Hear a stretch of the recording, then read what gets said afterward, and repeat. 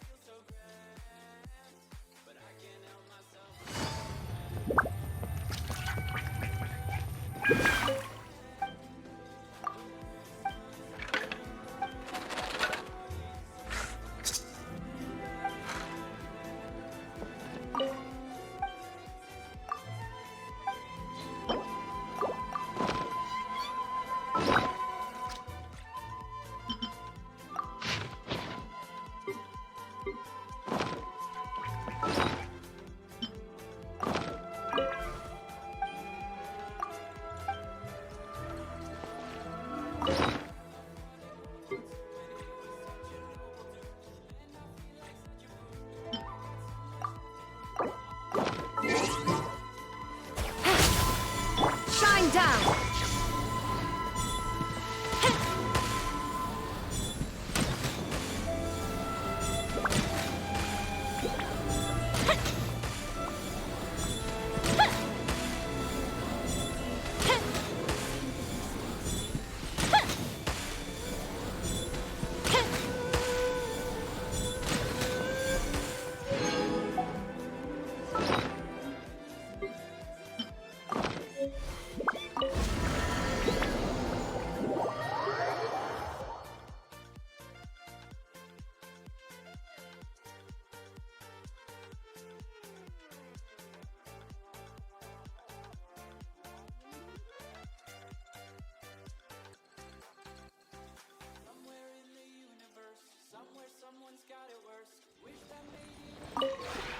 This realm is...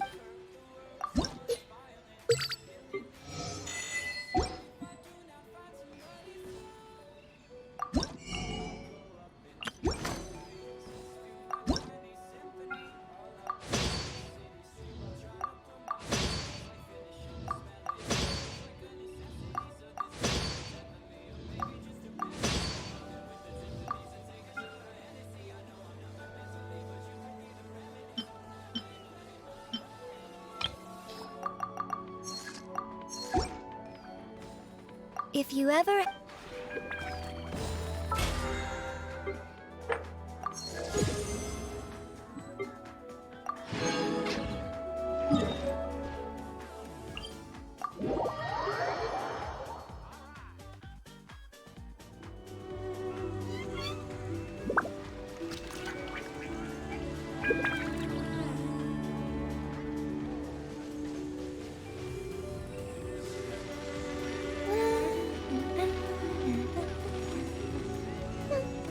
Если что, сегодня я планирую ивент поиграть и сюжет немного пройти, если успею.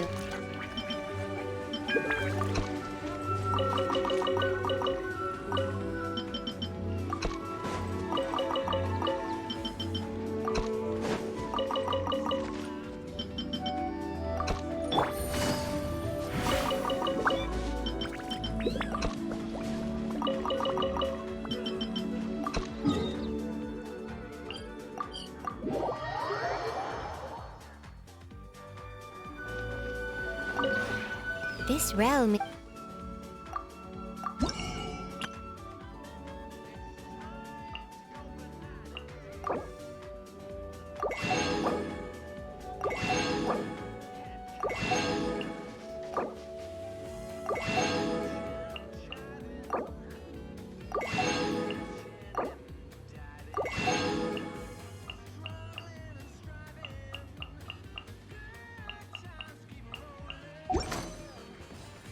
If you ever...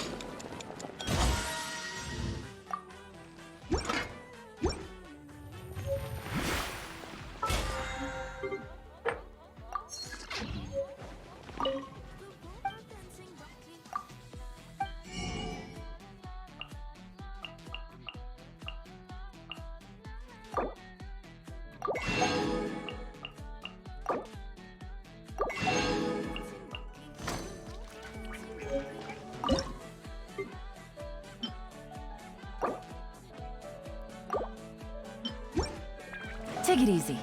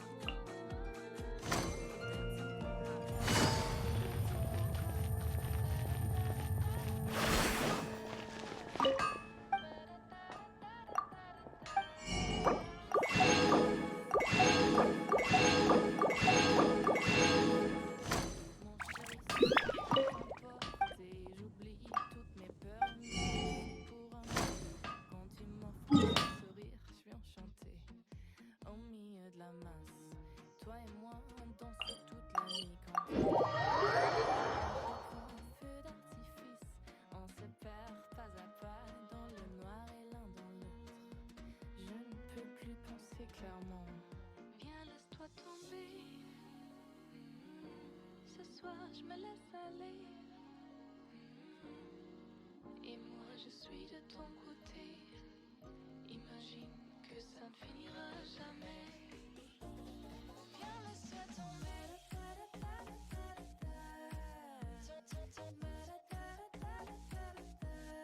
Viens, laisse-toi tomber. Imagine que ça ne finira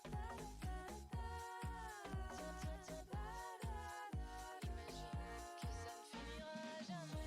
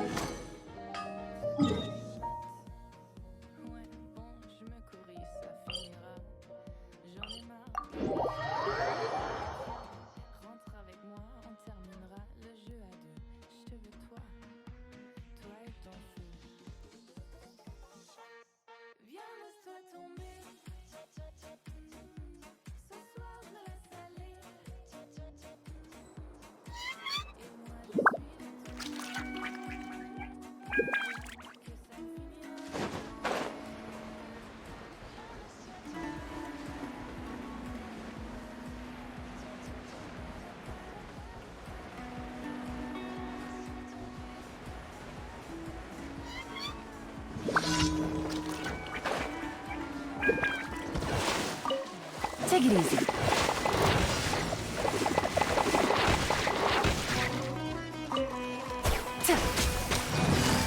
Gotcha.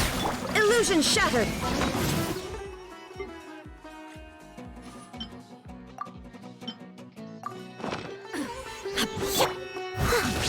Steady as stone.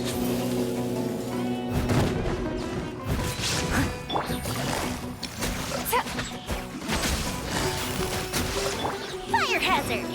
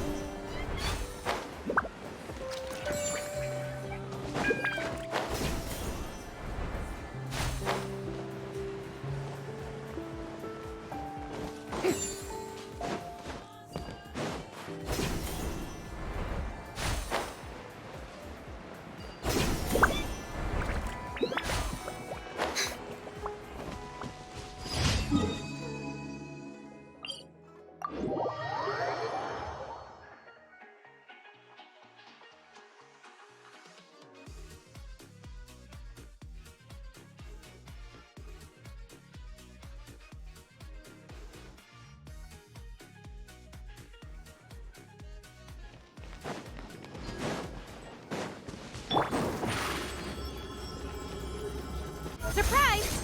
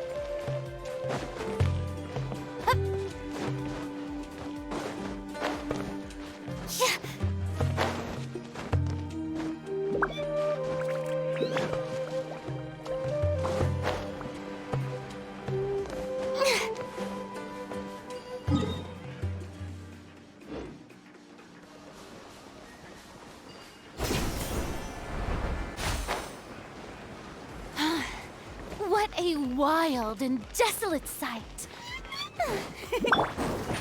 Over here.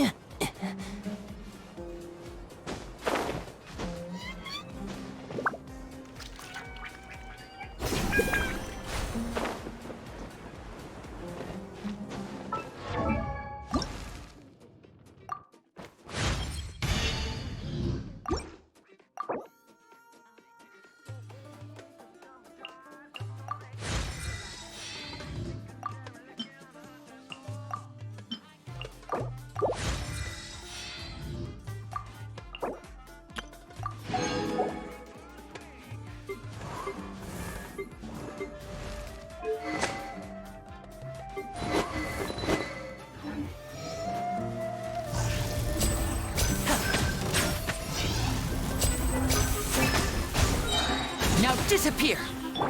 Shower me with praise!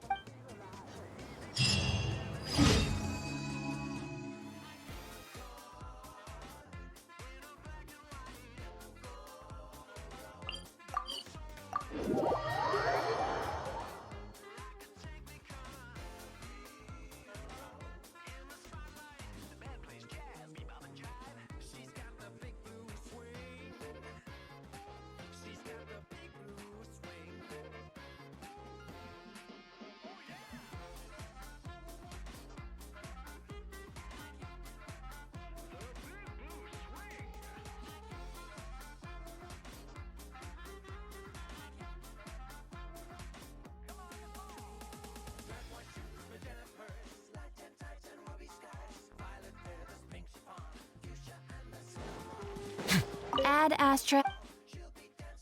Thank you for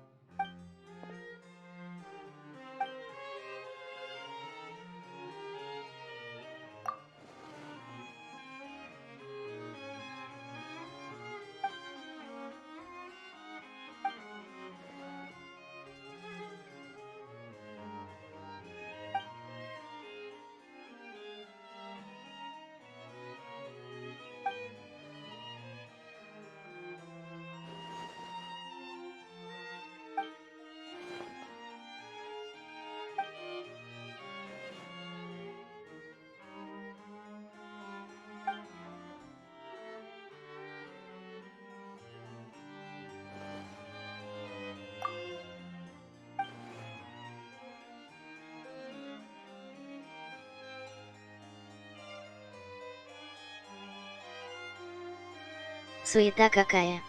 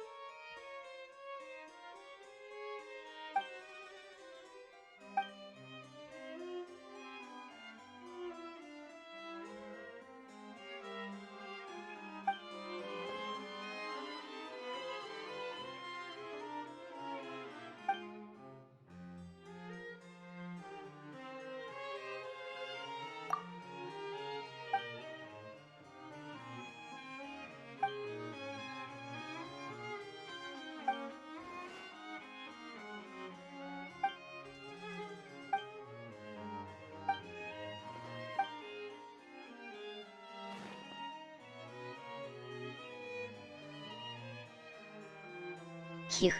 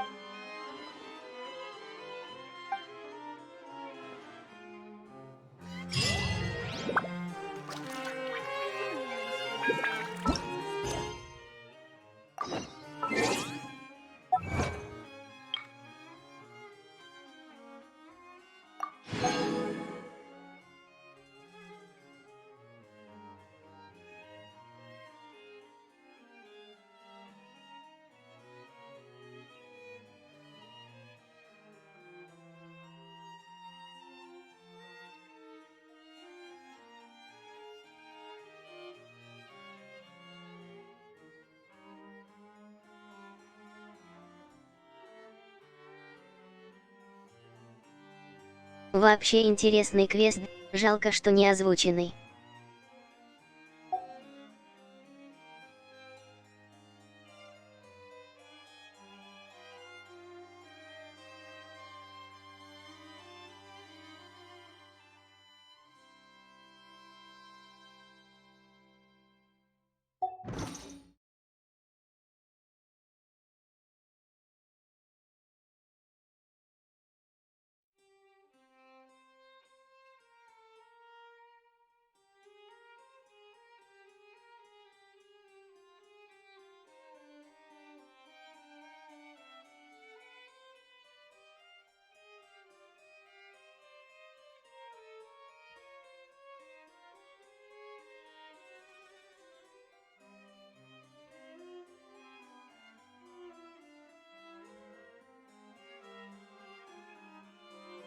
Кстати, если интересно, то у меня взгляд на работу такой. Если работа приносит пользу кому-либо, значит она важна и ей есть смысл заниматься.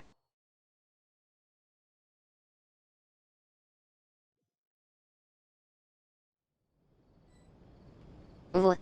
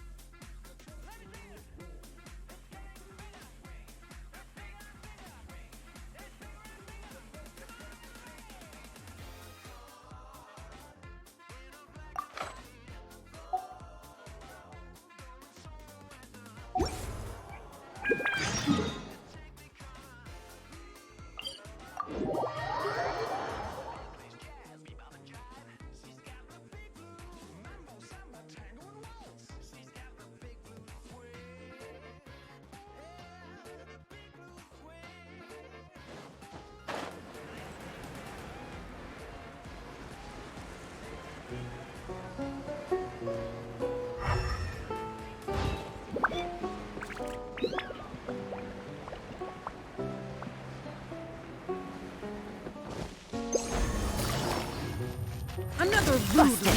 Gang's up. It's over. Quietly now. Fuse lit! Still? Miscalculated. Shouldn't get careless. Busted. Quietly now. Shine down. Cook this through.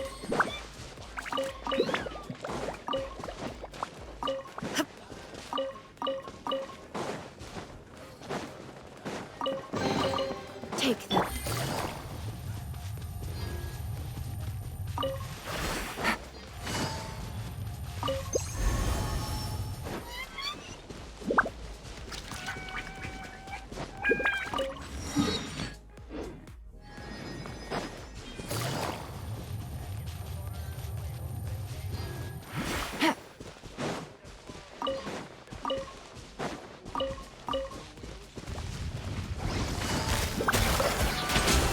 I must leave no stone unturned. There is no escape.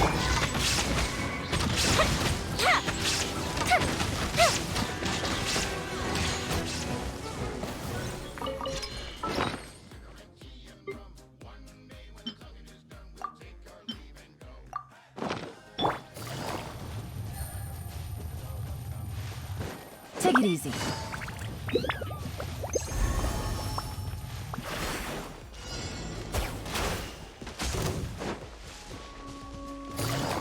Busted. Illusion shattered. Steady as stone.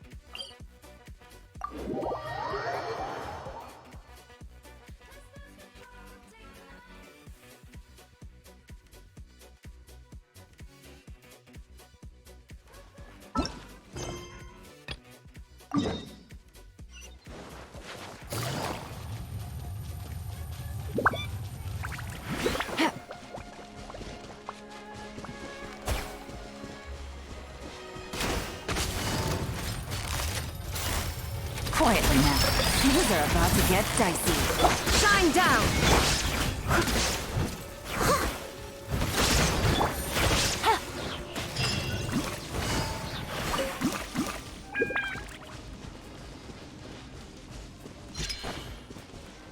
There is no escape! Quietly now. Take it easy. Fire hazard!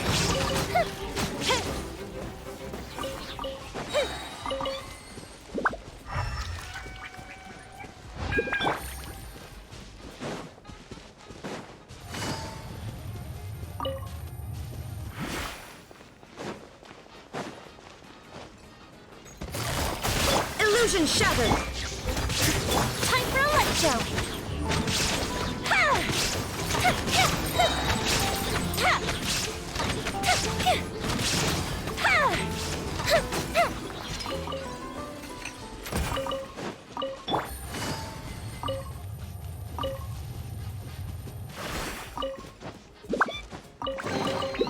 A chest full of valuables and a trove of potential clues.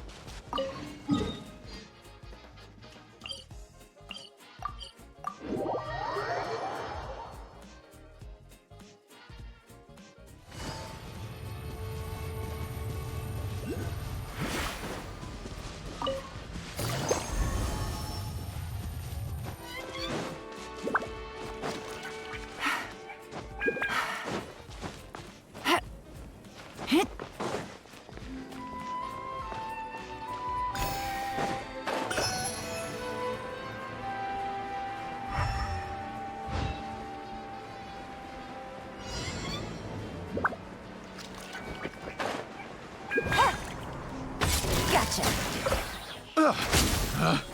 Picked the wrong test subject.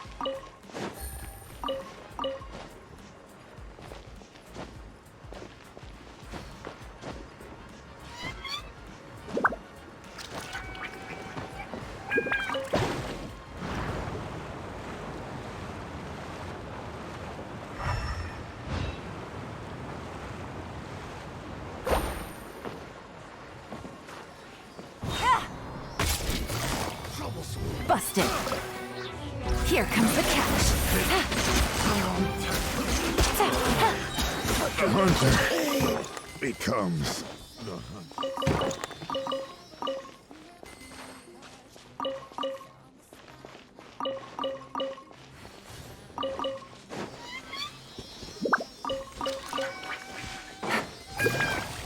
Gotcha! Game's up! Fun's over. Quietly now.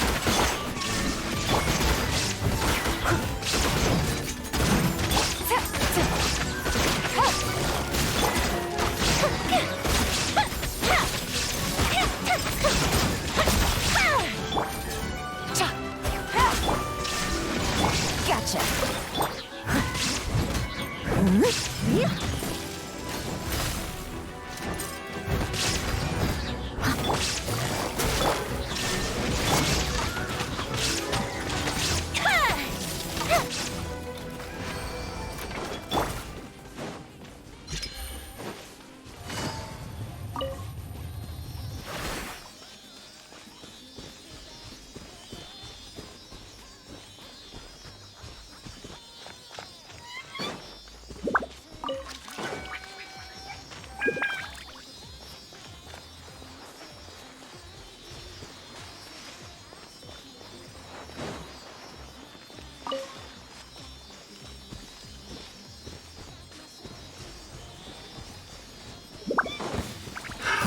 Another test subject. Busted! Picked the wrong test subject. The wrong test subject.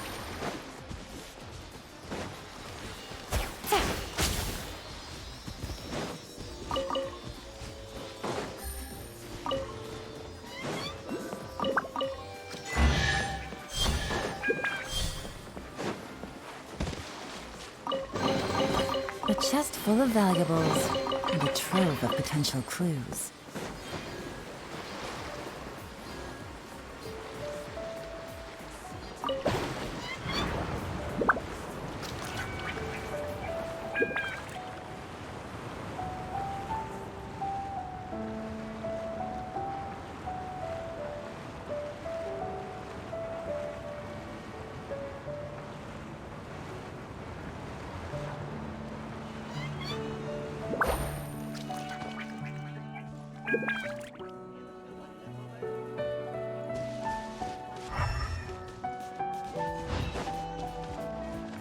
Gotcha.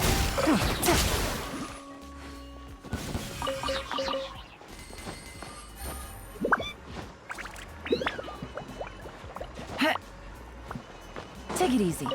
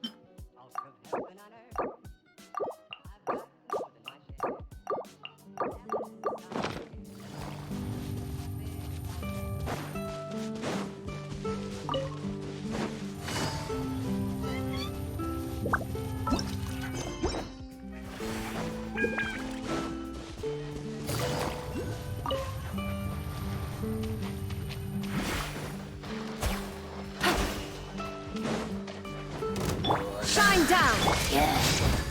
The fuse is lit!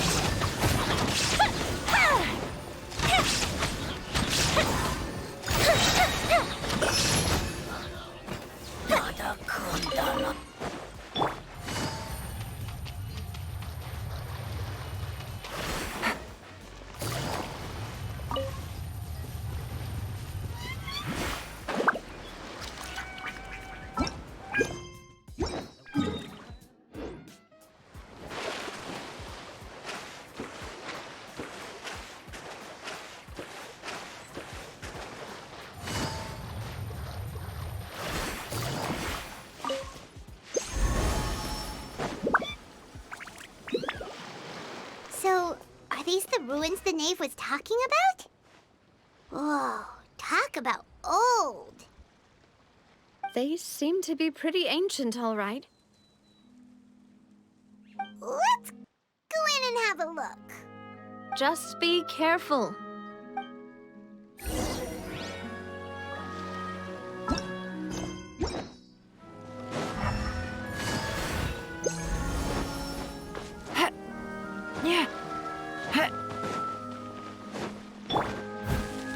I'll catch up.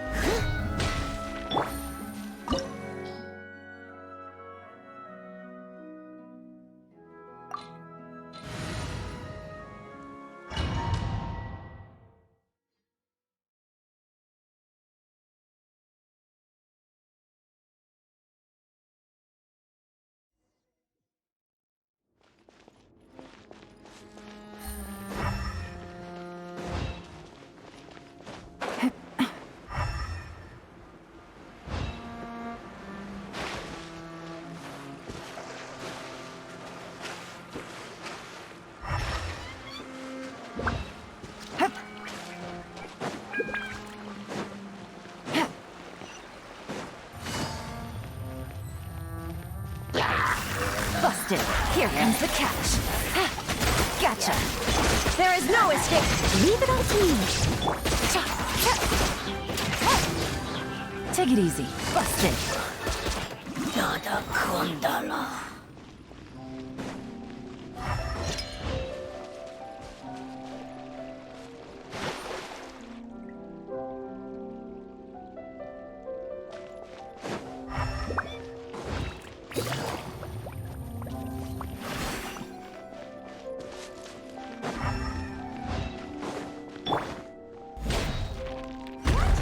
Through here isn't safe.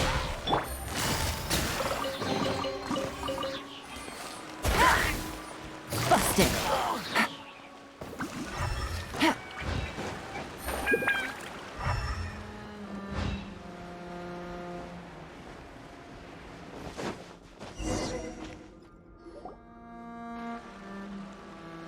This place has also been contaminated by primordial seawater.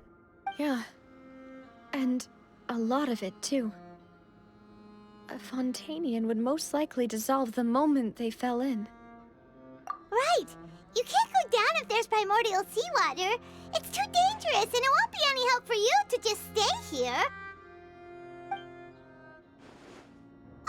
Don't get by my wrong. We're not you're useless. It's just that... No, you're right. I can't do anything in this situation. I'll leave this to you.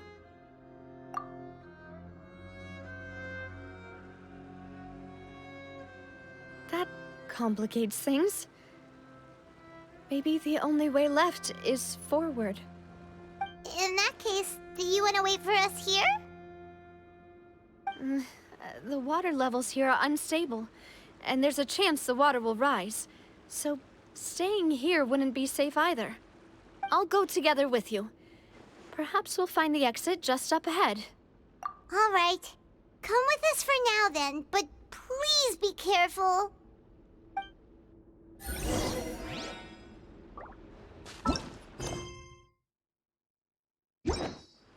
Take it easy. Oh no, it's a dead end! Let's try climbing over from the side.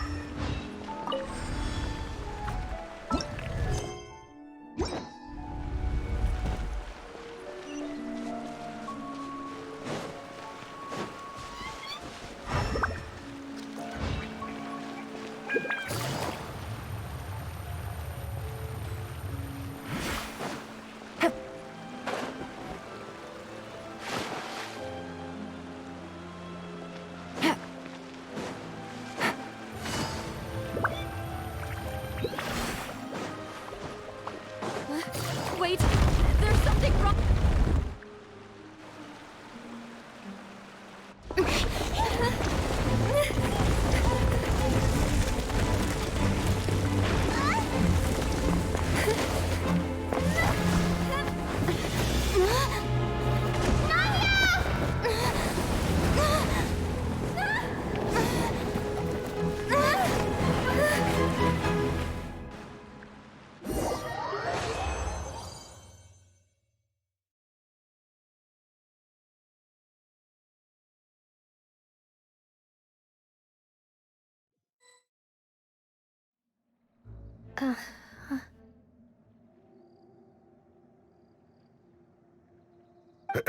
Demoiselle?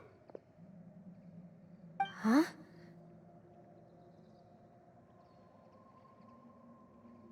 Не понял.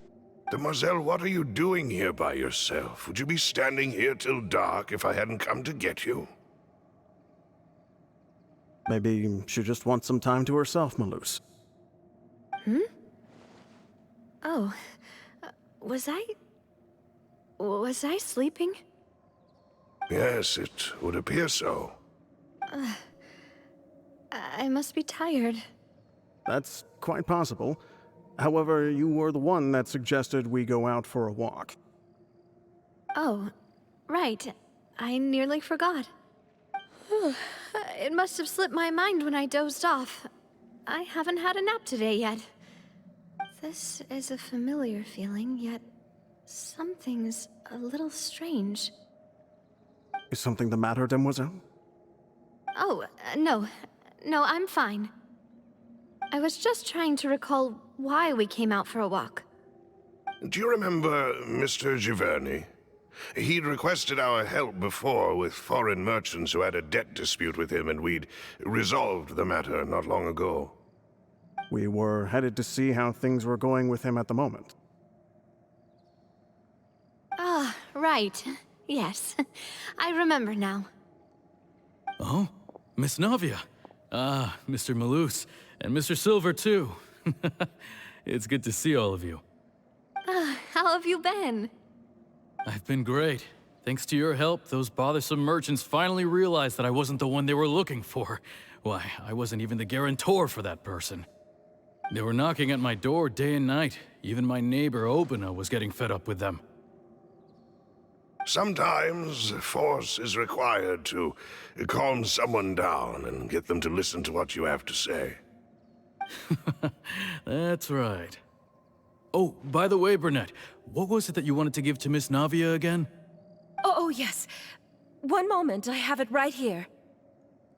Miss Navia, these are some flower seeds that I prepared.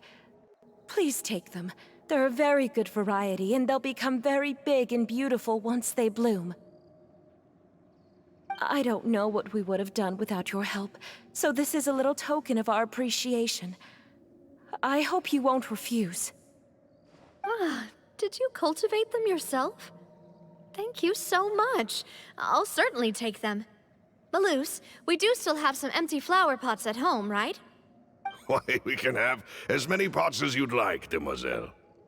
Perfect. In that case, we'll swap out some of the decorative plants for some of Mrs. Burnett's flowers. Very well. Wait. Something seems to be off here. Excuse me, madam. If I'm not mistaken, your name is Burnett, correct? That's right. Is something wrong? No, it's nothing. This is the first time we've ever met, but your name seemed familiar to me. I must have heard it when I was discussing things with your husband previously. I've heard this name before. Sometime recently, I'm sure of it. And why are there so few people around here? Where did everyone go? We must mind the time, demoiselle. We still have important things to attend to today. Huh? We do? Like what? Well, now, did you forget? Miss Navia, here you are. I've been looking for you. Please, come to the Opera House. Your trial is about to begin. My trial? Wait, why would I need to go to the Opera House? Yes, she's right, demoiselle. It's just about time now, so we should get going. Oh? All right then.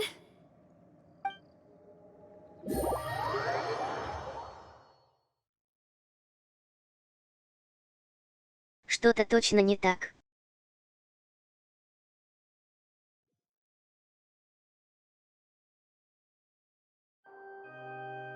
Look, it's Navia! She's here! And her two attendants are with her. Goodness, everyone's finally here.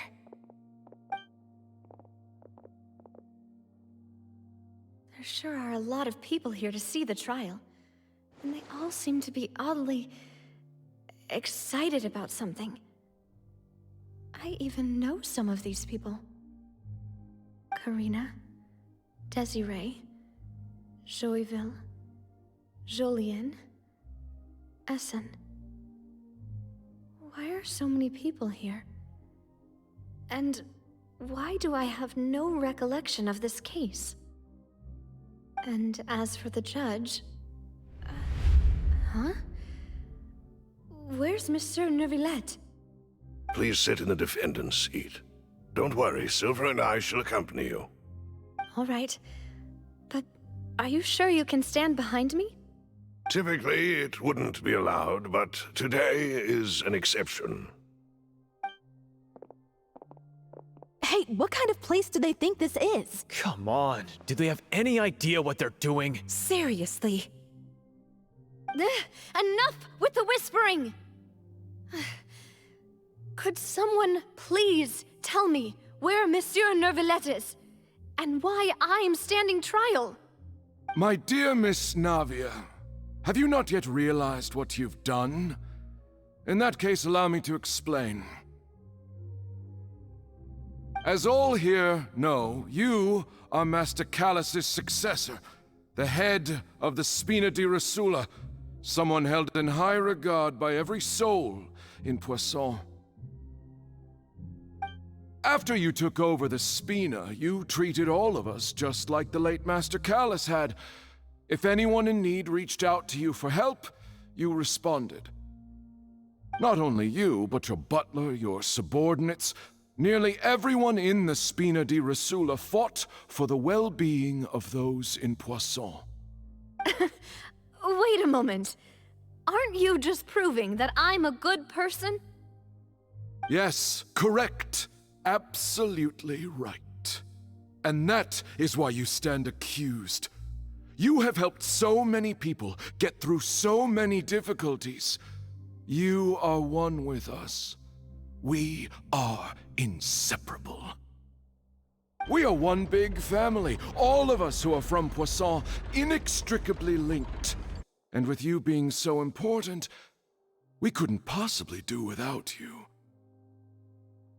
Therefore, this fair and honorable court shall declare you guilty, and you shall stay here. You will be together with us forever. Huh? What are you saying? Everything you have said is correct. I have indeed done a lot for my hometown, and I would be willing to be with you all, but what is the purpose of having me stand here like this? What is there to discuss? Ah, well, if that's what you think, then I have no further comments. How wonderful, Miss Navia!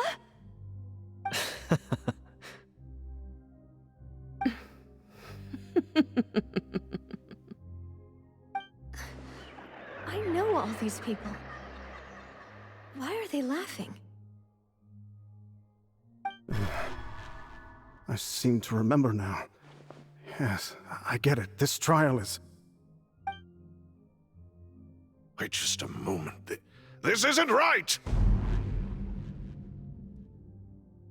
Malus? What was that, Mr. Malus? Our conclusion is very clear and unanimous. Let the court judge her now. She's guilty!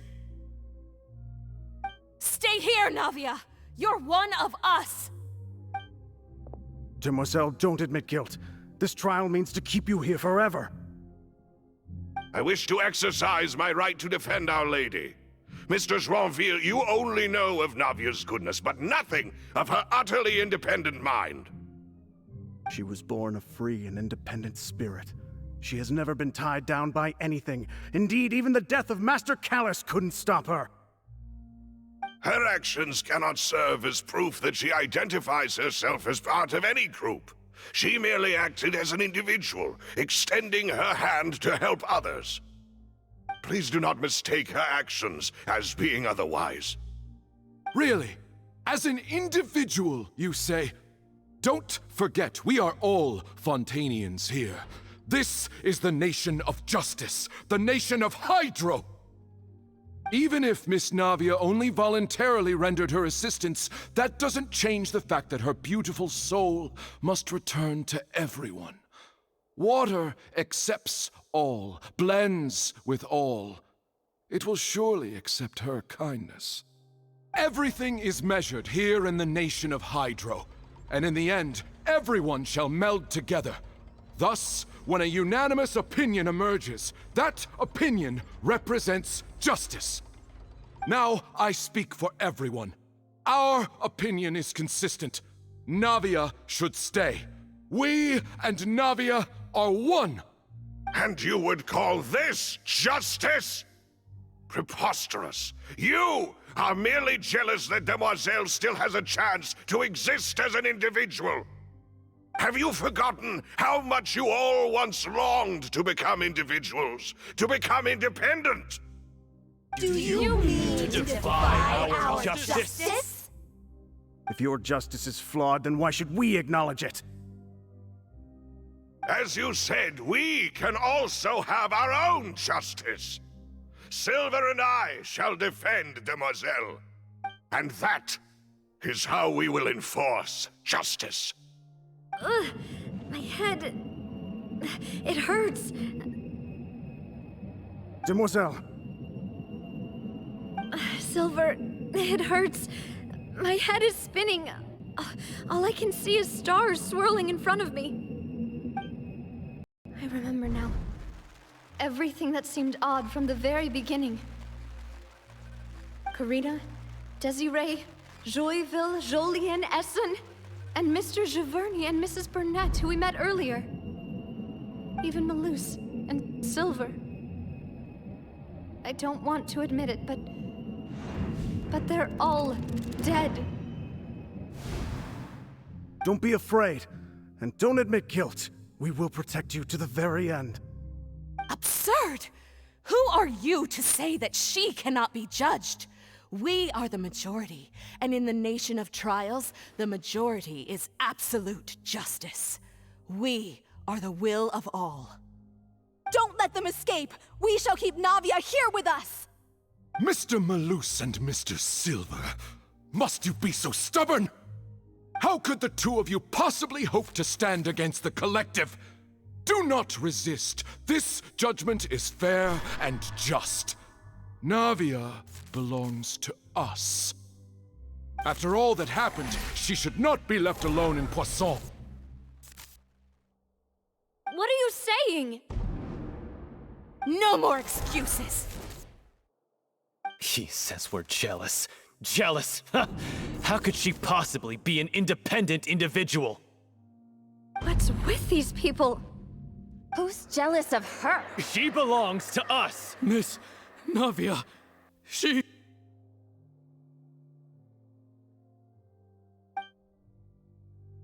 Silence!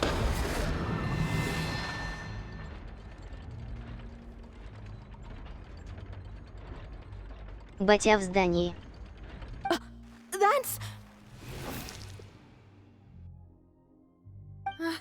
Monsieur Neuvillette! Such commotion is prohibited in the court. The accusations you just presented are nonsense and cannot constitute a proper trial. The court will adjourn for the rest of the day. In this, I shall hear no objections from any unauthorized party. Our thanks, Monsieur Neuvillette. Please leave with me, Miss Navia, while there is still time. But... Go on now, demoiselle. This is your only chance to leave this place. What, can't bear to leave us behind or something? Malus. My apologies. I couldn't resist making one little joke once I realized that this shall be our last goodbye. Malus... Silver... Quickly, you must come now! Goodbye, demoiselle. Farewell.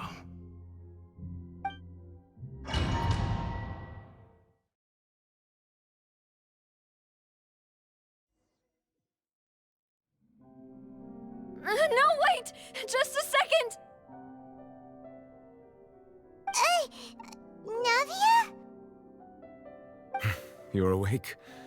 Good.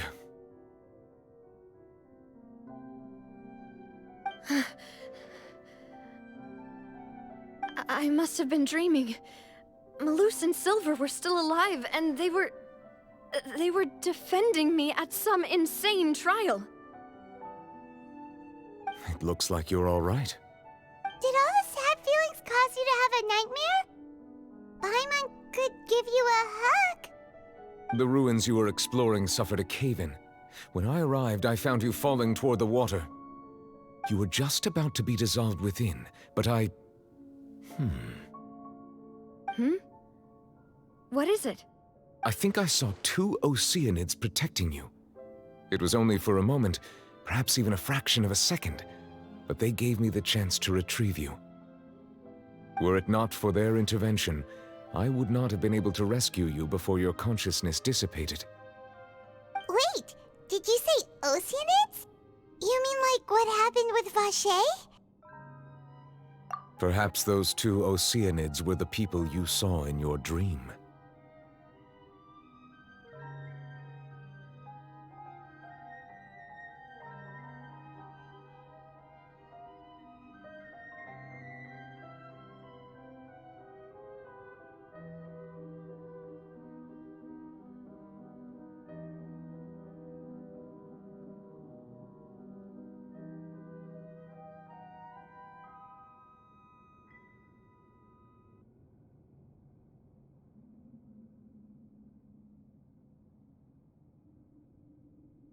Интересно, а вообще все океаниды это растворенные люди или это все растворенные люди океаниды, но при этом и океаниды как отдельный вид существуют? I always told them that they didn't have to protect me. To think that they'd keep doing so even after death.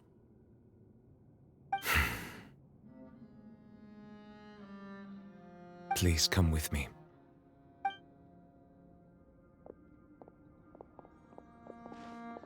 Neverlet, are you okay? Hmm? Oh, I am quite all right. Perhaps there's something we could chat about? Why do you look so stiff all of a sudden? Oh, Paimon knows. You're the type who feels awkward when there's nothing to talk about, right? I merely thought that we should give Navia some time to herself. Huh? Why didn't you just say so then? Don't you think it's even more awkward to call us over like this and then have nothing to talk about? I suppose so. Ah, Sigewinne. I hope all is well with her these days. Her work in the Fortress of Meropide has not been too much for her, has it? No way! Don't worry. She's doing fine down there. She's an amazing head nurse. I see. Well, that is good.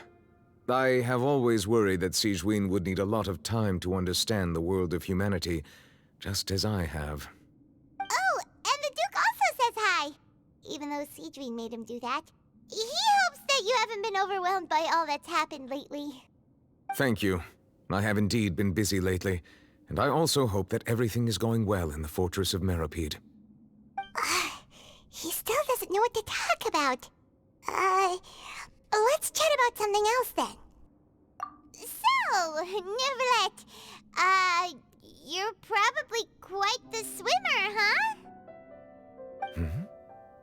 Yes, of course. This isn't going anywhere. Let's try something else. How did you find these ruins? Did the knave tell you? Yes, in fact. I had arranged to meet you in Poisson, but when I arrived, I discovered that the Fatui were helping the residents evacuate. They had even transported a large quantity of supplies to the area. Amid my astonishment, I ran into the knave, and we had a chat. She informed me that she had asked you to investigate the ancient ruins here. Yeah, we originally planned to meet up with you, but we thought you might still be busy with all those official documents. We didn't think exploring the ruins would take very long, and who would have thought you'd wrap things up so quickly?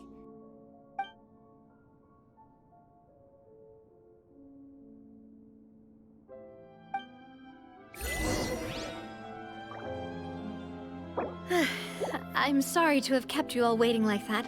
I'm feeling much better now. I guess we should get going again. Will you come with us, Monsieur Neuvillette? Yes, if you wouldn't mind my company. All right! Another one joins the party! Let's get going then!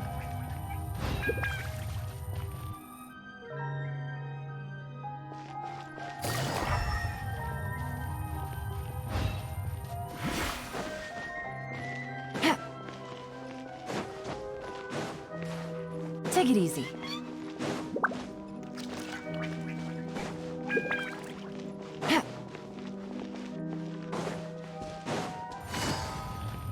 Oh no! Another unstable path! Watch your step!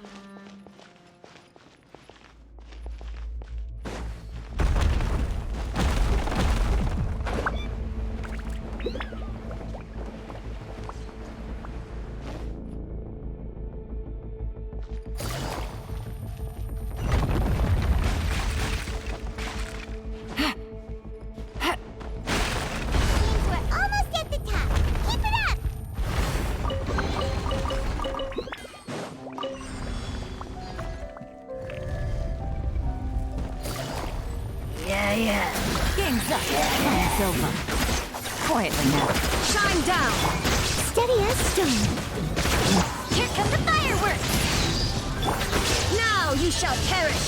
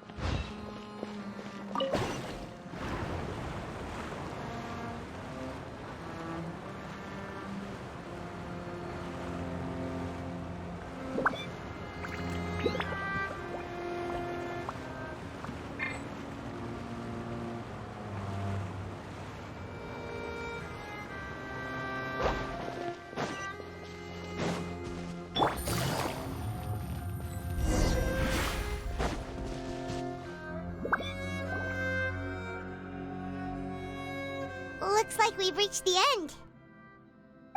This is the place. There should not be any other hidden spaces in the vicinity. The path sure had some twists and turns, but it turns out that this place isn't actually that big.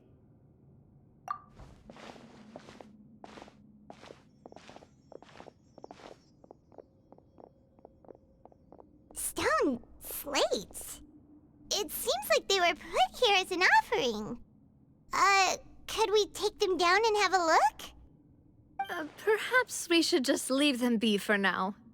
There are 4 locations in total, but only 3 stone slates. The slate that should be in the first empty spot is missing. The surrounding walls also show signs of damage. There's something written below. Let Paimon see. Reason dictates that this nation be destroyed.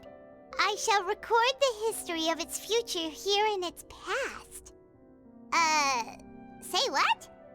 It feels like someone left these slates and these words here for a purpose.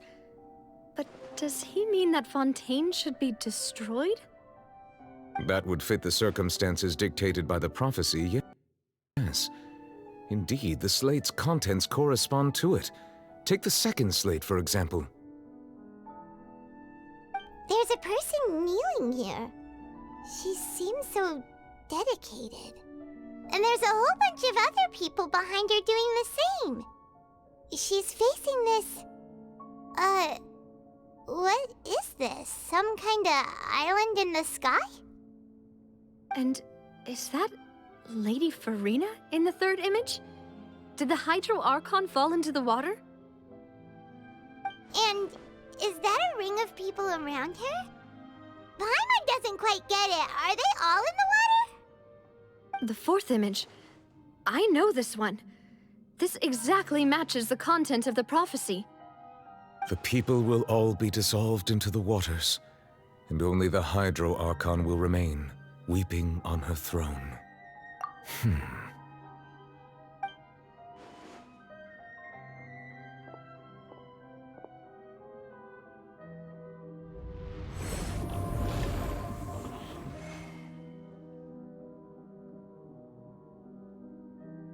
More information should be hidden in these slates, but I fear I cannot easily uncover it, most likely due to us missing the first slate. I am very sorry. Don't blame yourself, Monsieur Neuvillette. Deciphering ancient stone slates isn't one of your duties. Ooh, Paimon's getting the chills just looking at these slates. This says that it's the history of the future, right? That means the prophecy's sure to come true. I really hope it doesn't mean that. Still, Paimon feels like these images are kind of weird when you look at them together.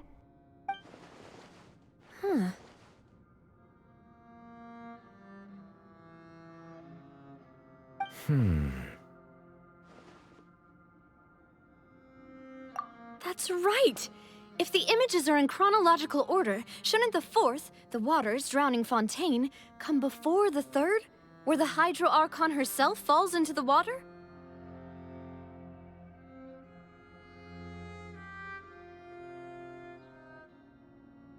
And And yet the order is reversed here.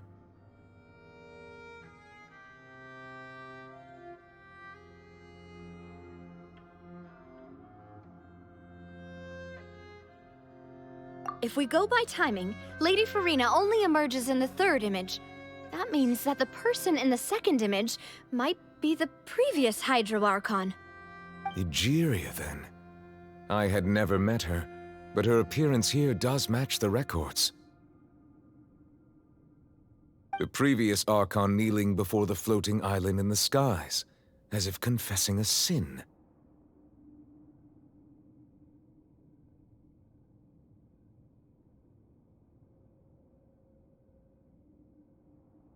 Может ли этот остров быть Селестией?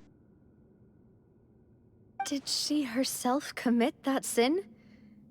And if not, why would she be in such a posture? Also, I'm still wondering why these ancient stone slates are here at all. Judging from their contents, could this place be the origin of the prophecy? Does that mean that someone, or some people, once saw these slates?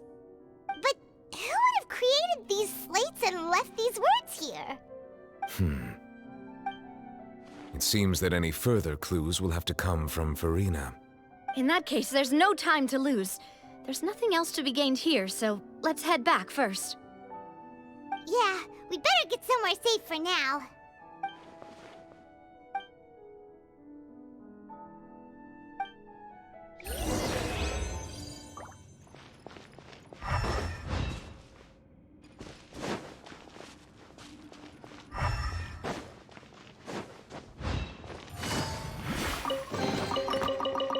Take it easy.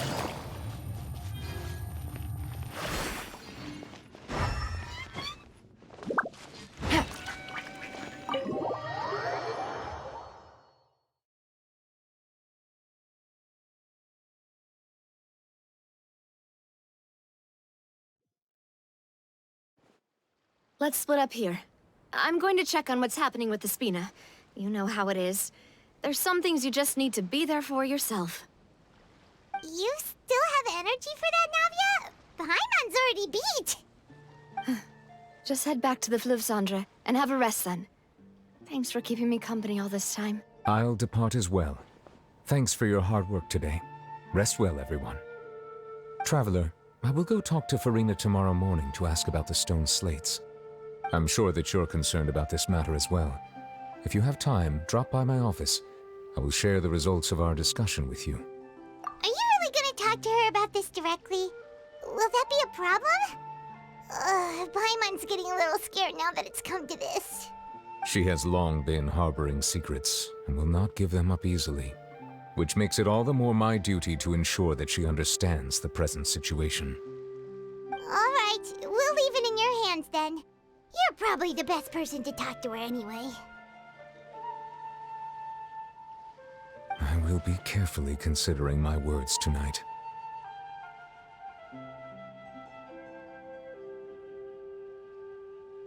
Traveler, Paimon, our safe house at the Fluvsandra is always open to you as ever, so please don't think you're an imposition.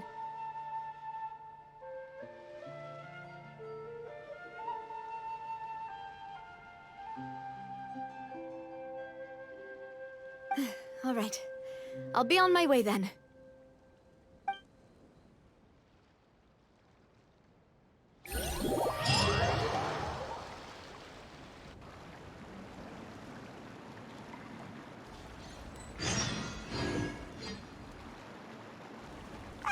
We're finally back! Welcome back. We've got a special menu prepared for you two tonight. Yay! And there's good food too! No, the boss is the best.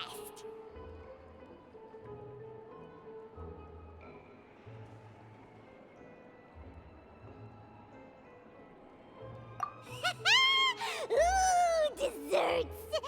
Nice! These are all Paimon's!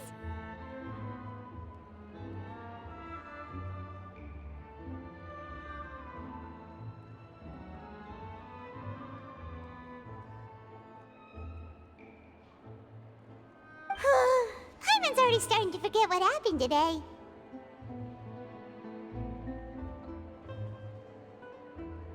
Mana.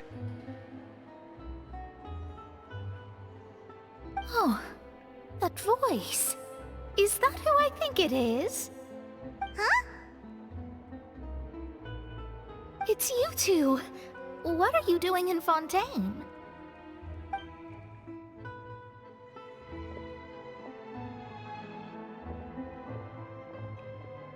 Mona?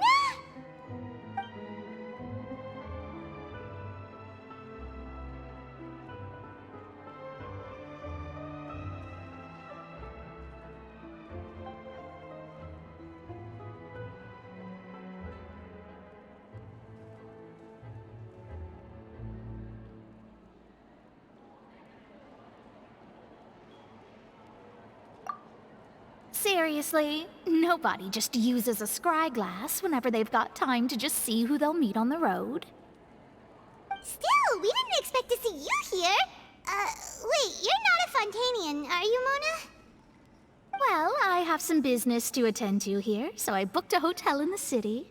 I was just out for a stroll when I bumped into you. Quite unexpectedly, if I might add. Why did you think I was from Fontaine, though? Is that because Magistus doesn't sound much like a Mondstadter surname? Yeah, let's go with that. Well, I used to have my own surname, which was, well, some other thing. Either way, the old hag told me when she took me as her disciple that the first step to being a great astrologist's pupil was to change that name. There was nothing for it, really. She really is amazing at astrology, so I changed my name to what it is now according to her wishes. To my surprise, however, Magistus is not the name of some ancient house or clan. It isn't? Nope. Although it is used by us in place of surnames, it generally just means great. Wow! Imagine including a boast in your name. Wait, are you gonna have to put that into your genealogy as well? I reckon so. In any case, I'd give my disciple a name like this as well, if I were to take one. Astromancer Barbeloth Trismegistus. Whoa, that's a long one. Does it also mean great or something? My name means Mona the Great Astrologist. As for the old hag, hers is, in plain speech, the thrice-as-great Scholar of the Stars. Just take it as a title specific to astrologists. Thrice as great? That's so petty. I know, right? That's just how she is. She used to call herself Magistus, actually, but when she took me in, she changed her name to Trismegistus. Talk about excessive. Magistus is thus the calling card of our school, so to speak, which makes it about the same as a surname. It's all right if you don't get it. You can look into it further should you need to study astrology more deeply. That sounds terrible! But anyway, you're not Fontanian, are you, Mona? You're from Mondstadt, right? Well, I was born in Mondstadt, yes. My parents migrated to Dornman Port, and I traveled with the old hag for a while, after which I settled down in Mondstadt City. Oh, that's a good thing then. At least we know you won't be dissolved by Fontaine's waters. Speaking of that, I'm sure you're aware that a bunch of things have happened here in Fontaine, right? I know you're not a local, but I'd avoid getting too close to any water that looks strange all the same. There's something ominous about it. Well, the water, I mean. That was the main reason, yes. Just a while back, the Steambird invited me to take part in a panel and speak about the circulation of the prophecy as an astrologist. The invitation was sent quite early on. I don't think anyone expected Fontaine to be in this much trouble. What do you make of that prophecy, Mona? Just tell us what you think as an astrologist. Your word would go a long way to make things more certain and less scary. What I can tell you is that I'm an astrologist, and that this prophecy concerns the fate of Fontaine, even that of Altivat. Ascertaining this is akin to reading the fortune of the whole world. I'm afraid that this is not something that just anyone can do. If I could do it, you would no longer call me an astrologist, but a visionary. But on the flip side, the prophecy is so huge and powerful that it must surely come from a powerful visionary. Its contents involve the fate of the world. Disregarding it would be a mistake. A visionary? Sounds really powerful and all, but does such a person really exist? Of course. The old hag could do it, and I'd bet there are others amongst those Hexenzirkel colleagues of hers who could do something similar. Huh? Are you sure? All right, I'll help you. It isn't often that I see you with such a serious look on your face. I'll tell you once I hear back from her. Thanks, Mona! You're amazing as always! Oh, well, this is something only I can do after all. So yes, your praises are quite welcome. That's the greatest of astrologists for you!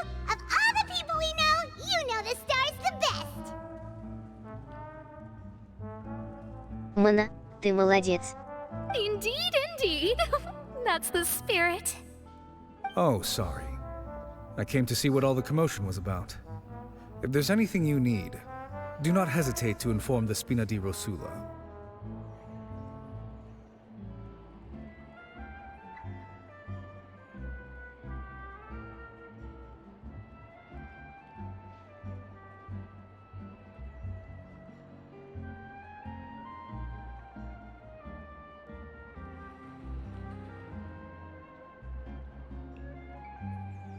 Кстати, интересно, будет ли ее наставница игровой, вообще, можно будет понять, если или когда увидим. Oh, whoops. Guess we were getting a little too carried away there. Well, I'll go tend to my own business now. If I receive any news, I'll be sure to come find you two again. And there she goes, quick as rushing water. And here we are with the Spina guy giving us suspicious looks. If Paimon hadn't spoken for you, it'd be you getting all the weird looks! Huh, the things Paimon does for you. That's more like it.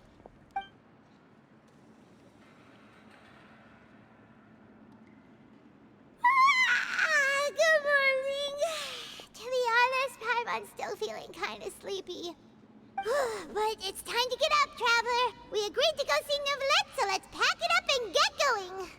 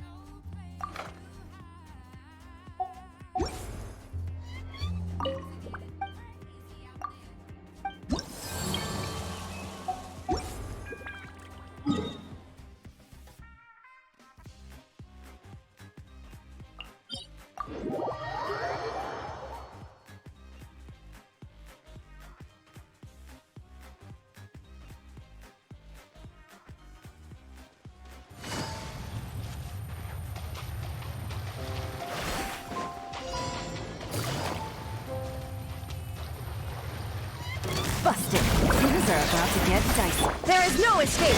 I must leave no stone unturned. Quietly now.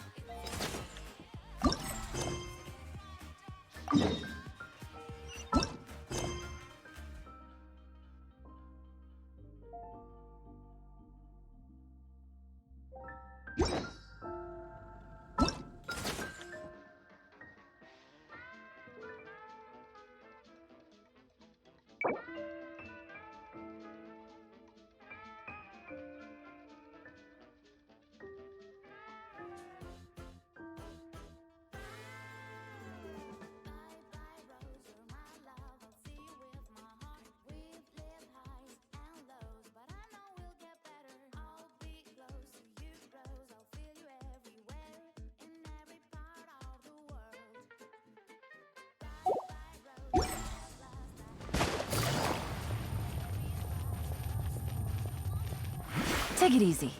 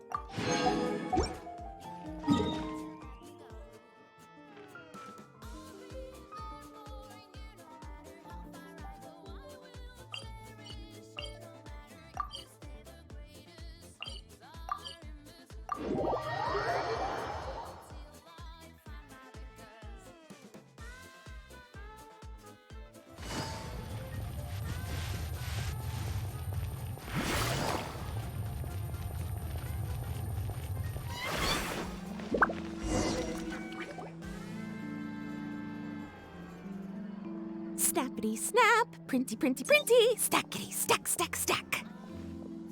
Whoa, those two are kind of big deals. Hey, you two!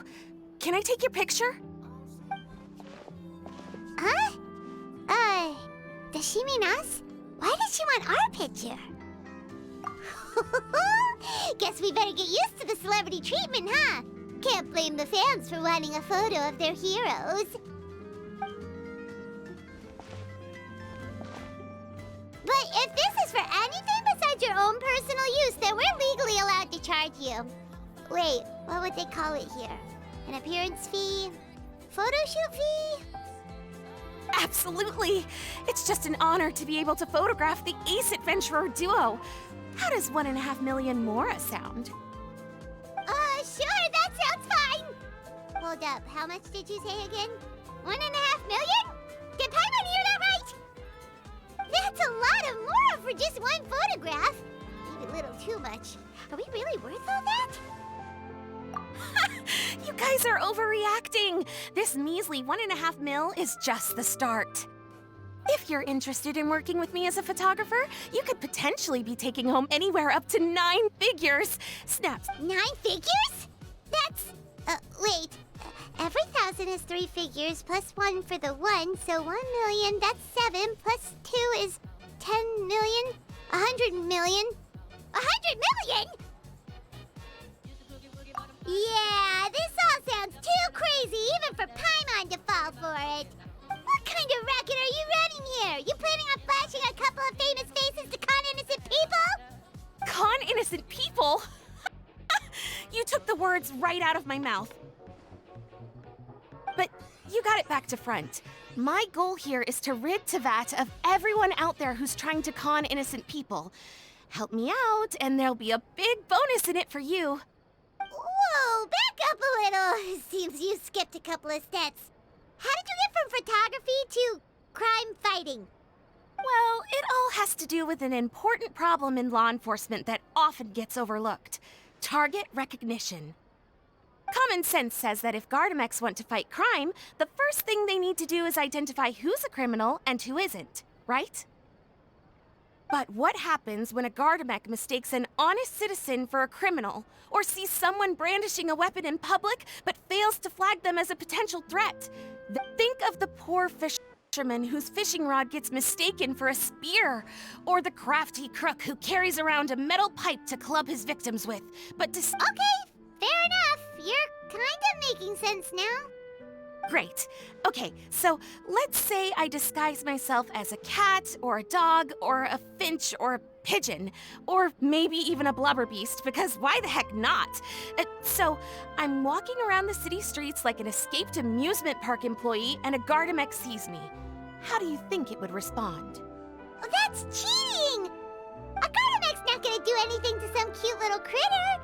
Also, what kind of blubber beast would even want to come to the city anyway? Bingo! Right answer. Gardamex are incapable of registering cats, dogs, finches, pigeons, and, of course, blubber beasts as potential targets. Their image recognition system actually ignores them completely. It is actually fairly logical if you think about it. Removing all the near-zero risk entities from the target database boosts performance in most situations. But here's a quote from a recent report in the Steambird.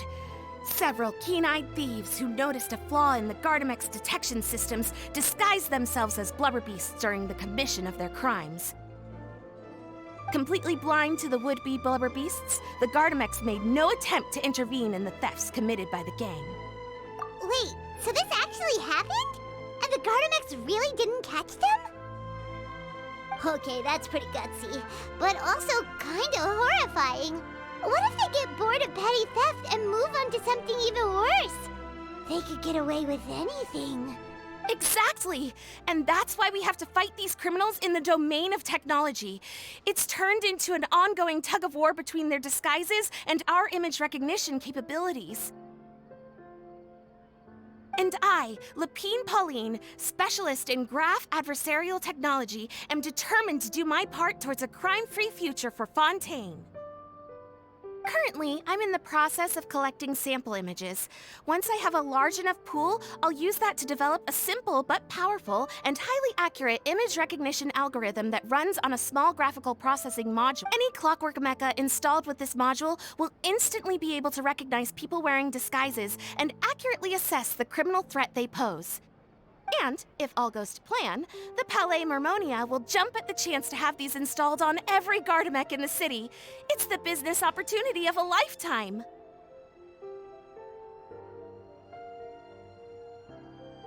Paimon's getting deja vu. Let me guess, you're a homebody researcher who prefers to stick to the city, limiting your potential sample size. And the reason you want to work with us is because we can go out into the wild and help you get all right again! Down to the last detail. It sounds like the Ace Adventurer duo has seen it all before. What do you say? Join my project, become a graph adversarial technology specialist, and together we can expose every costume defender in Fontaine. Crucially, with your help, we can build a solid graph adversarial tech pipeline and take Fontaine's technology and law enforcement capabilities to the next level. Everybody wins! This does sound like it's for a good cause. Forget the Morrow. We can't stand by and do nothing. There are criminals out there giving Blubber Beast a bad name, and that's something Paimon won't stand for! Great! And just like that, welcome to the team. Okay, take this. It's an image recognition sample collector. It contains recording and analysis equipment that I designed myself, and comes complete with a user guide. I've already looked through lots of images from all over to determine the key features of the samples I'd like to collect. All you need to do is work your way through the guide, get the pictures, and bring them back to me. Simple. Let's get this show on the road, everyone. We must win the tug of war against evildoers and score some big-ticket orders from the Palais Mermonia.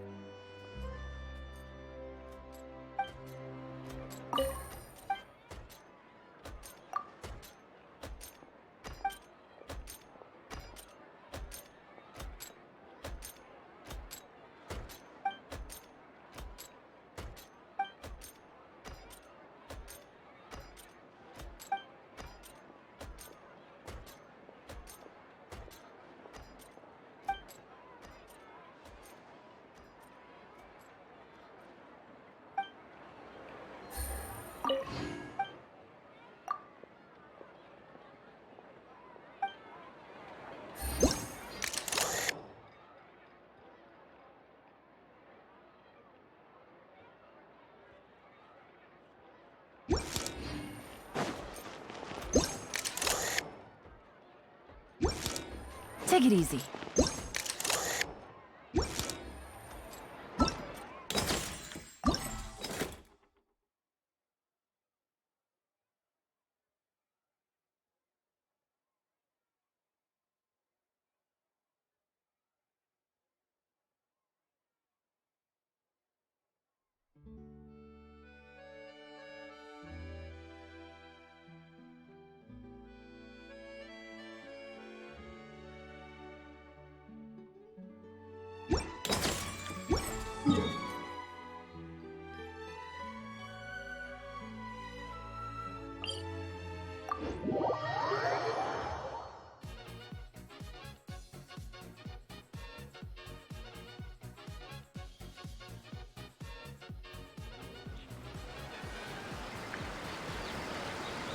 Блин, получается, я залажал и уже не получу все награды. Ну ладно.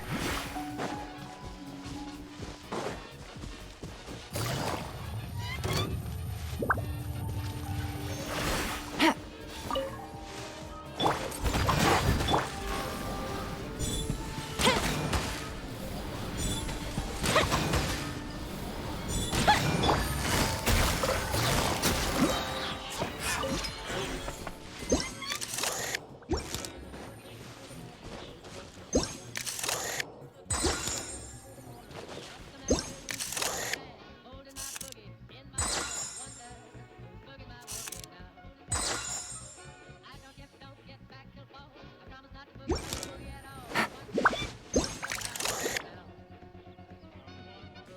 Take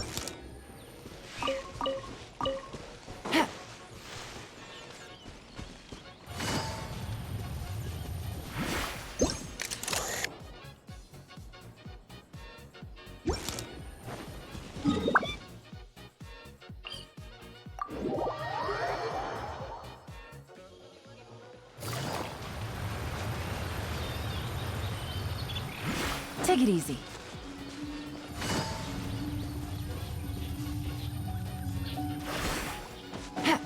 Take it easy.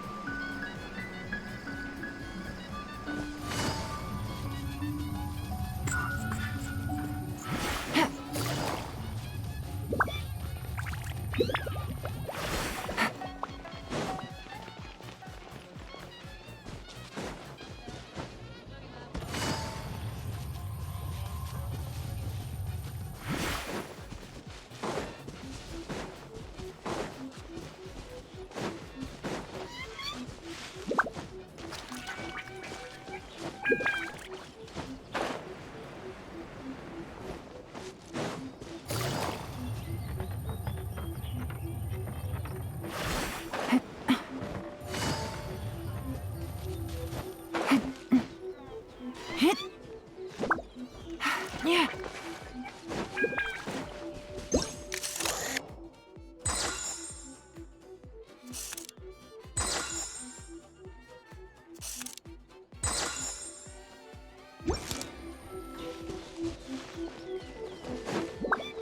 Take it easy.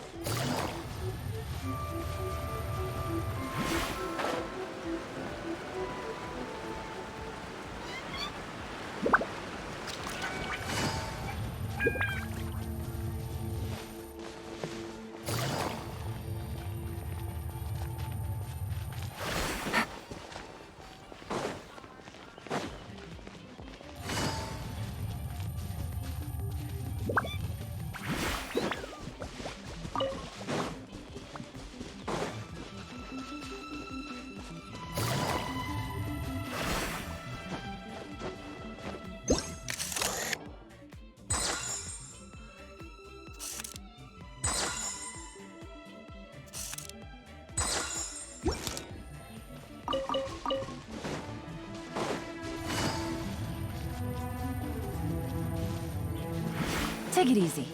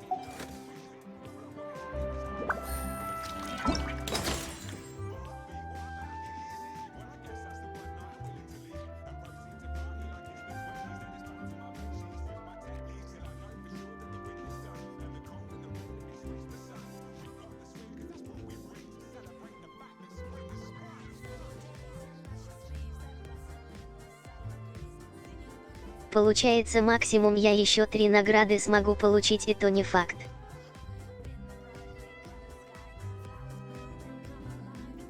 Эх, обидно, но сам виноват.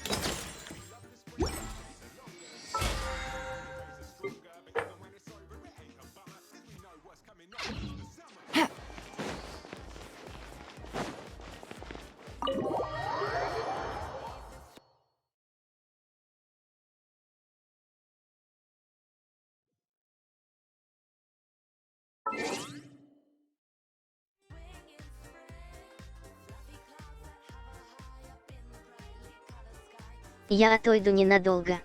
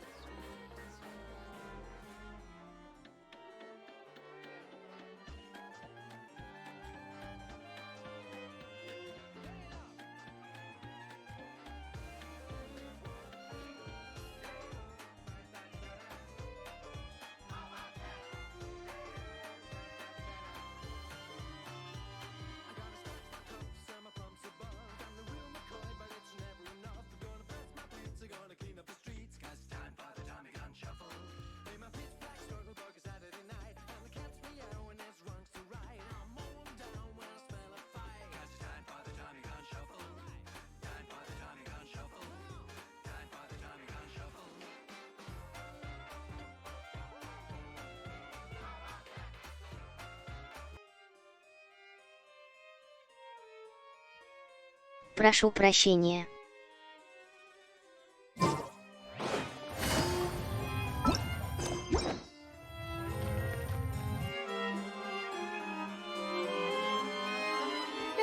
You're here! Finally! Is something wrong? Monsieur Neurvalette and Lady Farina, they seem to have gotten into a dispute. Please go see for yourself.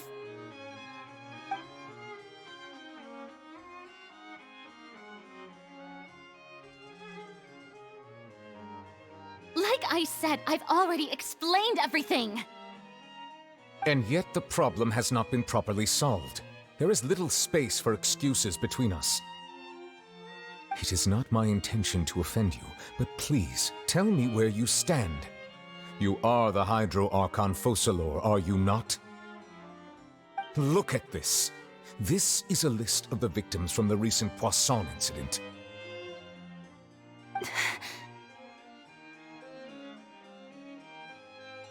You mean... they're all... We did not arrive in time to avert this disaster, and I will not have it happen again. I will say this once more. You must tell me everything you know. Yesterday, I found 3 stone slates in some ancient ruins near Poisson. Do you know anything about those? Seriously? You're questioning me like this is a court case now. I don't know anything about that. But You found them in some ancient ruins, you say?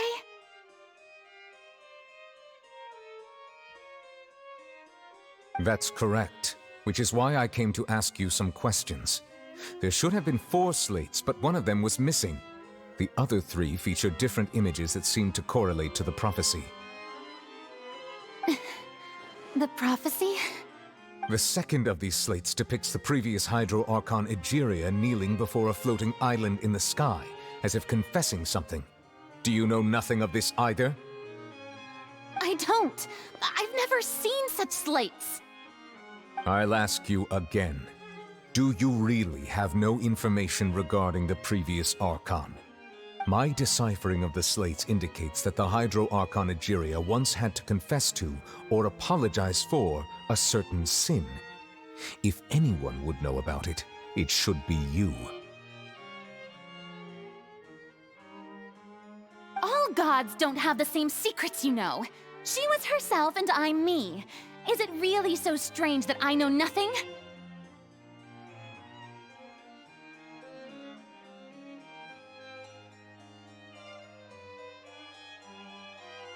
I understand your concerns, but I'm sorry.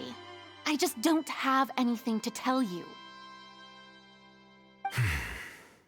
Forgive me for saying this now, Lady Farina, but I have long known of your various secret investigations into certain matters.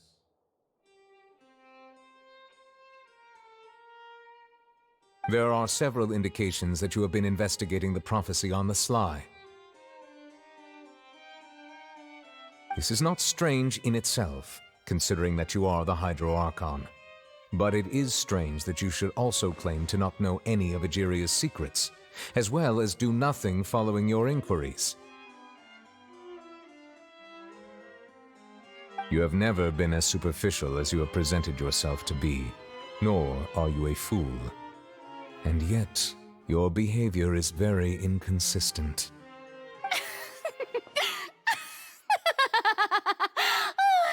So you've been watching me all this time, have you? I didn't think you were that type. You... Well, since you know about my secret investigations, then you should know I'm actually working to take care of it. There's no point questioning or suspecting me. You're the Eudix, but you're still my subordinate. You should be following my lead. Just trust in me. You're Archon, and do as I say. Never mind whether you can truly convince yourself to or not. It'll all turn out fine. That's all I have to say. We do not discuss this matter again. Oh, the opera's about to start. Toodles!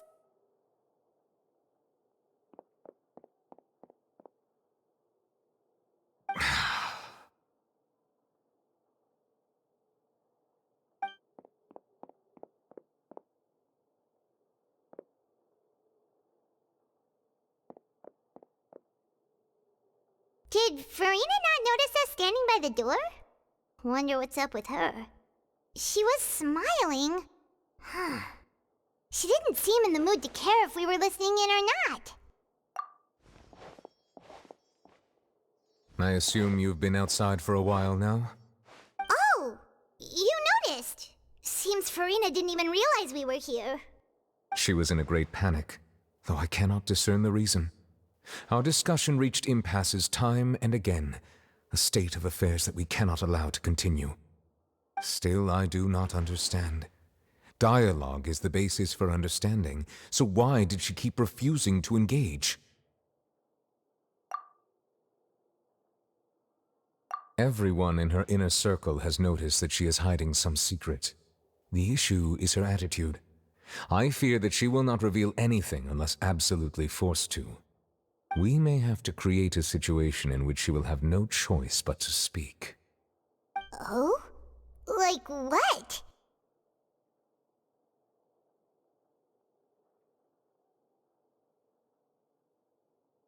Normally, people will only reveal the truth when standing trial. Perhaps we must have the Hydro Archon experience just such a scenario. But Farina's seen so many trials, and she's really good at dodging questions. How do we make sure sure that she won't just slip away at the first chance she gets. We will need to consider this thoroughly, join forces with various parties, and then do what we can. If at all possible, I would prefer to recuse myself from this affair, but we must prevent the prophecy from coming to pass. This may be cruel to her, but all Fontaine is in crisis. The information a god possesses is too precious, and so we must take a chance on this. But who will lend us their aid to do such a thing? Fatui.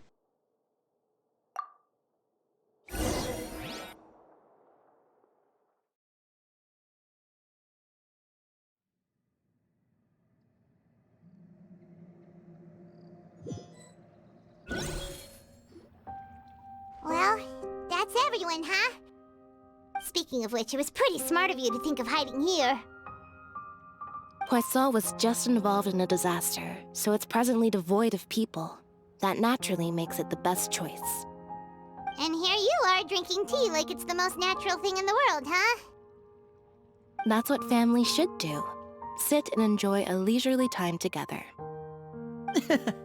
It's nice to enjoy tea here, you know? Care for a cup? Lend me your ears, everyone. Or perhaps one of you might like to start us off. How about you, friend? Me? No, I don't think I can. Then, how about you, good sir? I fear that I will cause the mood on this boat to become as somber as it is in court. Well then, I guess we're lucky we've got a local like me to organize things. Wonderful, the spotlight at last.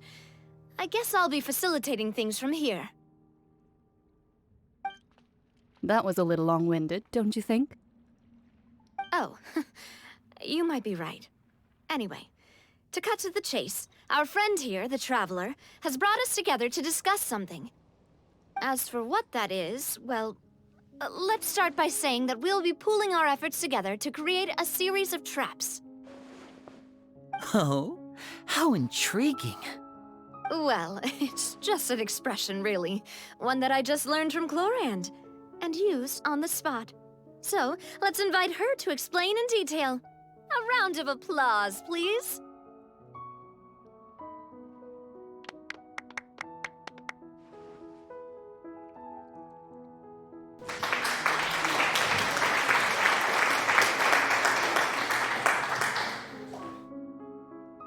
Huh? Didn't you say that you would be facilitating this? Oh, come now. Your work doesn't involve much public speaking, right? This is a good chance to practice. You might even pick up some fancy oratory tricks to impress your boss with in the future. I see. And what does my boss say? He is glad that you consider him your boss. Do go on.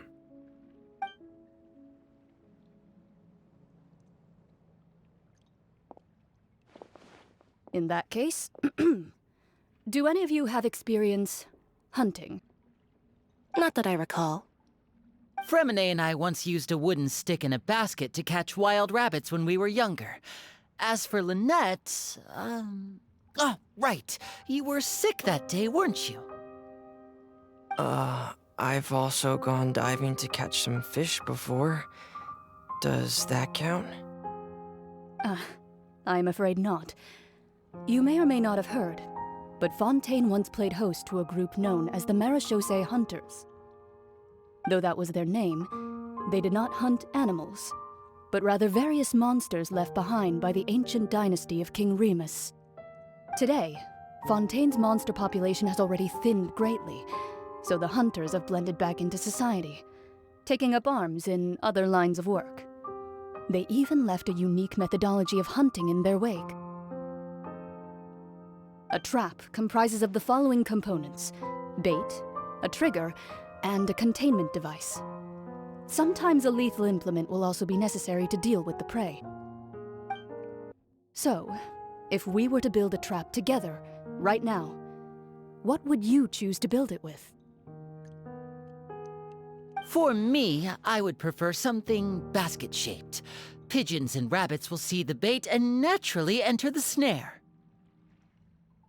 Our line of work requires a deft hand, and we're some of the best in the industry, so you can count on our techniques. You used some of those techniques while moving the people of Poisson, didn't you? My subordinates mentioned that you even performed some magic for the bawling children. Yes, and I even managed to gather some intelligence in the meantime. I'm quite the multitasker if I do say so myself. I'm afraid I can't claim that as my strong suit. I prefer more stable methods, like placing bait in the water and waiting for the fish to come within reach. That's the kind of method I would count on. Calm and steady. Exactly the kind of person who would catch loads of fish.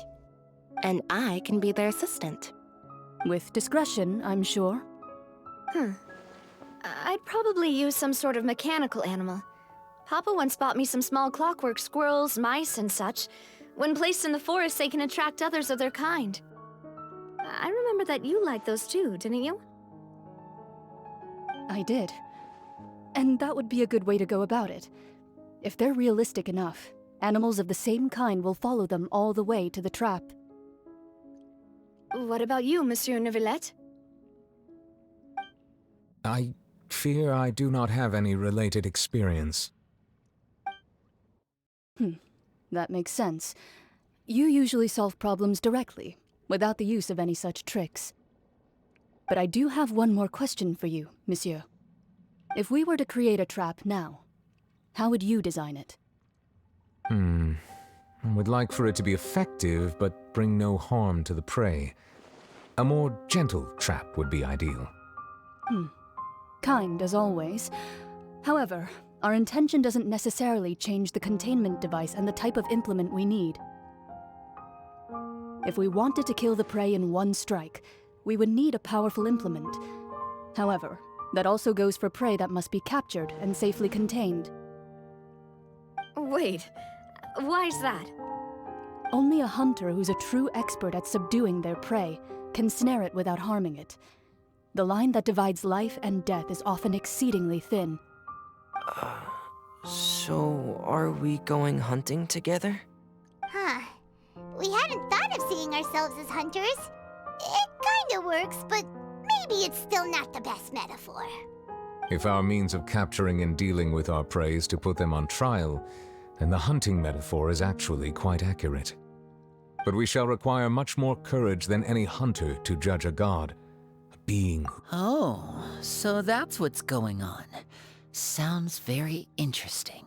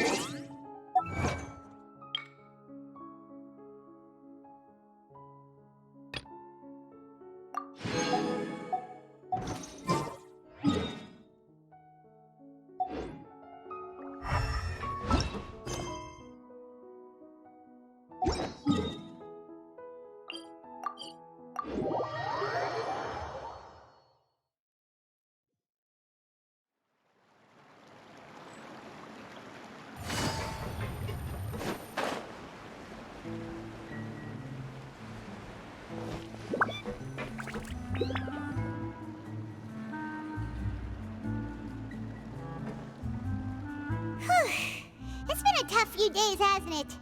So much has been happening. Paimon didn't think the meetings would go on for so long, but everyone seemed pretty fired up, huh? Paimon thought they'd be at least a little frightened. Well, Fremine was, now that Paimon thinks about it, but everyone else just looked a little surprised. Well, it's hard to say. Paimon doesn't have any experience with this sort of thing. But with you around, Paimon sure will do great. After all, you're the most reliable person in the world, aren't you? Did you just pour some tea? Paimon didn't notice you doing that at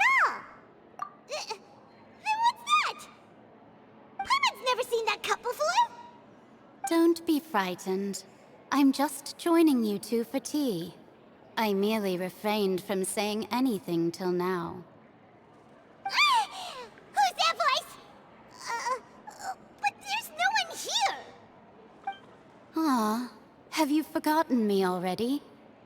Wait, you are familiar. You're the voice we heard from the sky in Sumeru. The voice from the sky, I fear that description is wrong. Though, not completely wrong. You're feeling lost now, just as you were feeling previously. I sensed that confusion and thus came to you. Guiding people is an irresistible hobby of mine, after all. Consider me a passerby, just accepting a commission from my friend's disciple on a whim.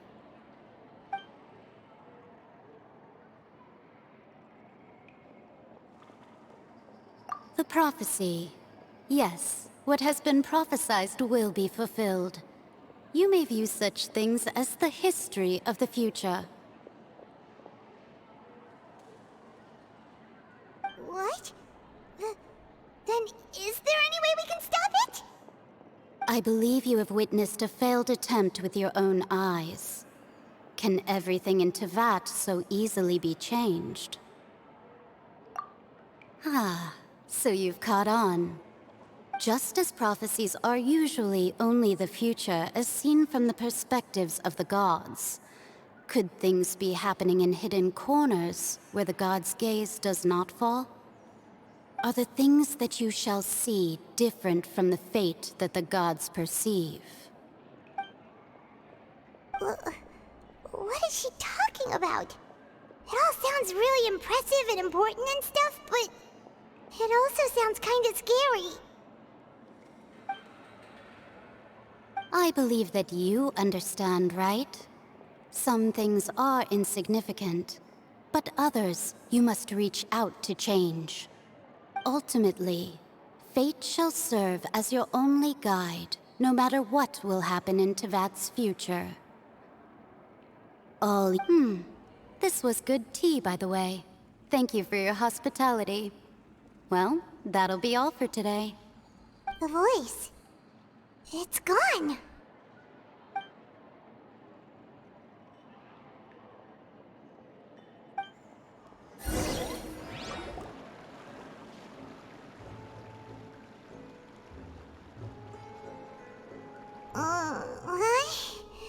I want to hear someone talking. All right, coming. Hey, it's you who's getting lazy, okay? Well, I see I've walked in on some lively banter. Luna! Fine, just fine. I went to take part in that Steambird panel. It turned out to be more interesting than I expected. Not all Fontanians are pessimistic about this. One journalist mentioned that sitting around and waiting for the end to come would be wrong, and that they should make their own rescue preparations. I agreed, so we had a brief chat with her. Did she have pink hair by any chance? Why, yes! It was Charlotte. You remember her, right? That daredevil journalist? I'm in full support of her view. Prophecies are very important, but how can people allow their lives to be commandeered by just a few words? That's right! Paimon's glad to hear something sensible for once. Ah, yes. About what we had discussed before. I did try, but I'm afraid I couldn't reach the old hag. I'll try again tonight, but I wouldn't get your hopes up. Huh?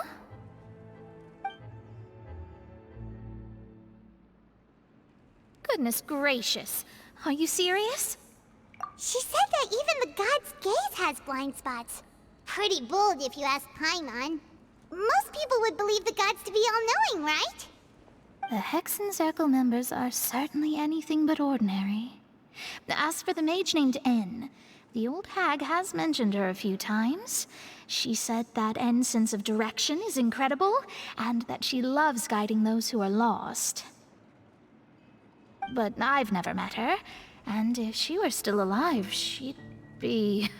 well, suffice it to say that the hag's at least a few hundred now, and N's been around for longer than that. Whoa.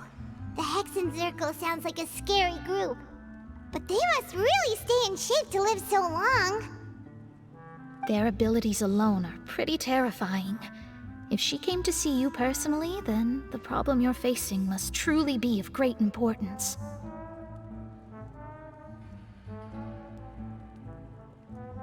Well, it's not like Paimon could understand anything she said. Yes, she was quite cryptic, but I suspect she means that there is still a way to turn things around. She didn't say when or what that would be, though, so... perhaps it is something that you cannot know right now.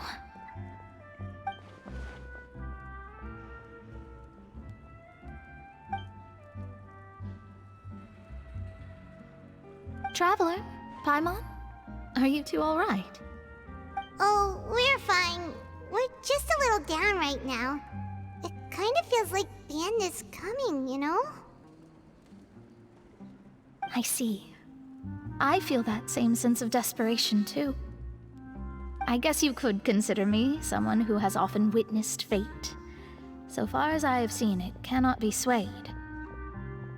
But even so, I still hope for, and believe in, miracles. Astrology is eternal and rational, but fate may not be. It is cruel, but it can also be beautiful. Perhaps that's what En was trying to tell you. Not to lose heart, and to believe that what you are seeing playing out before you is not yet set in stone. I did originally think of steering clear of all this, but I couldn't. Even if this is all futile, I still wish to help everyone. If we don't struggle to the last, then how can we face the end when it comes? Huh. You do have a point. There I go, talking about astrological principles again. Sorry about that. The moment I start talking about work-related stuff... I need to get going. It was worth trying to comfort you, even if only a little. I believe that you'll help those who are struggling in the same way I did. I suppose that might be why we always seem to meet by coincidence. Paimon feels kind of moved by what Mona said, but also kind of sad too. Hey, Traveler, Paimon suddenly feels like going outside for a walk. Let's go. Let's walk around the city, shall we? There's a few spots we always like to walk by.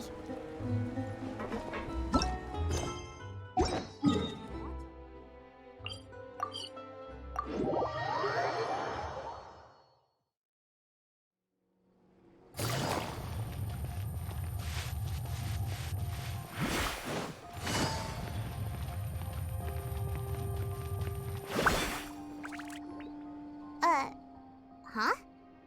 Our names are written in this newspaper. What's going on? Let Paimon see! The underwater stronghold, the Fortress of Meripede, has continued in its noble autonomy, but that does not mean that others cannot interact with it. My recent attempts to enter the fortress bore little fruit. Huh. Guess Charlotte still hasn't given up on that. Thus, did an Outlander friend become the focus of this report, a blonde adventurer with their white fairy legends trailing in their wake. It is said that this mysterious traveler once visited the underwater fortress. So while the fortress's interior remains a mystery behind closed doors, do not fear, for the tales of the traveler contain surprises in spades. Journalist Charlotte's biggest scoop yet, the Traveler's Trail, World Walker. Huh. Charlotte took so many awesome photos of us and we never even noticed her. She hasn't been able to get a hold of anything at the fortress, so since we're easier to find, she's using us as the subject matter instead? Ugh, seriously? Well, fine. Those headlines and photos do look cool, so Paimon will forgive her this time.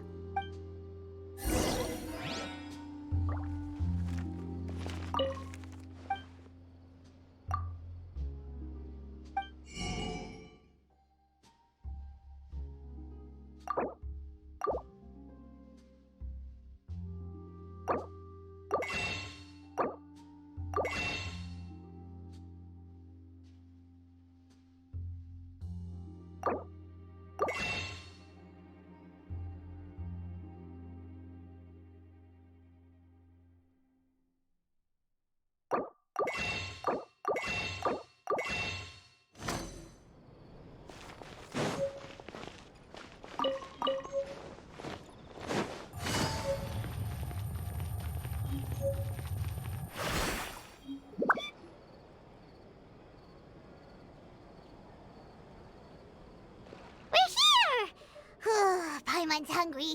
Should we go in and get something to eat?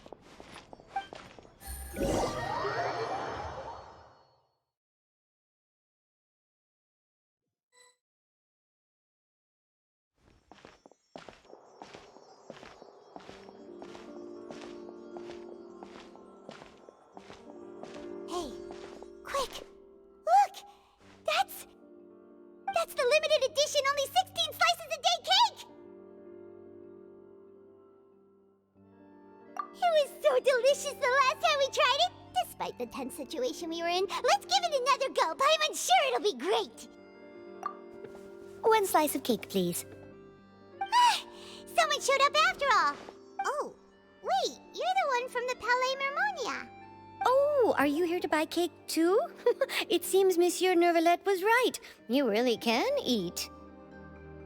Wait, did he really say something like that? That's right. Even he has his own preferences when it comes to food.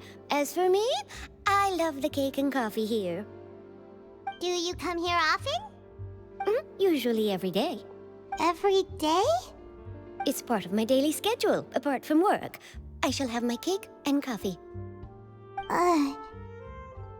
Then what if someone told you one day that this place would be closing soon, and you wouldn't get to eat cake here anymore? What would you think? But why would it close? Well, Paimon doesn't know either, but maybe the waters will rise tomorrow. You know, like in the prophecy. Oh, the prophecy. To be honest, I haven't paid much attention to that. No, still, even if there'd be no more cake tomorrow, that wouldn't keep me from having some today. No, it's the same for eating in general. You might not be able to eat tomorrow, but if you can do so today, then you should carry on. That's what people call living, you know. Huh. Don't be sad. Excuse me, could I have 2 more slices of cake to go?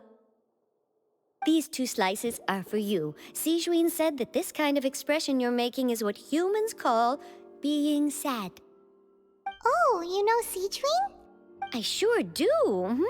She was born before me, and she sometimes comes to the surface to teach us things about humans. She said that humans are creatures that are saddened easily, yes, and you can only lift their spirits by feeding them delicious food. So please try the cakes here. I've got something else to do, so I'll be going now. You two try to stay in a good mood after eating, all right? Bye.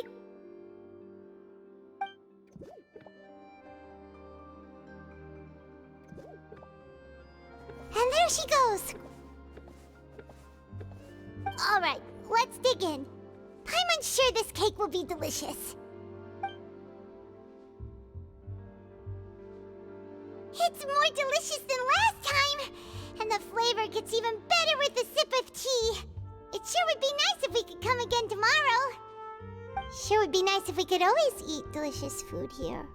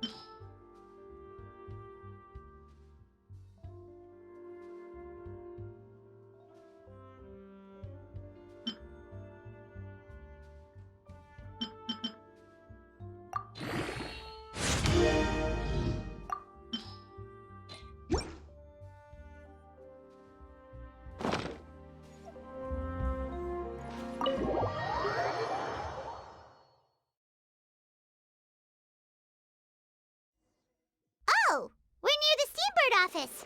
Let's go look for Charlotte and have a chat.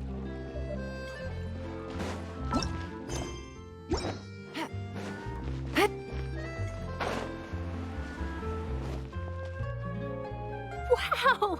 If it isn't the Traveler and Paimon! Oh, have you seen the article I wrote about you? Ha! You've got some nerve! You just used us to make some quick mora! Oh, you needn't worry about that. I heard that you were in Poisson some time back, so I sent you a letter to discuss just that. It appears you didn't receive it, though. It's all right, though. I've set aside the amount intended for you. I've even set the table with some food. Really? Oh, you're the best! You're almost a little too easy to win over, Paimon. If I were a journalist with ulterior motives, you'd be in trouble now, you know. Oh, Paimon knows you're not like that. Still, what brings you here all of a sudden? Were you looking for me? When Mona mentioned you, we thought of coming to see you at work. I see. It seems you've already bumped into Mona here in Fontaine. So she mentioned me? What did she say? She said that you're a real daredevil of a journalist. Nice. In which case, can this daredevil journalist dare to request an exclusive interview with the legendary Traveler and Paimon? Huh? So your article in the paper today doesn't count? Oh, of course it doesn't. That was more like live photography. What I'd like to do is dive deeper and ask you to talk about the things you've seen and experienced. Yeah, are we even qualified enough? Why not? If I say you're worth an interview, then you're worth it. But not right now, of course. I'll need a few days to prepare. Oh, in that case, we'll just chat when you have the time then? Oh, so that's a yes? Ooh, splendid! I'll tell the editor-in-chief immediately. I'll have to apply for lighting, a venue, some props, and... Whew, so much to get done now. Talk to you later. Wait, Charlotte, Paimon's still got a question for you. And what's that? If, just for example, Fontaine were to be flooded tomorrow, what would you do today? Huh, that's the prophecy you're talking about, isn't it? I mean, I do hear about it often, but I've never once thought that the day could be tomorrow. If you're seriously asking, then I might try and think of a way to leave Fontaine. Oh, but I'm still a journalist first and foremost. That means I have a duty to be reporting from the scene. And secondly, I wouldn't forsake my homeland that easily. From what I've seen, most people don't know what they'd do should the worst come to pass. In truth, it might be better just to behave like normal rather than worry over such an end. So in all likelihood, I'd probably still be prepping at the office for that interview of ours. I know what you're thinking. That sounds a bit sad, but I've always believed that it's best to do what you enjoy. Just think about it. If this nation really were to be suddenly destroyed tomorrow, but I still successfully finish an exclusive interview with a truly unique person, then the story I would wind up writing would truly be timeless. And then do you know what I'd do? Well, I'd write that story, send it for printing, and use messenger pigeons to get copies out to the various nations as soon as possible. I'm not a dreamer, nor am I a workaholic, but I do love my job, and I'd be proud of leaving such an article behind. I guess you could say that I was born to be a journalist. But anyway, that's my answer. And on that note, I'll get back to my preparations. That's so nice.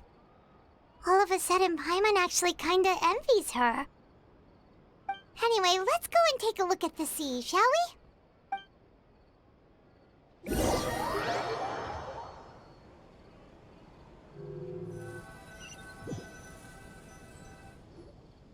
The sea breeze and scenery can be a pretty soothing combo, huh? Paimon's been thinking. If it wasn't Fontaine, but all of Tevat that would be destroyed tomorrow, where would we go and what would we do? No, Paimon should ask, if you could choose, what would you like to do?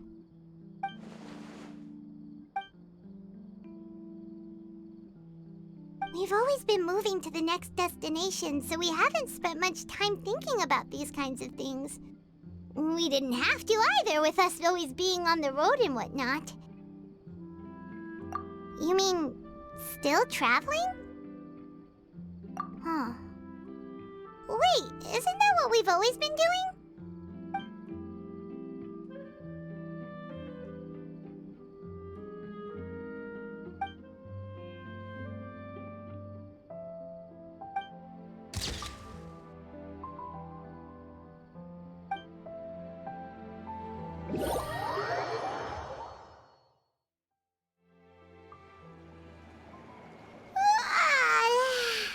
Feels like you'll grow mold if you stay here long enough.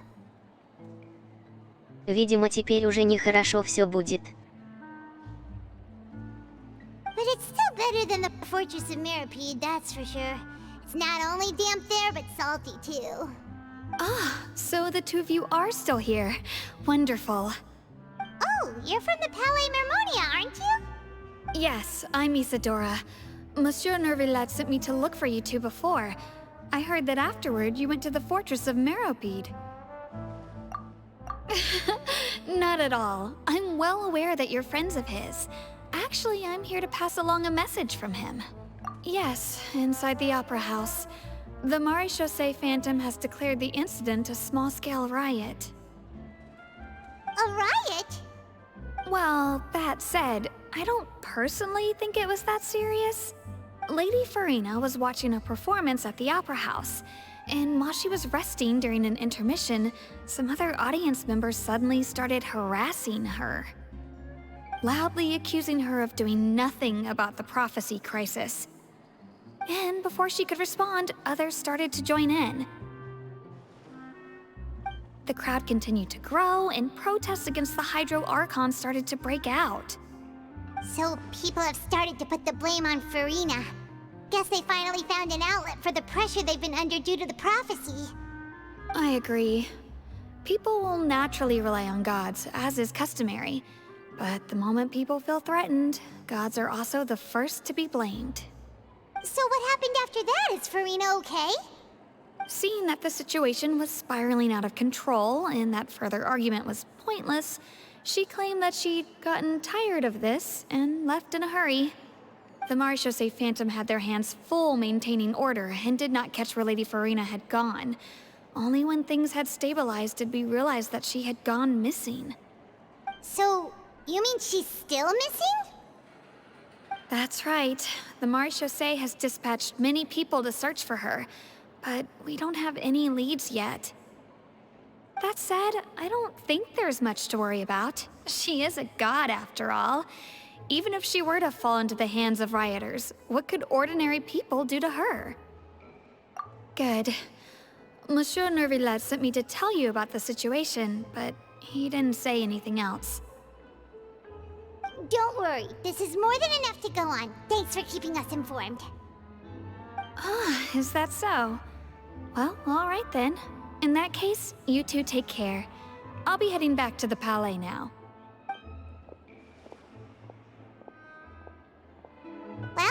we should hurry over to Poisson then. If we know Farina, she won't try to fix things in this situation. Instead, she'll look for a place to wait out the heat. And as we also know, she may be loud and dramatic, but she doesn't have a heart of stone. When Nervalet was talking to her in the Palais Mermonia, and she heard about Poisson, she couldn't hide her sadness and remorse.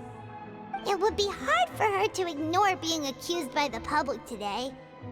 Paimon thinks Farina's probably taken the opportunity to slip away to Poisson and try to relieve the sense of guilt that she's feeling. Huh. Well, what do you think? Paimon knows the answer, of course, but Paimon can do the analysis to back it up, too. Cool, huh? In that case, there's not a moment to lose. Poisson, here we come!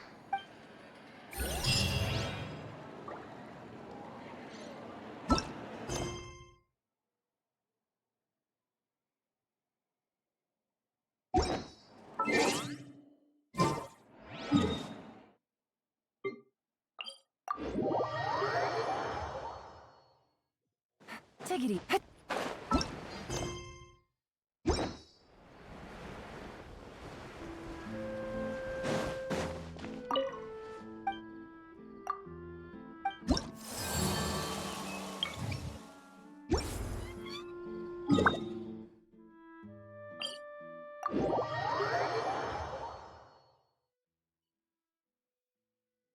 This place looks deserted. Guess all the survivors must have evacuated already. All that's left here are signs of devastation. Could Farina really be here? Let's try to find her as soon as possible.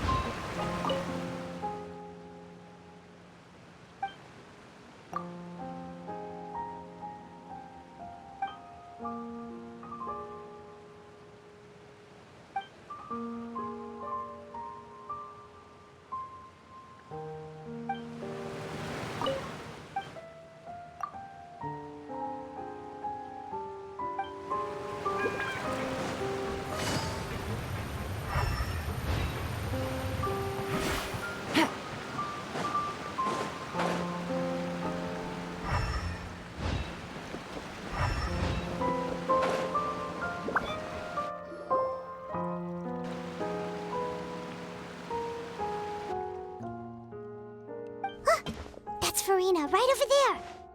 She really is here all on her own.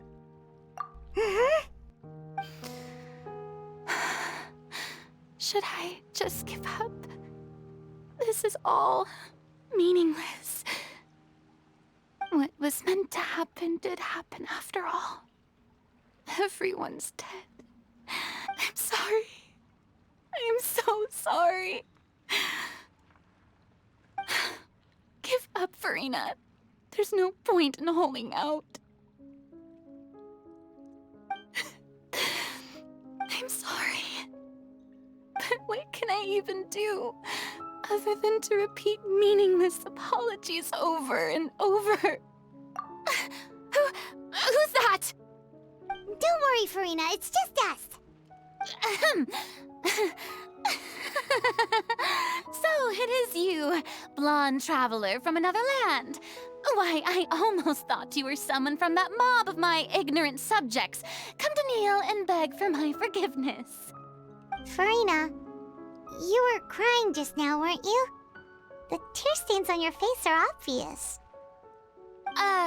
What do you mean, tear stains? Oh, I remember. The show at the Opera House earlier this morning was so moving. I'm still trying to process it. Who did that uncivilized rabble think they were, disturbing my enjoyment of the arts? They even dare to tout their Archon. I must teach them a lesson. I can just imagine their twisted and frustrated faces once they realize that I'm nowhere to be found. Oh, and I'm sure Nouvellette and those people from the Maréchaussée Phantom are freaking out right next to them, too.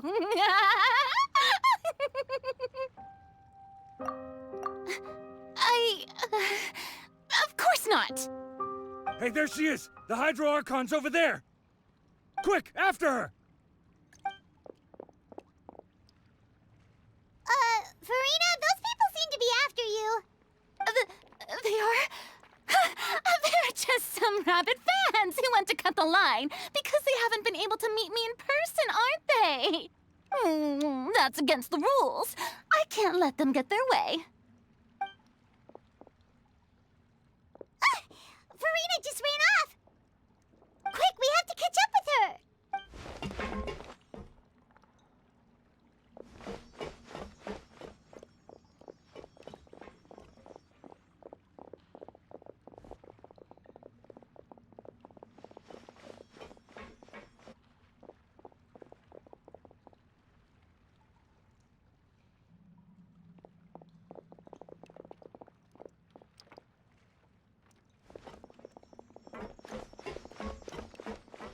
This should be the place, right? Hey, Farina! There's a good hiding spot over here. Quick, come to Paimon before the rest of them catch up to you. What is this place? Hurry, they're almost here! Fine. I suppose haste is warranted. Lead the way.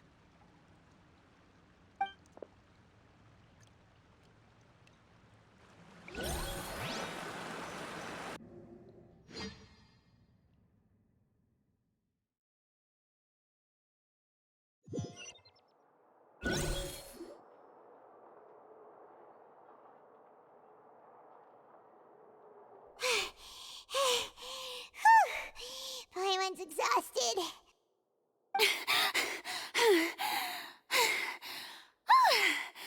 I'm so tired. I totally thought they had caught me. No, I mean, I merely gave in to the sheer enthusiasm they displayed.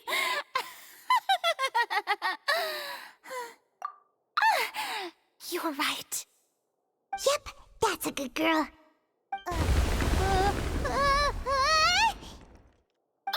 What's happening? The ground's shaking. Is it an earthquake? Yeah, a quake of this kind preceded the flooding in Poisson, didn't it? It can't be. It's happening again. Well, there's no need to worry too much about that. Neverlette's made some emergency plans, so the evacuation should go a lot smoother this time. Yeah, I hope you're right. But the people of Poisson, they've already...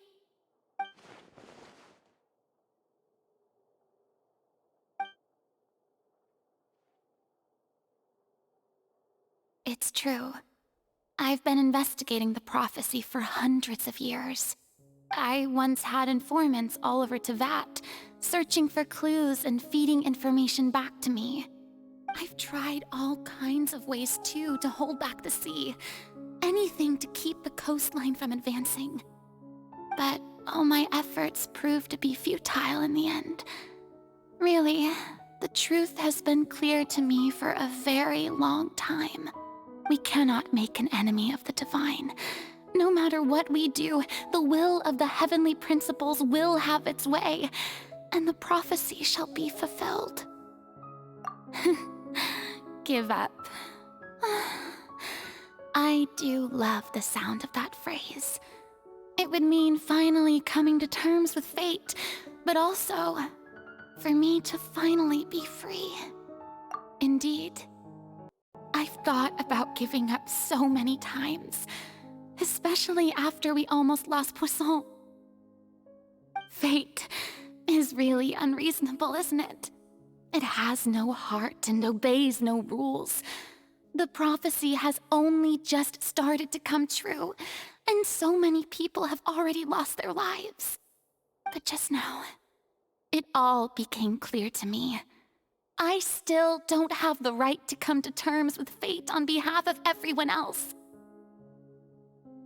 As long as the final moment hasn't come, it's still not too late. Don't worry. I will keep hope alive for everyone until the very end. Well, that's enough for now. I got the impulse to play the stricken maiden, but honestly, considering my rank and station, that wasn't a good fit at all. Don't take any of what I just said seriously. How could I possibly let Fontaine fall to the whims of trivial prophecy? Come on! Paimon could have sworn you were actually being honest just now.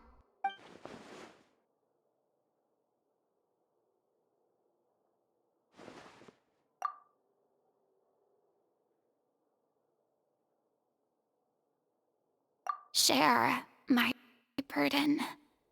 That's impossible. It was fated right from the start that this would be my duty alone.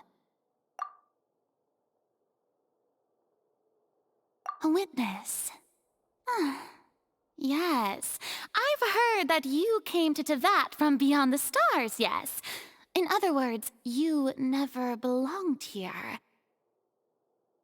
And if Tevat is, in its entirety, a show on a stage, then you're just a spectator, aren't you? If that's the case...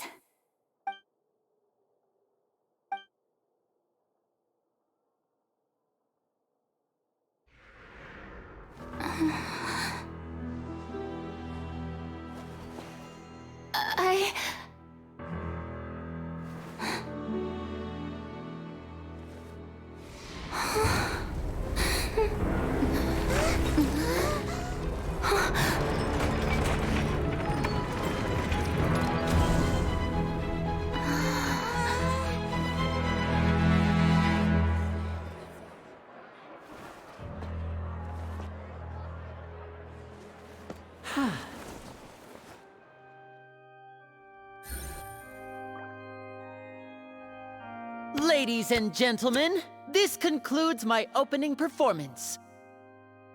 Aye aye. Now, without further ado, we may proceed to the trial of our god.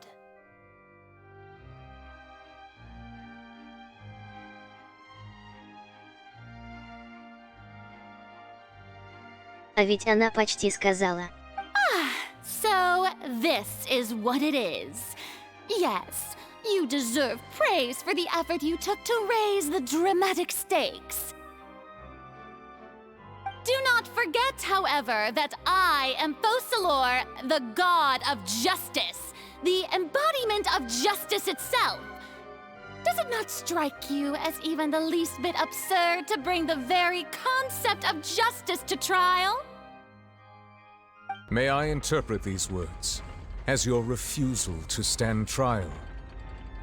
In that case, you will have the opportunity to defend your honor through a duel. You would draw your blade against a god?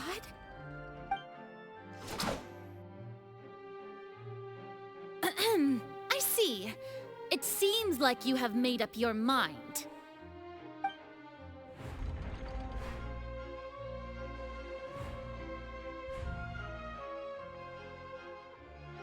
Paimon can't believe it. She just surrendered. What the heck is going on? Did I just see an Archon surrender to a human? Wow, how utterly humiliating. Lady Farina, what is the meaning of this? It would seem that there has been a misunderstanding. To be clear, the raising of both hands is not always an indication of surrender. Looking for excuses again, huh? I raised my hands just now to indicate my acceptance of the trial. No duel shall be necessary. I will admit that I've been running away for a long time. I'm sorry, everyone. I was unable to protect the people of Poisson. It is my duty to stand trial for my crimes. You are not the only ones to be disappointed in me. I, too, am exceedingly disappointed in myself. But now, it is time for the Hydro Archon to show you her courage and resolve. I, Farina, will use this trial to show the world the true meaning of justice! This time, I will protect you. A applaud and rejoice. One of the most outrageous and fantastical arcs known to the opera epiclese is now unfolding before your eyes. Mark my words. This shall be one of the most exhilarating and brilliant shows ever to grace the stage of Fontaine. The trial of the Hydro Archon, Focalor, will now begin! Woohoo! Oh, now we're making history! Why does it feel like Farina just took over the whole thing? Like, come on! Didn't she just get forced to stand trial for her crimes? Also, even though she's still acting super dramatic, she is taking this seriously this time, right? All right, then. Who will be my opponent in this trial? The court asks the prosecutor to please take the stand. Is that so?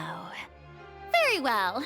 Then please speak, witness of Tivat, my accuser and fated opponent.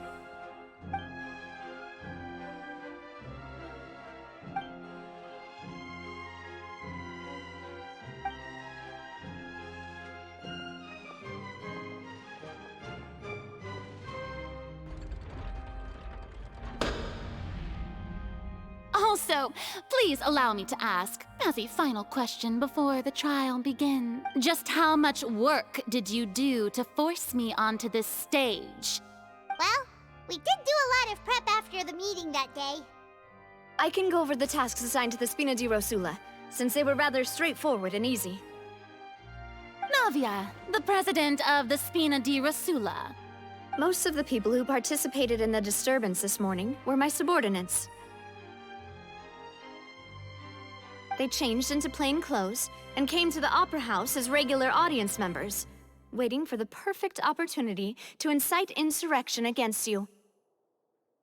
The people's resentment against their Archon has been building as more and more of the prophecy is fulfilled. A spark was all we needed to turn smoldering anger into a flame. Moreover, according to our understanding and analysis of you, when something like that occurred, you would likely flee the scene and head to Poisson by yourself. So, we arranged for a second group to lie in wait there. So, you mean, the ones who scoured the settlement for me were also from the Spina? And their goal was to force you to step into the giant magic box so you may personally participate in the greatest magic performance in all of Fontainian history. That's right. That house was a magic box, rather than someone's residence. As the super ultimate version of the setup that I used when I first performed at the Opera Epiclese, the volume of the box was increased by a whole order of magnitude, and the distance it traversed was the entire gap between Poisson and Areneas. Its cargo, of course, was an Archon instead of a human. My thanks, Farina. Without your help, we could never have pulled off such an extraordinary performance. You're welcome? Of course, this performance was only made possible with Father's support. The House of the Hearth spent a massive amount of labor in Mora to pull this off. We had to select a location, construct the giant magic box, dig a tunnel, and open up a path through the water. It was a lot of work for all of us. So, in other words, the earthquake that we felt within the giant magic box was just a normal tremor from the transportation of the whole house? That's right. It wasn't a sign of another disaster to come. Then, I can guess Nervilette and Cloran's parts. You gathered a crowd, prepared a stage, and made sure that the champion duelist would be immediately ready for a fight. Also that as soon as I appeared on the stage, the trial may commence without a hitch. Am I right? Yes, that is correct. Well, Cloran, and I must commend you for your courage. Only the most outstanding champion duelist in all of Fontaine would accept a duel with an Archon without flinching. Thank you. As for you, Traveler, I suppose your role was to keep me distracted with conversation once you found me in Poisson. You'd make sure that I didn't notice anything amiss before revealing yourself as my prosecutor once we'd arrived onto the stage. Oh?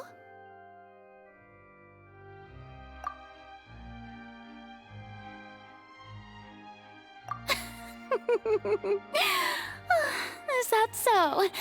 Then I suppose I must have missed my final chance. It's fine. It matters not. What's done is done. The stage is already set, so there's no reason to disappoint the audience. Let's see this trial through to the very end.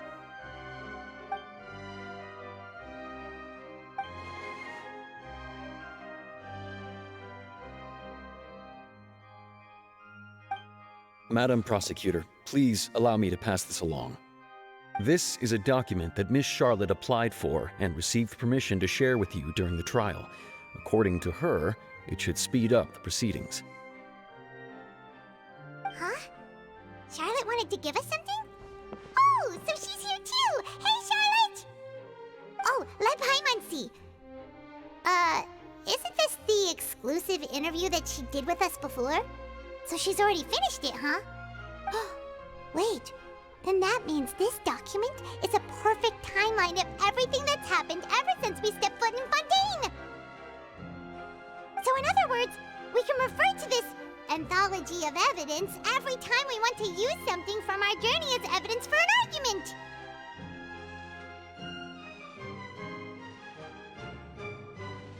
Let's quickly confirm the information in it.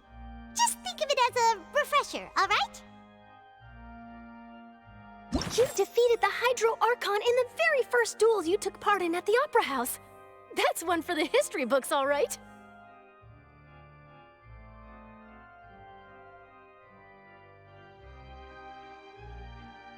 I didn't think that you'd wind up getting to the bottom of the case I'd been following all this time. I guess you could also see this as a happy coincidence.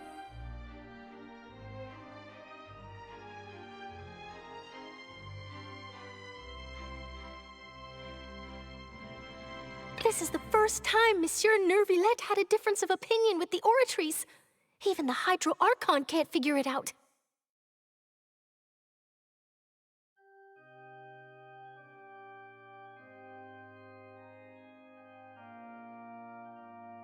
A Fatui Harbinger. She's an extraordinary person. Her instinct must mean something.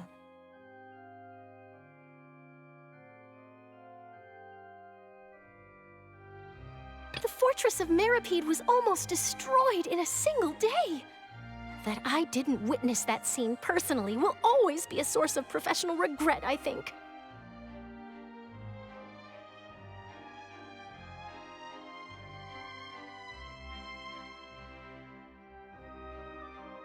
According to Monsieur Neuvillette, both Child and that whale should have been in the Primordial Sea at that time. I nearly lost my awesome friend Navia. To be honest, that still gives me shivers.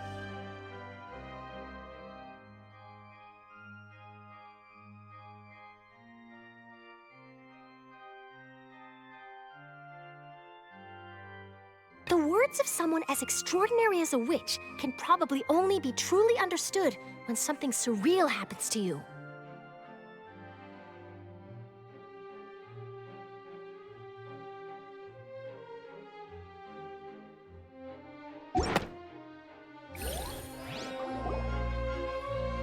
The prosecution and the defense are both in position. The trial shall now begin. Oh, come on, Neuvillette. There's no need to repeat all the unimportant legalese. Just fast forward to the part where the prosecution lays out my offenses. as the defendant and the lead actress of this performance, I still haven't even been informed of my supposed guilt in all of this. Of course, it is only natural for humans to struggle to understand the actions of a god. However, you will need more than that to convict me of a crime. That's true, but my charge here is unrelated to your conduct as an Archon. Instead, I would like to charge you as a fraud who's never been the Archon in the first place. Wait, what was that? Lady Farina's a fraud? Hey, I came here thinking that we were going to try the Hydro Archon for forsaking our duty, but did I hear that right? She's not our Archon at all? Charge accepted. Lady Farina, do you plead guilty to the charge? Lady Farina. I plead not guilty. How can I be guilty? There is no way that I, Focalor, otherwise known as Farina de Fontaine, a member of the Seven and the Regina of all waters, kindreds, peoples, and laws of Fontaine, could be anything other than your true Archon. Yeah, even though Lady Farina can be rather eccentric, isn't it going too far to doubt her very identity? Yeah, I've never questioned her identity either. Sure, Lady Farina can be super irresponsible, but what grounds does that prosecutor have to make such a huge claim? I have cause to believe that common sense will prevail in this case. Many of the members of the audience have known me as the Hydro Archon ever since they were born. There would be no fooling their memory. See? Even the Oratrice has decided to show me its favor. Are you sure you want to commit to a charge that will never be upheld? If you wish to drop the case, I can promise you as the God of Justice that you will not have to face trial for making a false accusation. We will treat everything that's happened as a dramatic spectacle and move on with our lives. What do you say to that? Huh. An argument with near impossible odds, huh? We have to not only refute Farina's claims, but also overturn the long-held beliefs of the people. Well, I tried to give you the chance to surrender. If you must persist, then let me ask. If you believe I'm not the Archon, then what manner of being do you think I am? And if I was not the Archon, then how did I manage to live for over 500 years?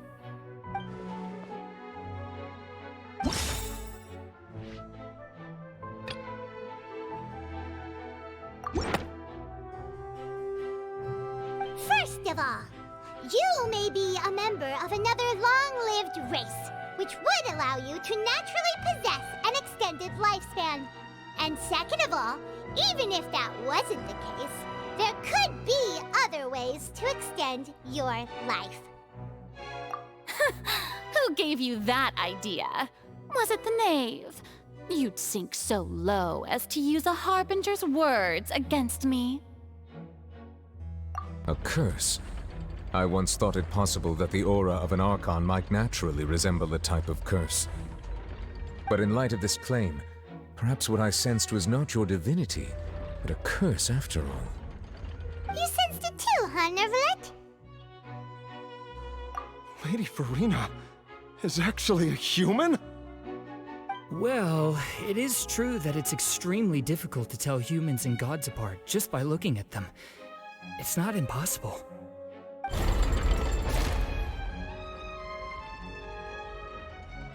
Well, don't start celebrating too early now.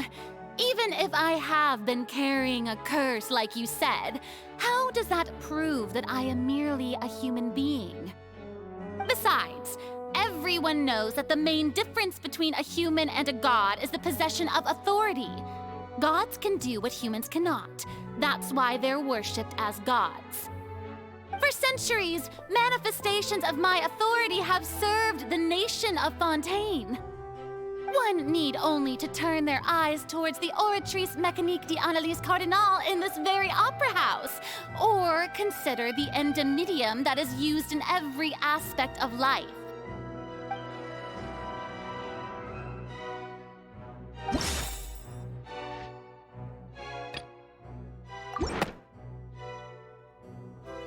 You tried to reference the Oratrice. But weren't you as confused as all the rest of us when the Oratrice declared Child to be guilty without any proof? Otherwise... Didn't I make myself clear at the time? The decisions of the gods are naturally difficult for humans to comprehend. There is no need to provide an explanation. Lady Farina, I believe a reminder of your current circumstances is in order.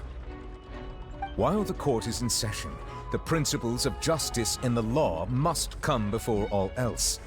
While you are an Archon, you are also first and foremost the defendant in this trial. You will prove yourself unable to defend against the prosecution's charges if you continue to withhold vital information against the rules of the court. I never thought you'd use that kind of rhetoric against me. That was no trick of rhetoric, Lady Farina.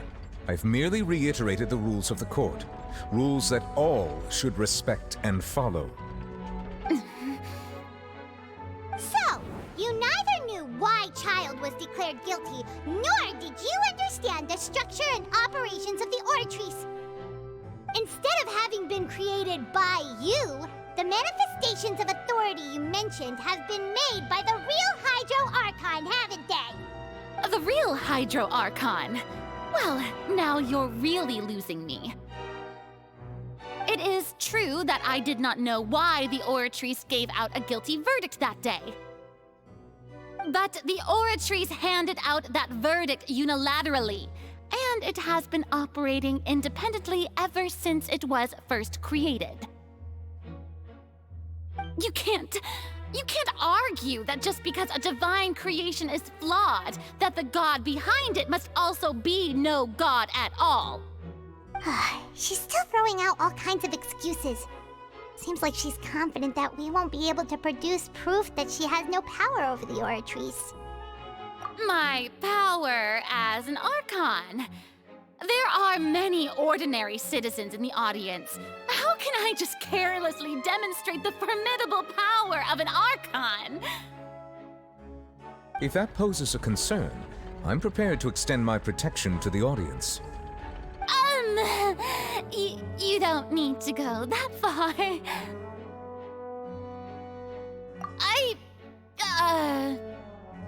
Aren't you the Hydro Archon? Or is it that you can't even wield the power of Hydro, much less the authority of a god? Indemnitium! Yes! It's all because of Indemnitium! All Archons derive their power from the faith of the people, and I've converted the people's faith in justice into Indemnitium! Thus did I give up all of my divine power to provide everyone with energy for their daily lives. Have you ever seen a more magnanimous god? Isn't that a huge stretch? Yeah, no matter how generous an Archon can be, how could they give up all their power? Can a god with no power even still be called a god? It seems like nobody's buying Farina's excuse. Hey, come now, everyone. Please don't stare at me as if I was a liar. I'm still the same Farina you knew, right? The one that you loved. Please, you've got to believe me. If what the prosecutor said is true, she really has committed a grave offense. Did she deceive all of us? And all of our parents and grandparents too? And all of our ancestors? Ever since they were born? Enough! That's enough. Tell me then, if I'm not the real Hydro Archon, then who is? If you have no evidence of another Hydro Archon's existence, nor can you find anyone who can back up their claim to be such, then what grounds have you to say that I'm not actually the real deal.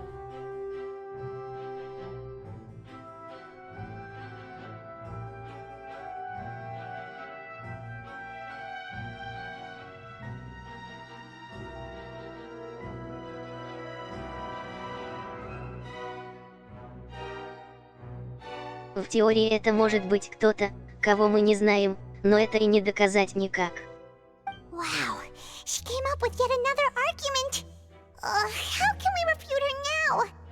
Seems like she really doesn't want to give up.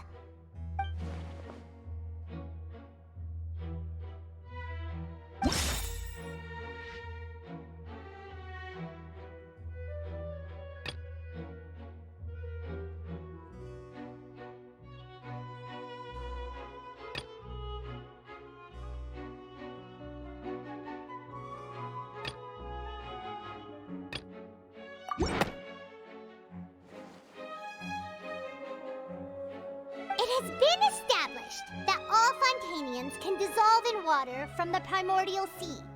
And that means... Since you insist on claiming to be a god and not a human, then there's a method that you can use right here and now to eliminate all suspicions of you being the latter. Miss Navia, please apply to serve as a temporary attorney for the prosecution before addressing the court. Though you act in partnership with the prosecutor, you must still adhere to proper procedure. Super sorry, Monsieur Chief Justice. I swear this really will be the last time that I'll speak out of turn. Now, I've brought some seawater from Poisson. As everyone knows, a massive flood struck the area not long ago, taking many lives, including those of some of my closest friends. So, Miss Farina, would you dare to touch some of this seawater? If we are to believe that you are indeed the real Hydro Archon, touching this seawater would have no effect on you. All it should do is strengthen your case. But if you don't dare to touch it, then we would have basically proved the reverse. Oh, and I must remind you that after the disaster at Poisson, nobody wants to see any more people dissolve. I do hope you'll act prudently and choose the simpler path of admitting guilt. Navia from the Spina di Rasula. The Spina has governed Poisson for many years. I guess her suggestion is valid. If Lady Farina is indeed just a human, she's probably Fontanian like all the rest of us. Would she really dare to try?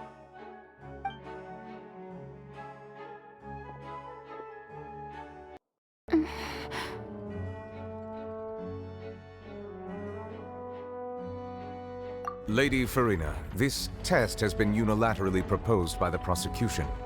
As it falls outside the realm of standard court proceedings, you possess the right to decline participation. Well, of course he had to tell her that. But refusing to participate is basically the same as a confession of guilt. She's just staring at the water without saying a single word. It really does seem like she's quite terrified of it. What's going on?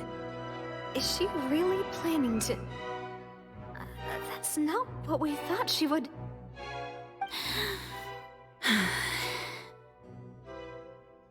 Due to the inherent risk of the test, Lady Farina, you may...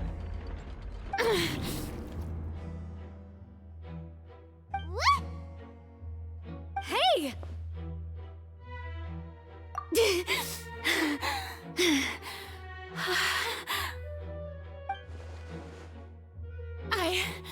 I'm fine!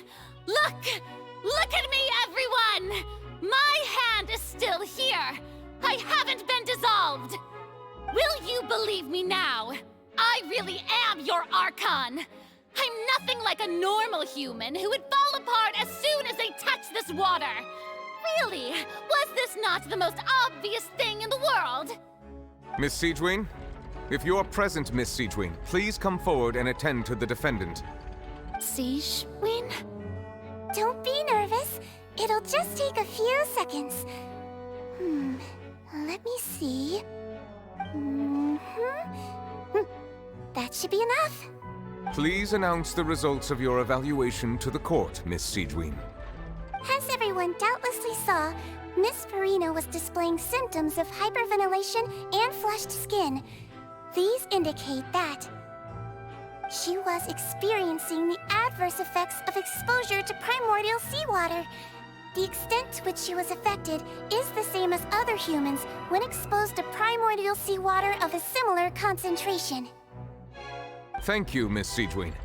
Lady Farina, you may return to the defendant's stand. Oh wait, what did she just say? I didn't get dissolved! Shouldn't that be enough to prove my innocence? Well, considering your tendency to run from your problems, we did originally prepare a direct sample of the seawater around Poisson. However, after extensive discussion, we exchanged it for a sample that is not concentrated enough to dissolve an actual human. After all, on the off chance that something entirely unexpected might occur, we don't want anyone else to lose their life to the sea. Yeah, so out of regard for Farina's life, you secured a low-concentration sample and asked the head nurse to serve as an expert witness. It's a great thing that the direct sample wasn't actually used. Farina could have...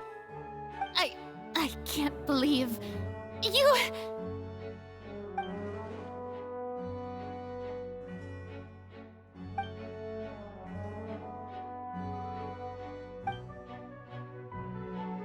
Listen to me, everyone! Please don't give me such cold and disdainful looks! What happened just now didn't prove a single thing! Think about it! How can you conclusively prove that an Archon can't also be affected by the primordial seawater? Also, if I was really just a human, why would I dare to just put my hand in that kind of water?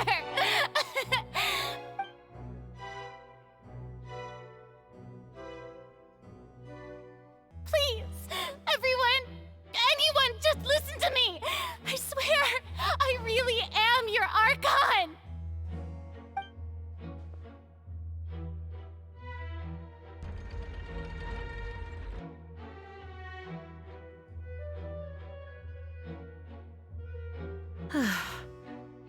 I don't think anything she says at this point will sway anyone. The odds are just too stacked against her now. With all the things that have been said, Paimon doesn't think there's any way left for Farina to win. I believe the time for arguments and presentation of evidence has come to an end. If there are no objections, we will move on to the final judgment.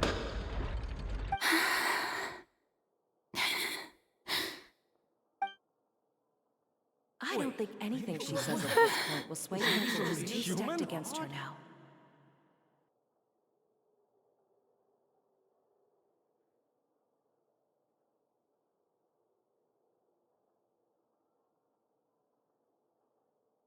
In my capacity as Chief Justice, I shall now render judgment on Farina's misrepresentation of herself as the Archon of Fontaine. As a human who knowingly deceived her fellow citizens, Farina is...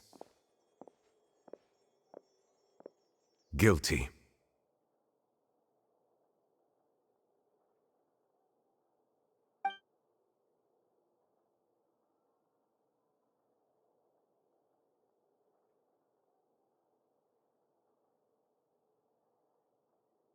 We shall now turn to the Oratrice Mécanique d'Analyse Cardinale to render the final verdict on the charges.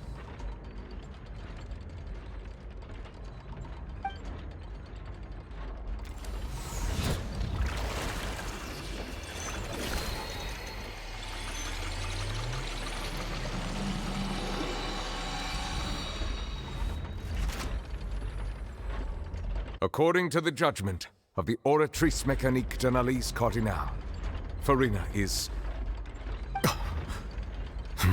Well, what's wrong? What's the Oratrice's verdict? No, the Oratrice also displays a guilty verdict.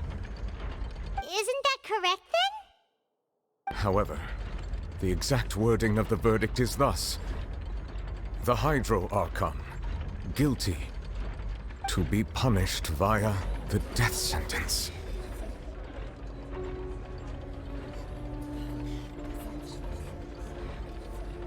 Ого. The death sentence? That's actually one of the available sentences? I've always thought that it was just a myth. The one and only time the death sentence has been handed out at the court, and it's been given to the very person we've worshipped as the god of justice?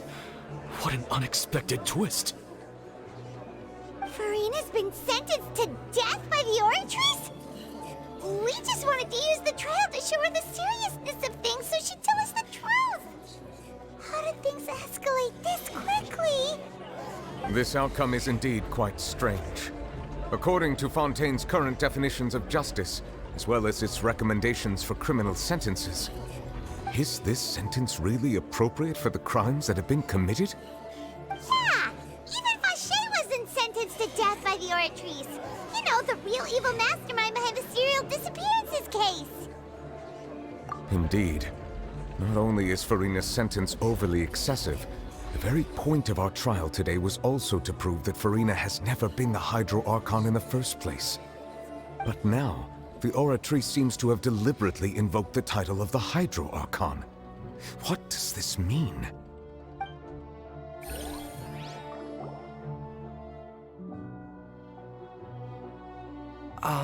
Excuse me, if I may interrupt. Is the trial still going? Fremine! You finally made it. I assume this means you've completed your mission? Mm-hmm. Any mission Father assigns to me will always be top priority. Is that the first prophecy slate? Huh. So the knave privately arranged for Fremine to try and find the missing slate. I looked everywhere and finally found it at the bottom of the sea. It took me a long time to get around some dangerous stretches of water. But has the trial already concluded?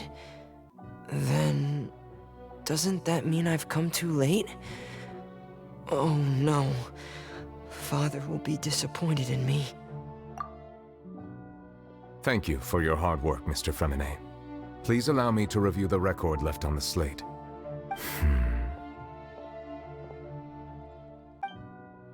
Traveler, I believe that you have already seen the other existing slates, and would like you to come here and confirm their contents. Huh? So what do you see? What is it?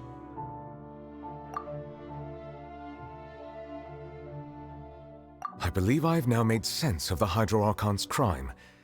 It has to do with Fontaine's lost history. Huh? Isn't the Hydro Archon just guilty of deceiving her people? Oh, wait, no, that's Furina, and we've already proven that she's not the Hydro Archon. So when you say Hydro Archon, do you mean the real Hydro Archon we've been kinda talking about? In truth, everything that you've encountered in Fontaine up until this point can be traced back to the contents of these stone slates. However, I'm uncertain as to how much sense they currently make to you. Okay, let's try to recall the contents of the other 3 stone slates. Paimon will do her best to help you remember.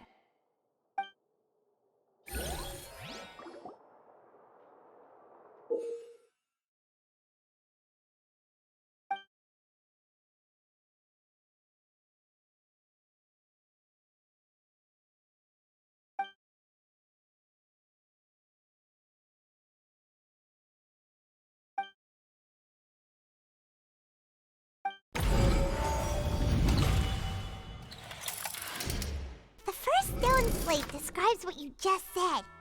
It seems to show the previous Hydro Archon using her divine power, and then the Oceanids turn into humans.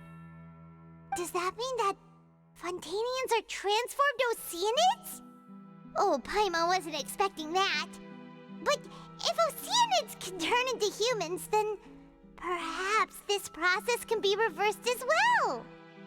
The second stone slate shows Celestia floating in the sky, and the Hydro Archon and her people worshipping it together. But the heavens still brought judgment down upon them. This must be the point when the Hydro Archon and the Fontanians were branded with their original sin. Does this mean that the original sin and the Hydro Archon sin are the same thing? The third slate shows the Hydro Archon sinking into the sea surrounded by many people. There Paimon, didn't we also watch that happen to someone else? Well, the fourth slate is the prophecy the Fontanians have been talking about. People dissolving into the sea, the Hydro Archon crying on her throne, and so on. We didn't believe that such a crazy disaster could happen at first, did we? But after that incident, it was just a question of when and not if.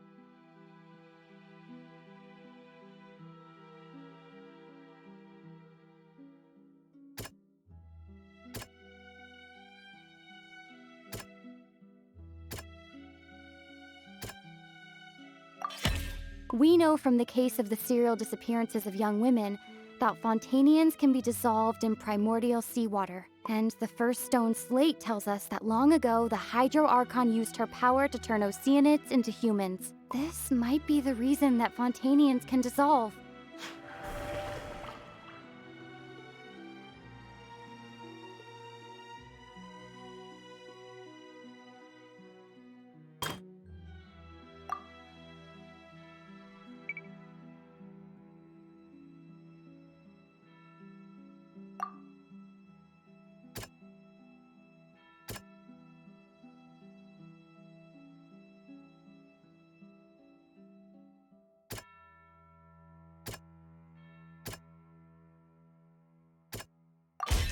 Perhaps what is about to take place has all happened before. The true sin of the Hydro Archon that Nervilette mentioned, and the original sin cast down on the people of Fontaine by Celestia as recorded on the stone slates.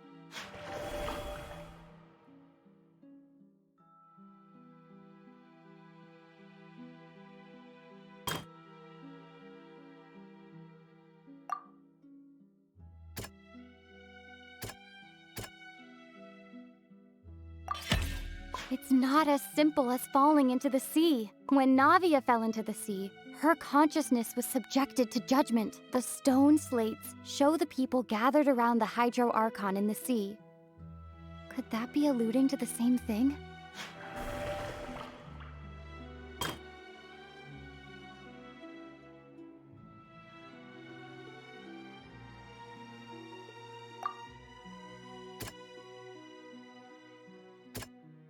That doesn't sound quite right. The prophecy from the stone slates found its way into society, but not many people believed it at first. The fortress of Meropide was nearly flooded with primordial seawater, which we know can cause Fontanians to dissolve. It seems increasingly likely that the prophecy may come true. If we hadn't dealt with it in time, things could have gone very badly. They'll dissolve into the primordial sea but won't cease to exist. Their essence will flow in the seawater, converge, and take the form of an Oceanid. The Hydro Archon was sentenced to death in court, shocking everyone present. Perhaps this means that her sin was actually Fontaine's original sin. Navia fell into the water inside those ruins, and she nearly dissolved. She was surrounded by the people of Poisson in a court within her consciousness, and was forced to take part in a trial meant to make her stay. The eruption of the primordial sea at the fortress of Meropide was the surest sign that the prophecy was about to come to pass no matter what. The prophecy's contents can all be verified by recent events. If we combine what we know together, loads of truths should come to light.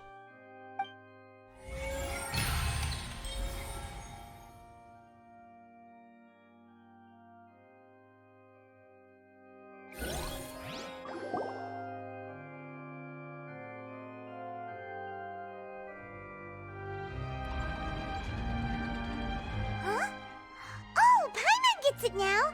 So that's how you can make sense of it! But then it feels like we're going to have to share some truly shocking revelations. Let's hear them. Incredible. Linny, did you hear that? We're not real humans. All Fontanians were originally created by the late previous Hydro Archon, with Oceanids as their basis. The evidence for that can be found in how only Fontanians could dissolve in primordial seawater, and how all the girls Vacher dissolved were also turned into Oceanids. Oh, and according to Navia, when she was about to get dissolved, she also saw everyone gathered around for a trial, all of them in the shape of Oceanids. Indeed. Yeah, and it follows from the content of the first slate that she probably angered Celestia by creating humans without prior permission. That could also explain why the Oratrice judged the Hydro Archon to be guilty. It's to account for that ancient sin. The Hydro Archon's true sin was creating us? And yet, after many hundreds of years, the Hydro Archon's creations have turned around to try to judge the Archon within the Opera Epiclese. The twists of history are often the most unexpected of all. Yeah, isn't the image here just like when Navia fell into the sea? So wouldn't it be trying to show the image of the Hydro Archon also falling into the sea once the prophecy has been fulfilled in the fourth slate? In the end, the people will all be dissolved into the waters, and only the Hydro Archon will remain weeping on her throne. Only then, did Paimon get all that right? You've made some keen deductions. I must say, given how much you still don't know, it is impressive that you've already managed to connect so many pieces of the truth. However, while you were able to decode all the information on the slates, they've also been etched with an additional layer of hidden information using a different power source. When we were at the ruins, I tried to decipher the hidden information recorded in the slates. But since we only had 3 slates at the time, I was unable to come to a full conclusion. Now that the slate collection is complete, I shall make another attempt to decipher the narrative recorded within. If everything goes well, we should finally be informed of the unadulterated truth.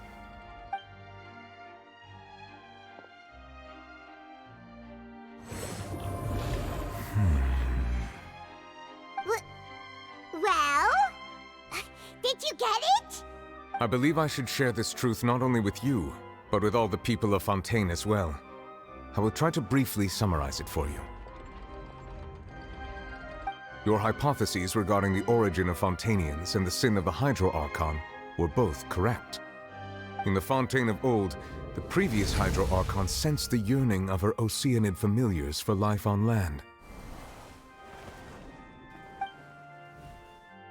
The Oceanids were enamored with the beauty and romanticism of human beings, and wishing to have those experiences for themselves, expressed to the Hydro Archon their desire to become of a similar kind. However, even though water as an element is intricately linked with the power of life, the Hydro Archon, as one of the 7, did not possess the authority to create a new form of human life. Not one to give in, she eventually found a way to create permanent humanoid bodies for her familiars by appropriating the power of this planet's primordial sea.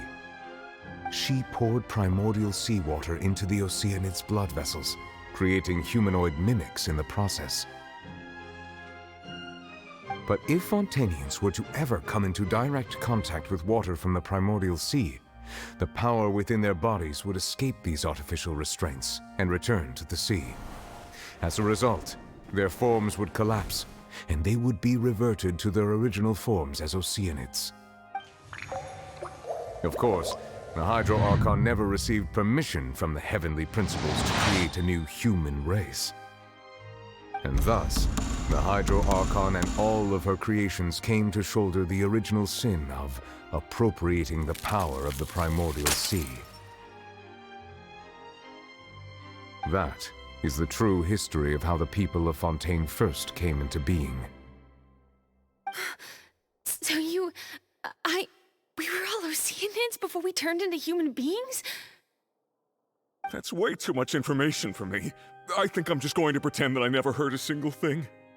Wait, but if that's the truth, we can't let the Hydro Archon be sentenced to death. After all, her only sin was creating us. This really might be too much information for your regular Fontanian, but it does answer a lot of our questions. Alas, your hypothesis regarding the third and fourth stone slates was inaccurate. The slates' respective positions are, in fact, correct. A key point of the visual on the third slate is how all the individuals depicted in the water are humans rather than Oceanids. They have not been dissolved, which implies that the water depicted in this slate is not water from the primordial sea. The nation of Fontaine is the nation of Hydro, as well as the nation of Trials and Justice. Instead of being the literal element, the water in the scene symbolizes judgment and justice. You may also recall Navia's experience. When she fell into the sea, her consciousness was surrounded by that of many others who intended to hold a trial to determine her fate. Therefore, the meaning of the third slate is that the people of Fontaine shall try the Hydro Archon at the court of justice. Yes, it refers to our present situation. I think I'm following now. So, what you're saying is, even though we decided to put on this trial to avoid fulfilling the prophecy, in truth, everything we've done has happened exactly as the prophecy foretold. So... what should we do? Huh. No matter what, the prophecy will be fulfilled. Is this what it feels like to be a prisoner of fate? If that's the case, does that mean the scene in the fourth slate will also be fulfilled soon? Traveler, I would like to point out another small fallacy in your deductions. About the fourth slate, you probably thought that the eruption of primordial seawater beneath the fortress of Meropide served as the surest sign that the prophecy was about to come to pass, yes? However, I believe that rather than being a sure sign, that eruption could in fact only be a small warning of something far worse to come. As for the root cause of the catastrophe, I believe you've already encountered it once before.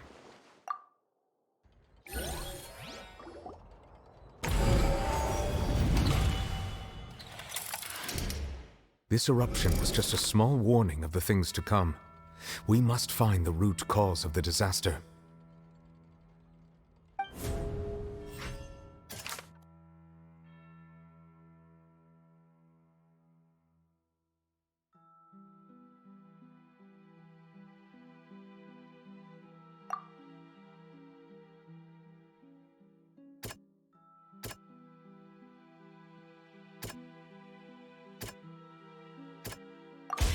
It was both dream and reality.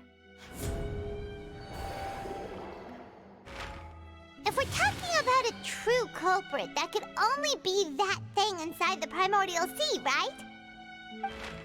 The truth, the original sin, the trial, and the root cause of the disaster.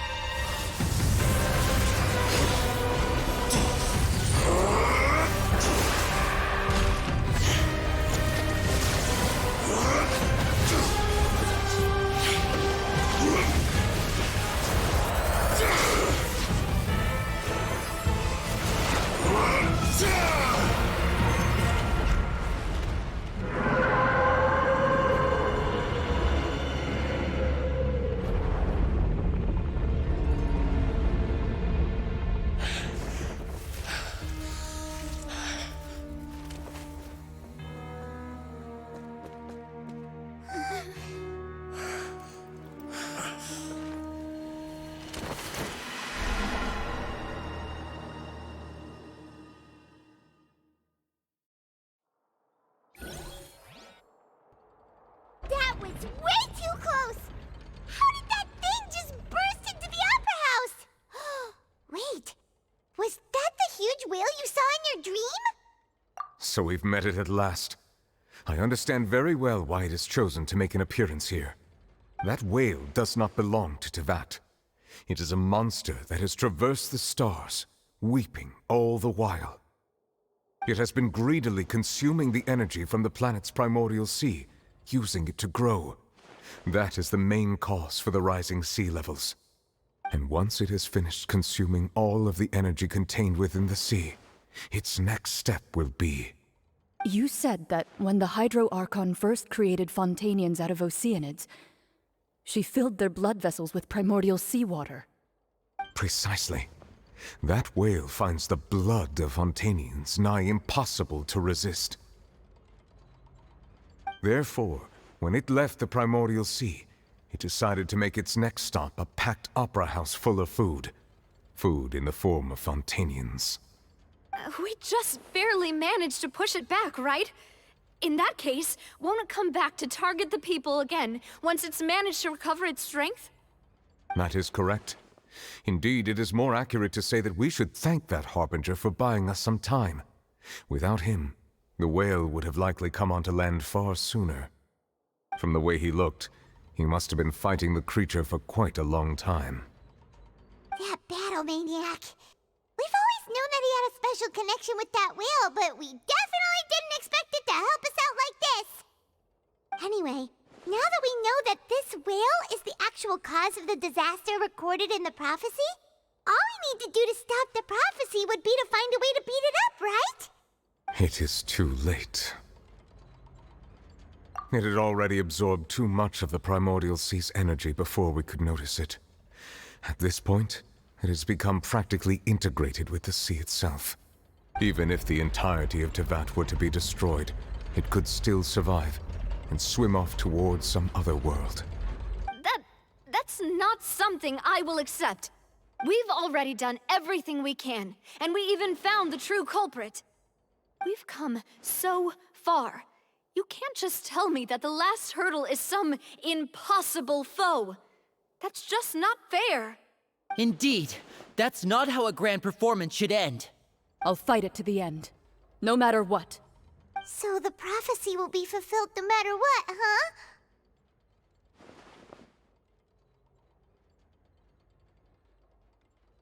The prophecy. Yes, what has been prophesied will be fulfilled. You may view such things as the history of the future.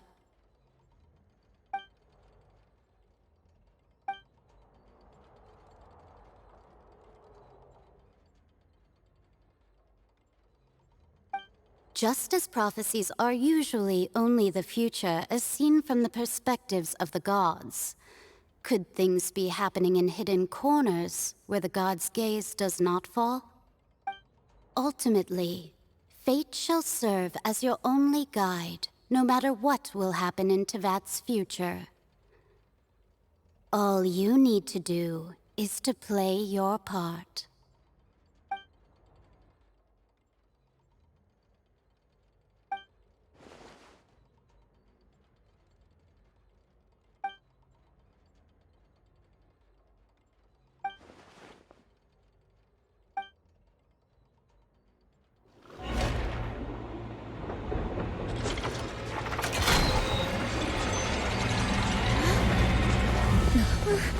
What's happening with the oratories?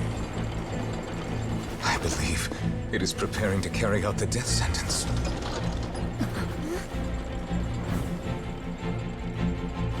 Marina!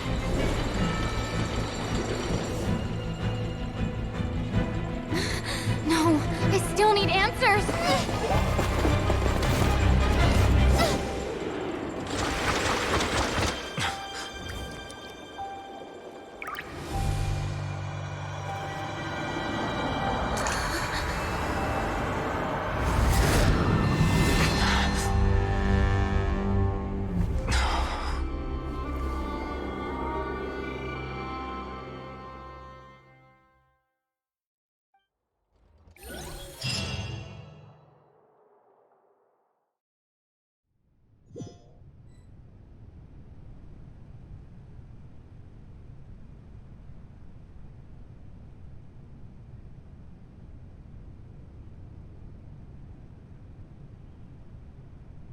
You...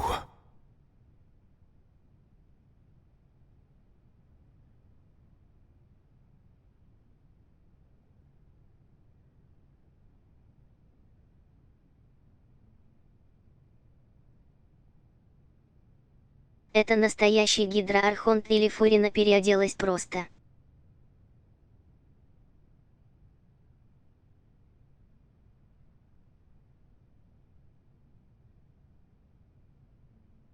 Вообще мне идти надо уже, но квест что-то не собирает заканчиваться, хих.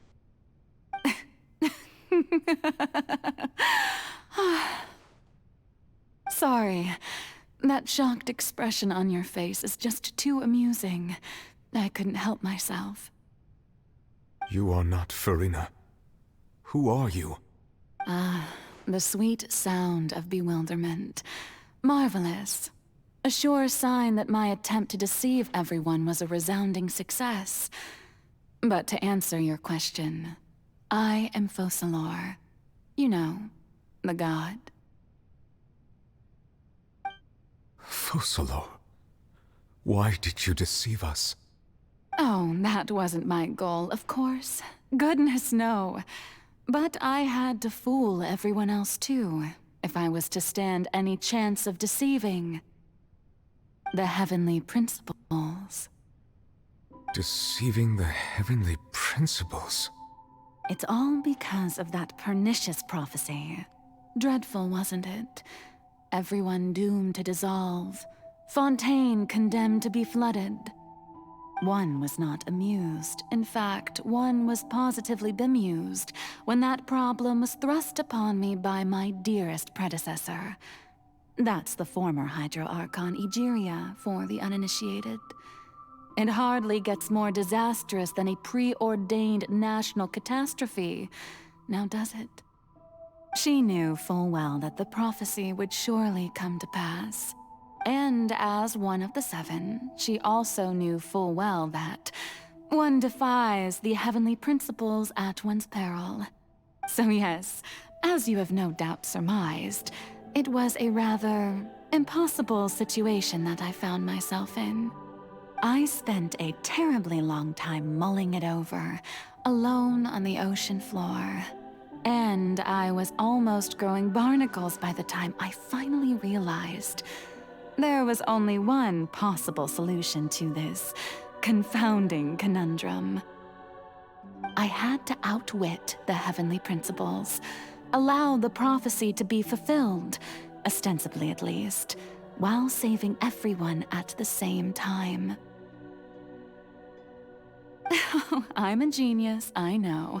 I can only assume that's why Egeria chose me as her successor.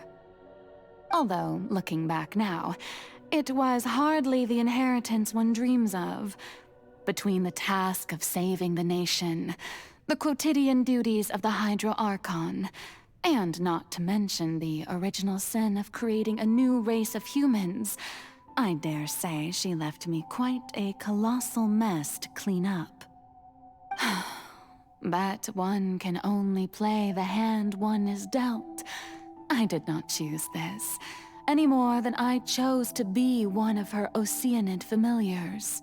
So you were also once one of the Oceanids, transformed into a human by Egeria's hand? Yes, I was. I always dreamed of becoming human. And I still do, even now. In my eyes, to be human is to be part of the greatest opera ever known. After becoming a god, I separated my divinity from my body and spirit, leaving behind only a self that was as naive and bewildered as my past self on her first day as a human being. The me you see before you now is that divinity, and the human counterpart I left behind, I named Farina. She could feel joy, sorrow, and everything in between. She could be as vain and conceited, or as meek and vulnerable as she wished. Her strengths were of a kind only a human could possess, as were her shortcomings. But in my eyes, Furina's humanity was what made her perfect. She was perfectly human in every way. The person I always wanted to be. Anyway, so then I cursed her. All part of the plan, of course. The plan to deceive the heavenly principles. Do you still remember the final scene of the prophecy? The Hydra Archon, alone, weeping on her throne. In order that the prophecy might appear fulfilled, I invited Furina to be an actress, to play the part of the Hydro Archon in the prophecy. Under the curse I placed on her, so long as I, Focalor's divinity, continued to exist, she could not die. But nor was she free to live her life in the pursuit of happiness.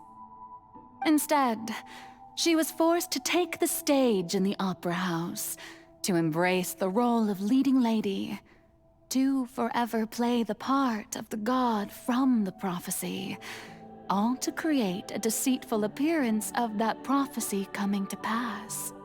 I suppose now you probably understand why your court is called the Opera Epiclese. But Furina is only human, isn't she? Even though she has had a long life, her mind is no stronger than that of any other ordinary human being. I cannot begin to fathom what she has had to endure. It must have been torture for her. It has indeed. And although she is, in a sense, me in human form, I most definitely owe her an apology for it. It's been 500 years, and all along, she's been playing her part in the most unimaginably long, unbearably lonely, and agonizingly painful opera of all time.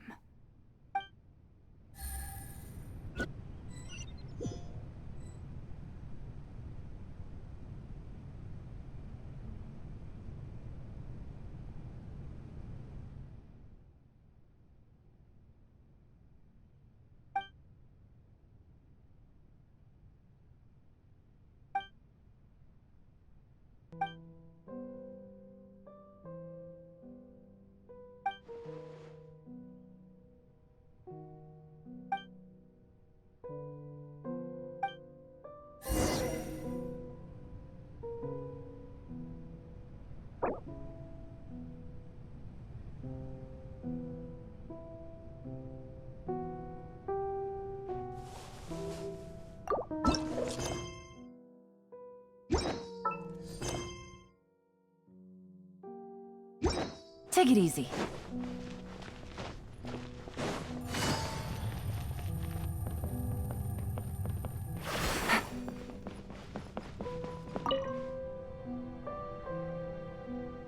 Oh, who permitted you to come onto the stage? Now, I understand your admiration for my august self, but I must ask you to keep to the rules.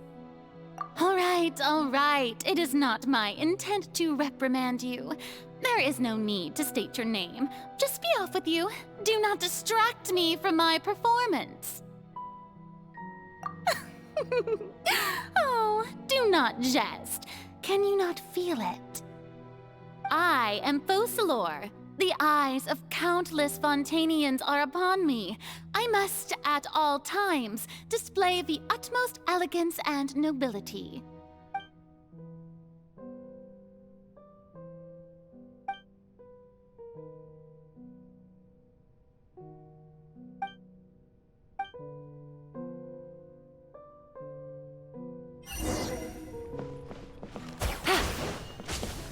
Dear audience, the performance is experiencing a technical difficulty, but worry not.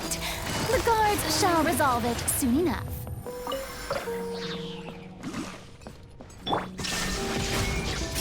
Steady us.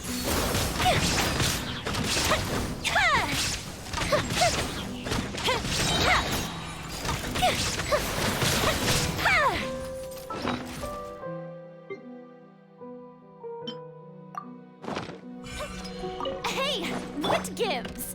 The Radiant is still watching me, you know. Guards! Wait, where are the guards? Guards!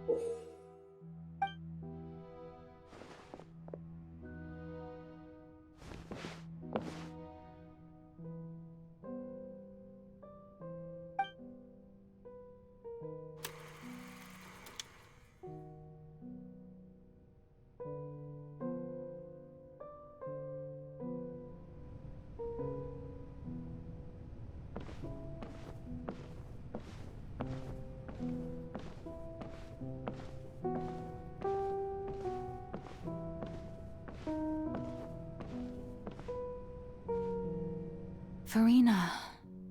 Farina. Huh? Who's that? Who's calling me? Where are you? Be not nervous. Be not afraid. I am before you.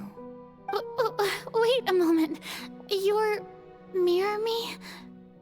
How can this be? Mirror you, huh? You know what? That's not bad. Let's go with that.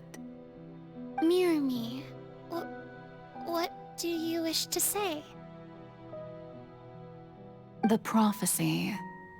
Have you heard of it? What prophecy? Wait. I know. I think. I don't know why, but it's in my head somehow. The people will all be dissolved into the waters, and only the Hydro Archon will remain, weeping on her throne. Only then will the sins of the people of Fontaine be washed away. Oh, very good. You know it well. What's going on? I can't seem to remember anything clearly. The only thing I know for sure is this prophecy. Will it really come to pass? Yes, it will. And that is why I've come to you. Disaster will come to Fontaine sooner or later. Things will develop just as the prophecy declared. There is no escaping it. But doesn't that mean everyone will die? I'm a Fontainian just like them. Will I dissolve too?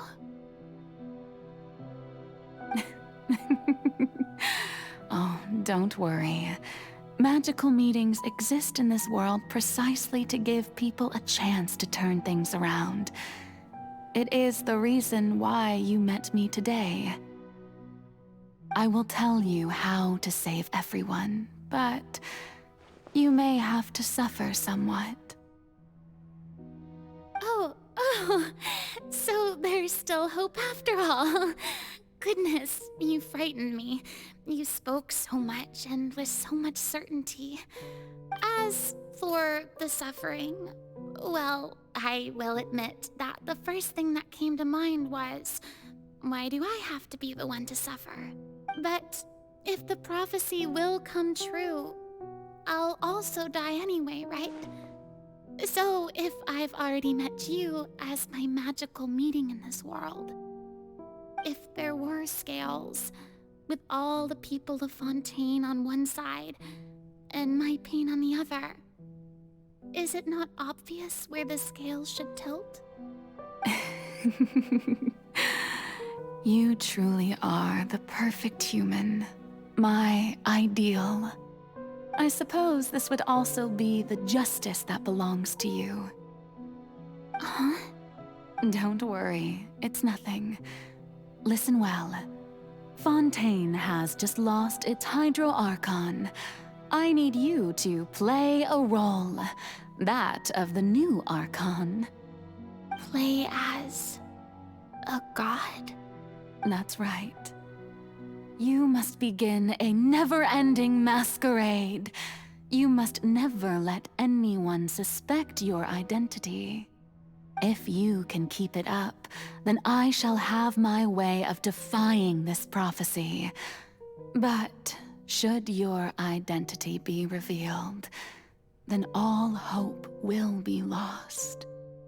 But how will I do this? A human assuming the role of a god without being exposed. Don't worry. What you must do is not to turn yourself into a real god. You simply need to play the role of a god as humans imagine them to be. Being a human yourself, I'm sure you already know what such an entity would be like. Remember, your true challenge will not be pursuing divinity, but contending against humanity. I'm still not sure I understand, but I'll try. So, how long am I going to have to play this role? To accomplish this mission, you will have to stay on the stage for many, many years. You will endure and not grow old until your task ends. But I promise you, all will eventually end in a magnificent and dramatic trial, and everyone will be saved. A trial, huh? How exciting. I'll be looking forward to it.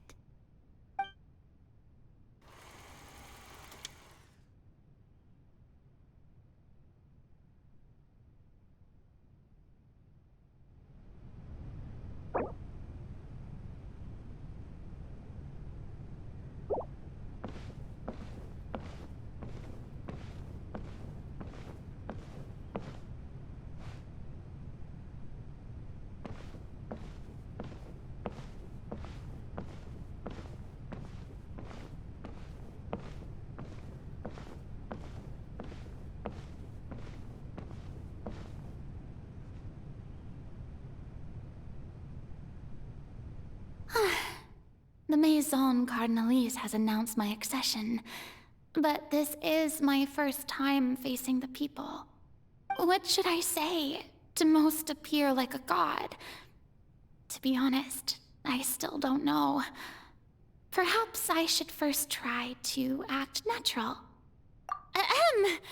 Ladies and gentlemen, good evening, and welcome to the Opera Epiclese. I'm sure you've all heard about how I have taken on the role of Hydro Archon. Indeed, I am Verena de Fontaine, your new Archon. In truth, I know little about becoming a nation's new god, but it will be my honor to guide you all. As the god Focalor, the god of justice, I shall do all within my power to lead you into an age of fairness and justice. Once again, thank you all for coming. If you should have any questions or suggestions, please send them to the Maison Cardinalise. The future of Fontaine will require us to work together, after all. This should do it. I thought I might stammer, but thankfully, I was able to convey my thoughts just fine. Okay, and next. That's the new Hydro Archon. Is this some kind of joke by the Maison? I would have thought that a being that surpasses humanity would be a bit more assertive. Hey, did you hear that? She even told us to send her suggestions there at the end. Shouldn't gods be all-powerful? She's being so modest. What's the difference between her and an ordinary person, then? If you ask me, perhaps the succession didn't actually happen. She might just be a Maison back puppet. Wait, what's going on? Why is everyone suspecting me of being a fake? Oh, this is bad. If I get exposed here, there'll be no saving the people from the prophecy. Right. Mirmi said that I just need to play the role of a god as humans imagine them to be. Calm down, Verena. Think. What do the people want? How would they imagine a god to speak and act? Assertive, with a strong sense of presence. One who can dispel all doubt. That is the character I'm fated to play.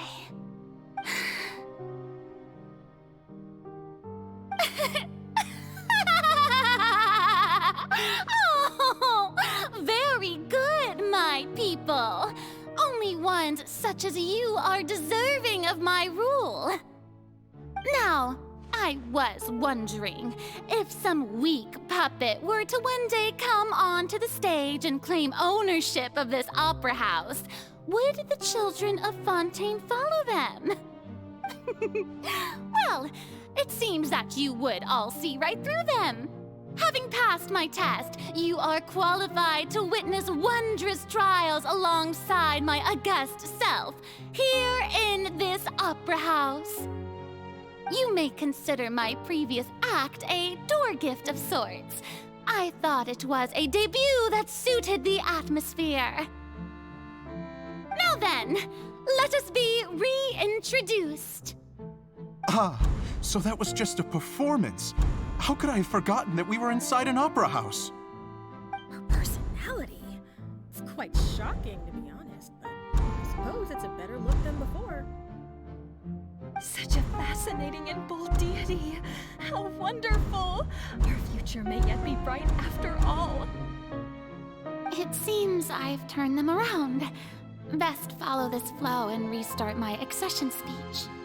My dear people, whether you acknowledge me or not, whether you trust me or nay, I say to you, keep faith in your ardor for justice. We have heard it said that this nation's sins can no longer be washed away. Well, I say that justice is most fragrant when it blooms amid sin. The scales of justice should not weigh heavy in the hands of its God. On one side, it must carry fairness and justice. And on the other, praise and applause. May law be the prayer on our lips. May judgment be our worship. Let us light the fires and drink to the future of Fontaine. There is no trouble in this world that justice cannot solve. All that is needed is for you, my people, to believe in it, heart and soul. So long as I, the Archon Focalor, stand within the Opera Epiclese, so long as I stand before the Oratrice, I shall even judge the gods of this world!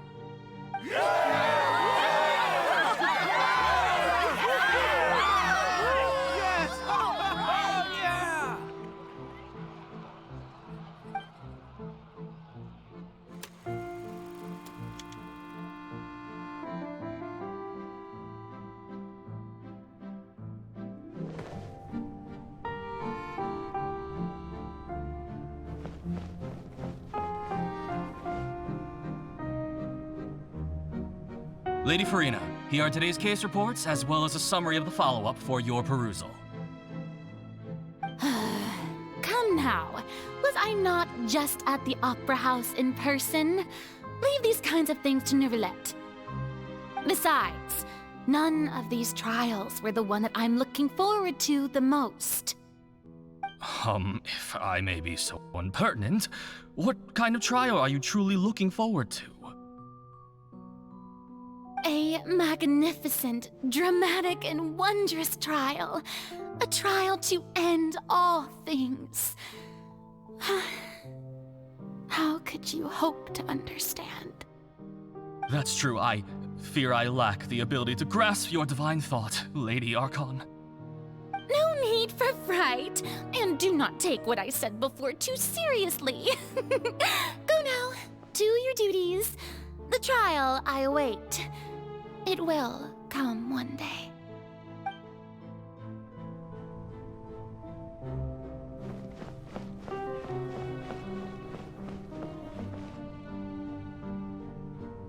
Lady Farina, I don't know what to say. Thank you for agreeing to see me. No need to thank me. Or rather, thank your own sense of perseverance instead. Long have you stood in line to meet me, have you not?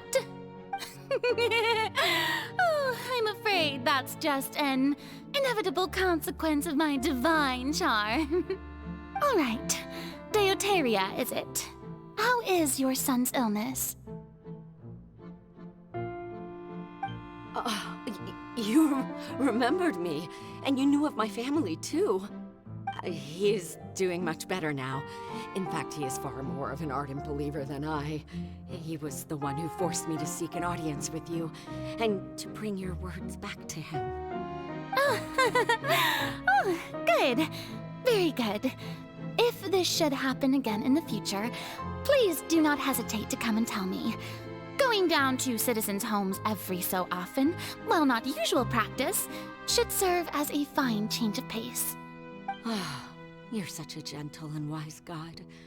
Thank you once again, on behalf of my son.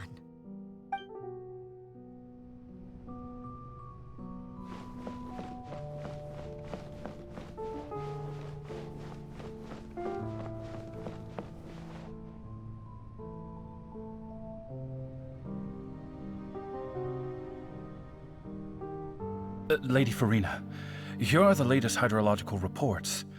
As for the specific parameters you asked to take note of, I'm afraid things still don't look good. I see. It's as I thought then. As your god, I did already expect this, but I wanted to see how far your human wisdom would allow you to analyze it. All manner of signs indicate that the prophecy will still come to pass. Forget it. That's not something you need to worry about right now. Well, as I understand it, the Fontaine Research Institute is also trying to find a way to counter the rising water levels. Really? Have they found anything? I'm afraid that they haven't found any effective solution thus far. Oh, is that so? Well, no wonder. This issue has reached the realm of the gods, after all. Still, their spirit is praiseworthy.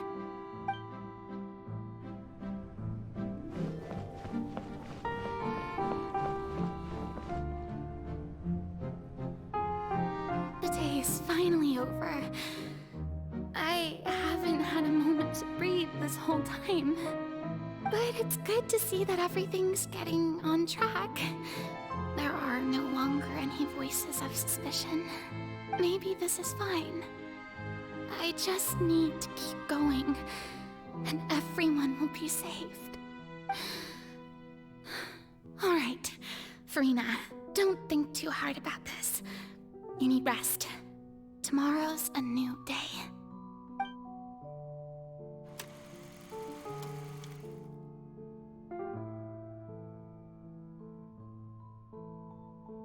Lady Farina, here are the new trial reports for the latest cases, as well as a summary of the follow-up.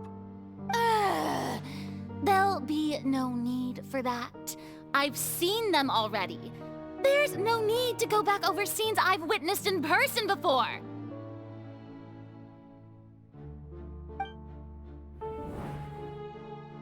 Lady Farina, I've waited so long for this chance to see you in this manner.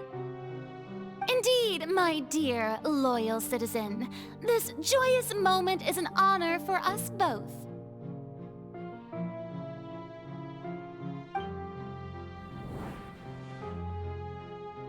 Lady Farina, we're detecting significant hydrological anomalies near Poisson. Understood. Keep monitoring.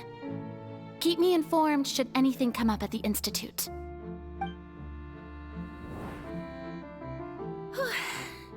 I don't think I let anything slip today. I must show the people that there is nothing to worry about. I just don't know when these days will end. I feel utterly exhausted. Best to rest early today, too.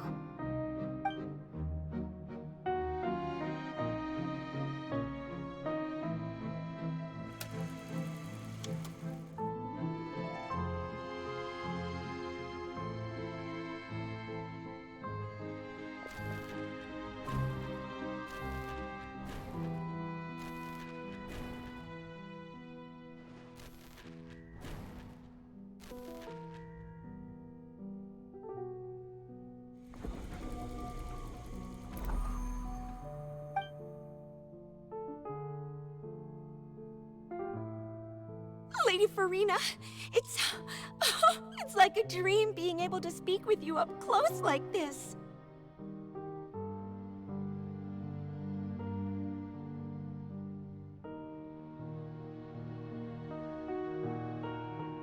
I've heard that the first member of our family who was honored to receive an audience with you was Madame Deoteria, almost 20 generations ago.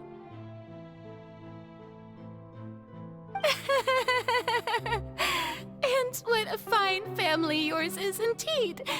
It brings me great joy to meet such a faithful believer, a descendant of a line most ardent. Surely you exaggerate, Lady Farina. My lady? What is it, good citizen? Oh, are you crying? Oh, really now? I didn't even notice. This must be the overflow of hydro from my person. Well, can't quite help being the god whose dominion is the waters, can I? No wonder. No wonder. A manifestation of your power, then. Oh, Archon, I am honored to have witnessed it. Honored indeed.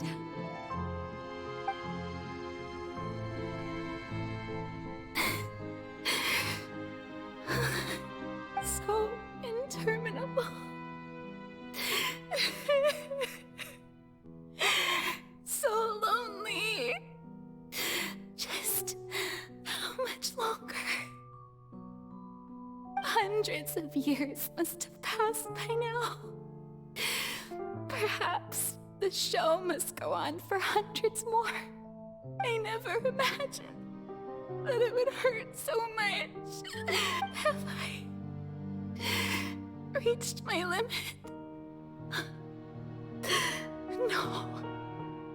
Perhaps I reached it long ago. Today I didn't even notice my own tears. I want to tell someone, anyone, about this. But would that not destroy all I've done so far? I've conducted so many investigations across the centuries. But there's not even a sliver of hope that we might break the prophecy. All I can do is keep heart. I must maintain this act. It is the only way to save Fontaine. Please, mirror me. You have to succeed.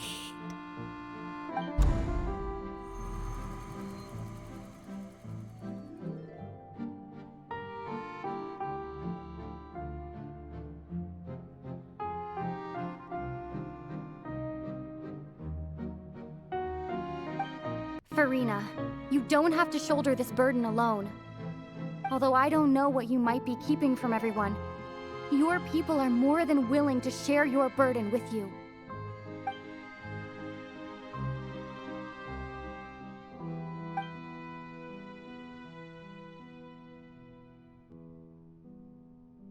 Share my burden.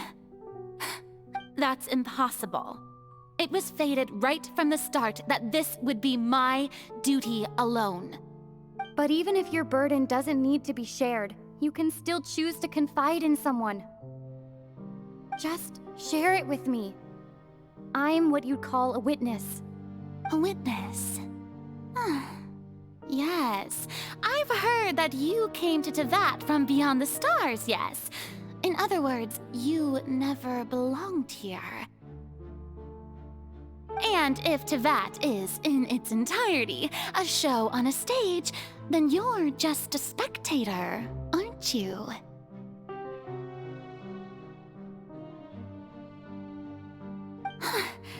If that's the case...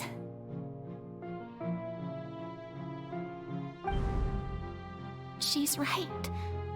I could confide in her, couldn't I? But If things don't play out as expected, the people of Fontaine will be the ones to pay the price. No, Farina. You shouldn't be selfish.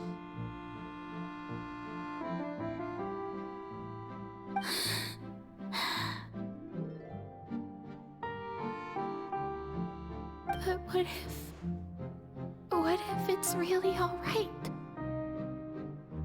Farina, you've worked so hard for so long. Surely it would be okay to put yourself first for once. Is it such an outrageous thing to do anyway? To find someone in whom you can confide your frustrations and sorrows? Surely it could not hurt. If you let this opportunity slip through your fingers, it might never come by again. Think about it long and hard.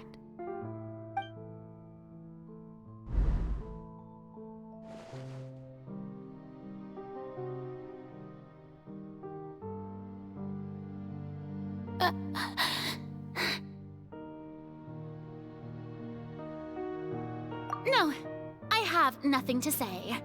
I am Farina, the Archon of Fontaine. Everything will surely get better. All you need to do, dear spectator, is to witness my performance until the curtains fall.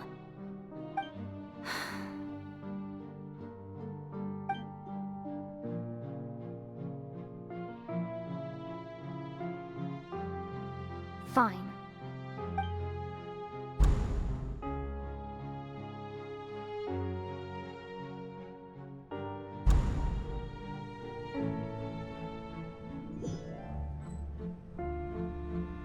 So even Farina doesn't know the truth? You've never once let her in on the full plan? Yes, it had to be done. To deceive the heavenly principles, you must first deceive yourself. She did very well. If she had let her resolve falter even once in these 5 centuries, Fontaine would have been doomed to the most tragic fate.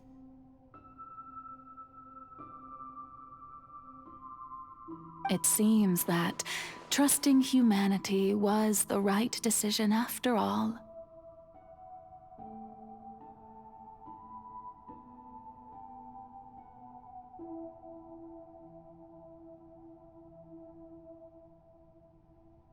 I believe that I understand how your deception works, but that is only half the truth, is it not?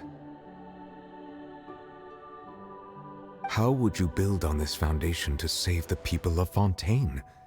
That is the most important thing. Ah, good.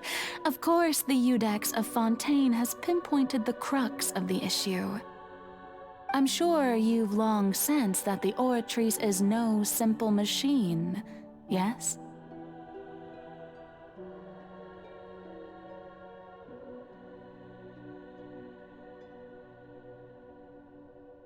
I've always suspected that it had its own consciousness, and Linny did mention that he heard a human voice within the core chamber.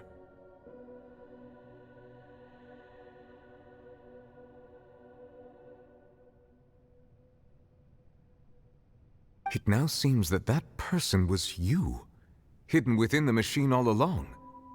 Am I right?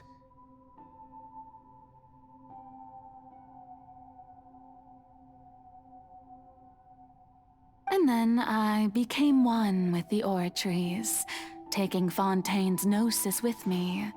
Yes, it would seem so, wouldn't it? Alas, your understanding of this device still lacks sufficient depth. In truth, it is no enactor of justice. It is, in fact, a device created to kill the god of justice. I beg your pardon? Oh, you have it. And to be more precise, Not only will the Oratrice take down the God of Justice, it will also take down the divine throne upon which she has been placed.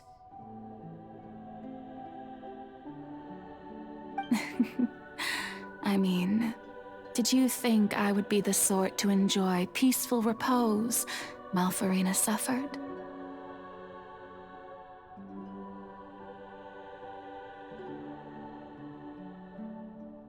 My work over these last 500 years has been to constantly accumulate indemnitium within the Oratrice.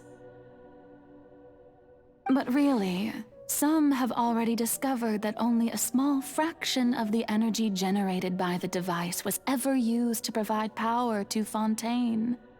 The vast majority had to be, accumulated to enact this death sentence. It was all a part of your plan, then? Indeed. This power, accrued over 5 centuries, could have sustained Fontainians for millennia had it only been used for that purpose. Almost all of it has now been stored within the Oratrice. But only power of this magnitude could hope to destroy the Hydro Archon's divine throne, shaking the rules established by Celestia and breaking through the institution that is the Seven. So the Oratrice's call for death was for neither Farina nor Focalor, but for the Hydro Archon. The destruction of that divine throne. If I do not misunderstand your intent, you must be... returning what's rightfully yours to you, of course. In other words, this was all done to return the authority of the Hydro Archon to the Hydro Dragon of this planet. Нифига себе. But...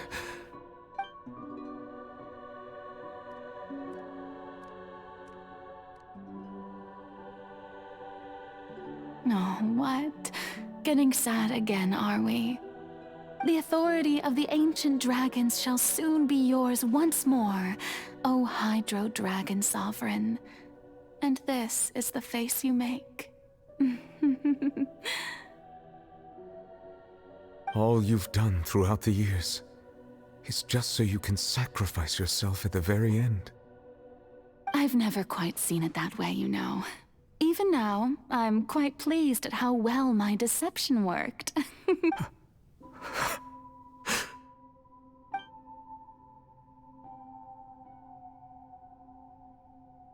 Hydro Dragon, don't cry. I must say, had it been within my rights, I would have loved to judge the heavenly principles themselves. Were they not guilty of essentially the same crime? Egeria stole the power of the primordial sea, and the heavenly principles stole the power you ancient dragons possessed. I, for my part, am the god of justice. And is it not just that your original powers should be returned to you? Speaking of justice, I have always believed that justice lies in the process of pursuing human existence itself. So, if the theft of the primordial sea's might was Fontaine's original sin, then, leaving matters of procedural right and wrong aside, the descent of the Fontainians as humans and their right to exist in this world would be Fontaine's original justice. In other words, existence was Egeria's justice, and to me, justice is the continuation of that existence. Defying the prophecy and ensuring that Fontaine's people shall live on, that should be the justice enthroned over all others. At this point, we, whether it be myself or all other Fontainians, have shouldered the burden of this sin for far too long. Iudex Nervillet, the highest judge in our land, when you regain your full power as an elemental sovereign, what verdict shall you pass upon us? So when I was invited to the court of Fontaine to serve as Iudex, I see now that that was your idea too. At last, I now understand the true purpose behind this position. In the beginning, I was uninterested in human existence. But these 5 centuries of living alongside them have gradually brought about mutual understanding between us. And I have even attempted to feel as they feel. You are a devious one, Focalors. Things being as they are, surely you know that I could never declare them to be guilty.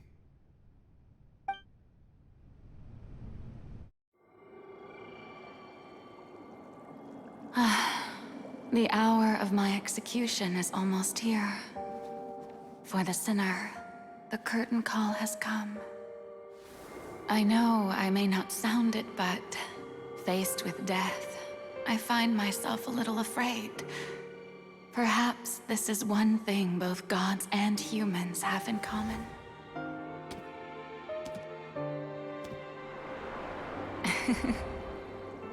Farewell, Nervalette.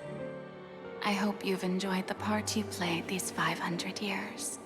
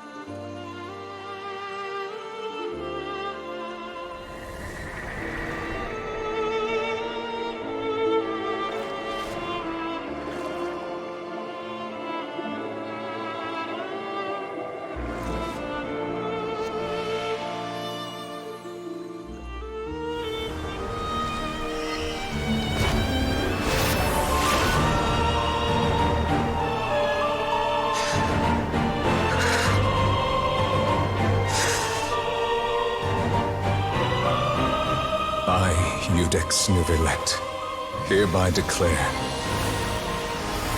people of Fontaine, your sins are forgiven.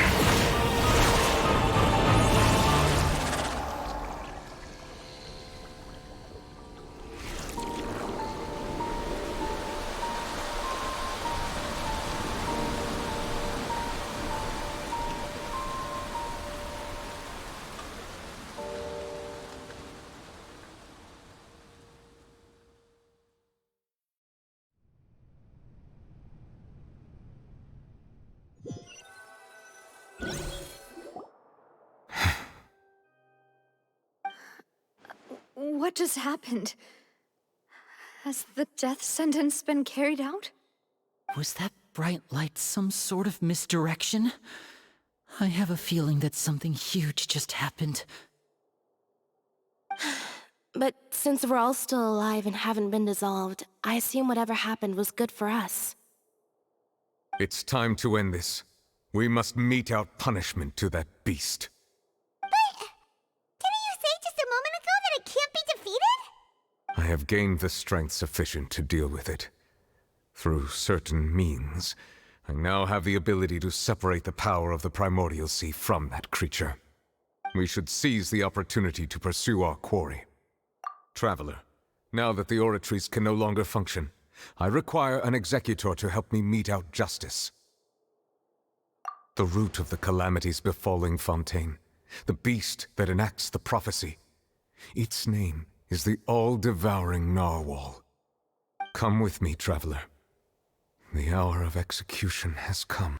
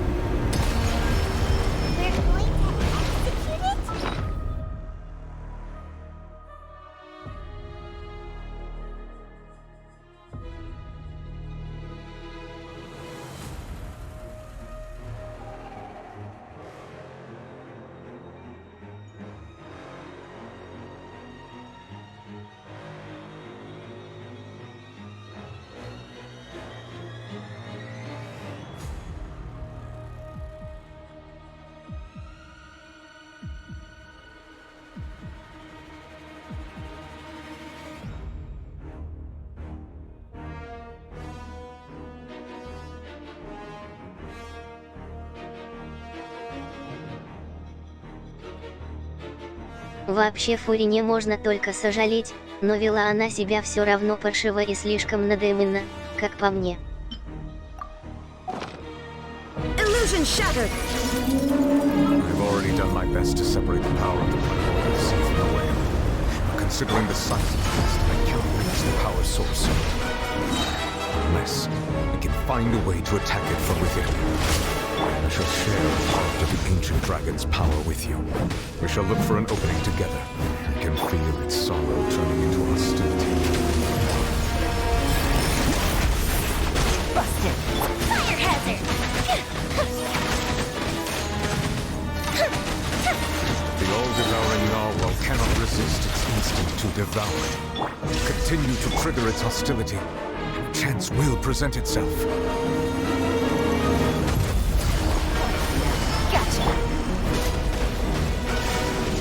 I must leave no stone unturned. Time for a light show!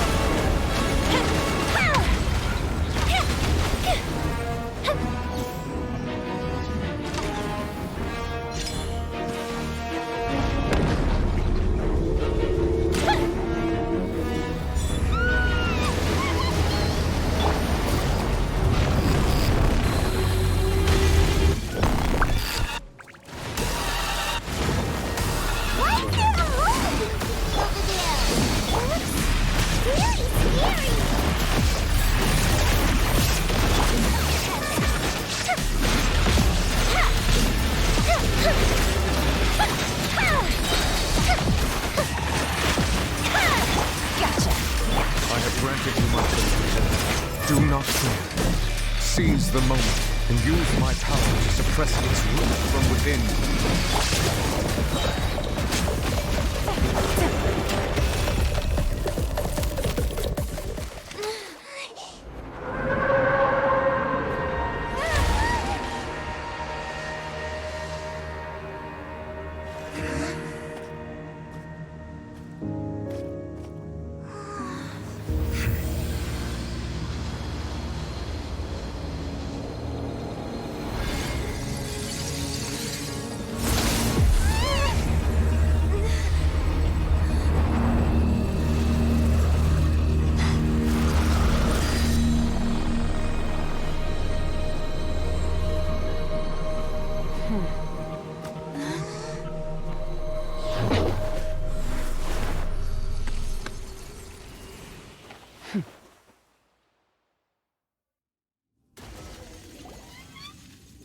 Thanks for helping with the cleanup.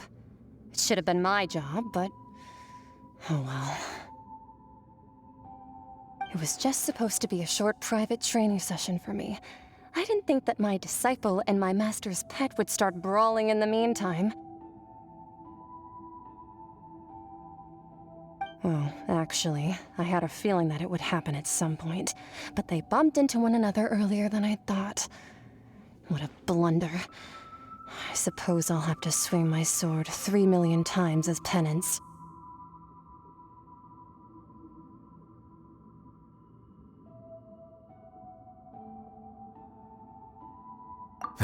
power.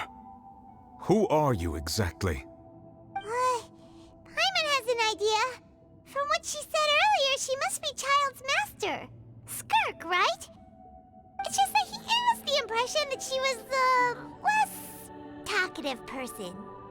I simply did not have anything to say to the weak. But you, on the other hand, managed to defeat the all-devouring narwhal without using power from beyond this world. So you may speak to me as equals. I have to agree. It's a strange use of a planet's primordial waters just to raise an all-devouring narwhal. That kind of power is wasted on it. It's not cooperative. It eats too much. And I have more important things to do with my time than pet sitting. The only thing that creature has going for it is its looks. All in all, it fails as a pet. Miss Skirk? I think you might have missed the point. The point being? Well, being that this pet almost destroyed an entire nation. So what sort of person is your master? Well, Child's master's master. Oh, right. So you don't know him. Sorry, I assumed you did. His name is Sertologi. Huh? I am unfamiliar with that name. Huh. So Master isn't sufficiently famous. How should I describe him then? Have you heard of the name The Fowl? The Fowl? Still nothing?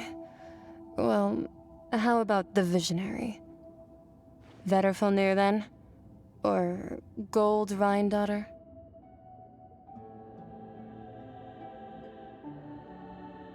Последнее известно. Ooh, that one we've heard. Rhindaughter's part of the Hexen Circle. She's Albedo's mom, right?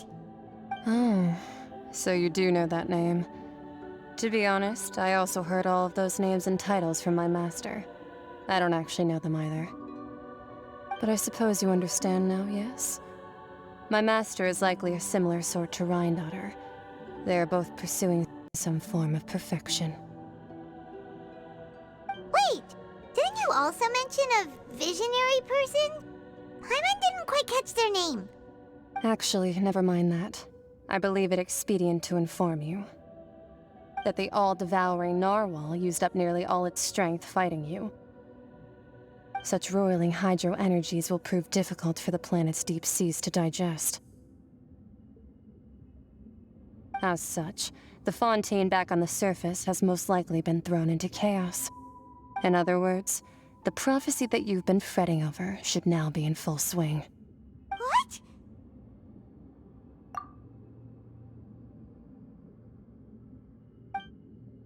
Not to worry. Focalor has already managed to deceive the heavenly principles. In the end, the people will all be dissolved into the waters, and only Farina will remain, weeping on her throne.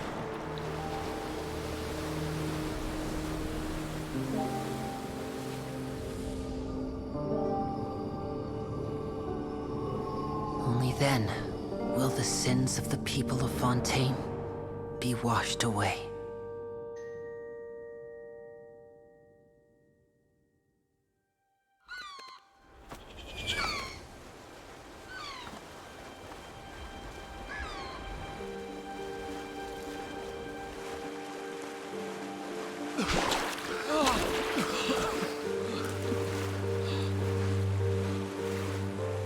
Hey! Help! Over here!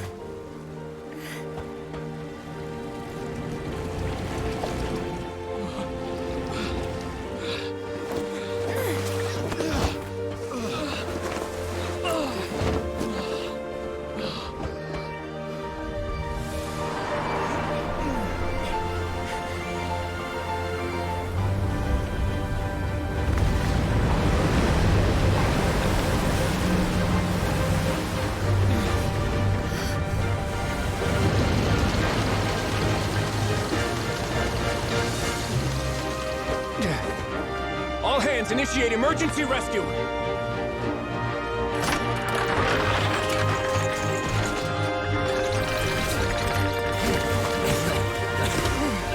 Hurry!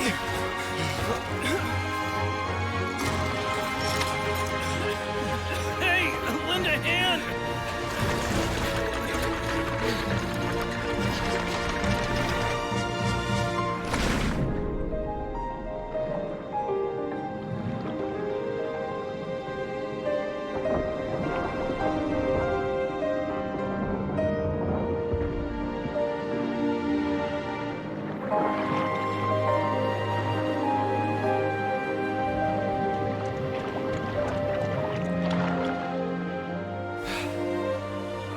Look!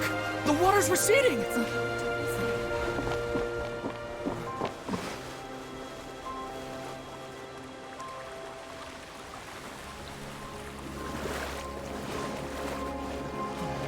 It's a miracle! The water's receding. We didn't dissolve. The prophecy was wrong. The prophecy was wrong.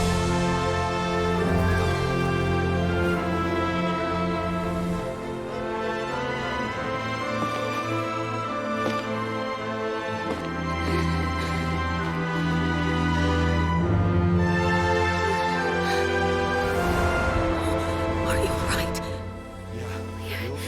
We're saved. The prophecy was wrong.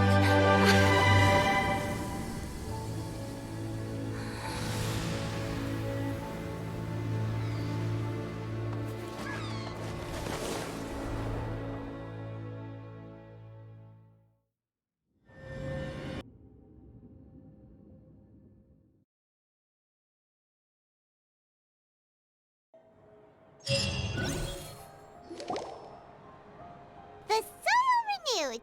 The Spina di Rosula tax post-disaster rebuilding. I recently visited Poisson to meet with Miss Navia, spokesperson of the Spina di Rosula, and we spoke about Poisson's present and future. Old soil can still give birth to new bloom, Miss Navia stated. Hope is like seeing a small cookie when you're starving late at night. You just need a little of it. Skyship Winglet, lunar brain of the Fontaine Research Institute. The various disputes that have arisen on account of Mr. Edwin have suddenly become a shield over the Institute, with Jurier turning out to be a once overlooked hidden gem. People always call the first researcher mad, but few know what to call the second. And should that latter person achieve a miracle, they would find it all the harder to find a word with which to classify him and his team.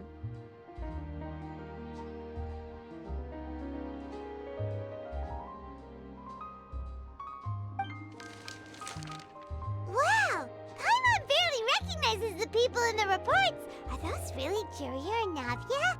They sound like real big shots. What do you think? Pretty enthralling, huh? The Steambird's idea was pretty simple. With the disaster just having passed, we would print a free edition packed to the margins with good news to calm people down. The value for these big scoops lies in their inevitable follow-ups. We'll publish further reports and go into the stories behind those people. Edwin's assistant, Jurier, created a true flying ship, while Navia is leading people in the reconstruction of their home. I'm sure that these stories could draw even your well-traveled eye. Paimon's curious too! Wait a minute. Didn't we watch everything happen from start to finish? What's there to be curious about? And that's exactly why I'd like you to come conduct interviews with me. You're the best incubators of news, if you haven't noticed.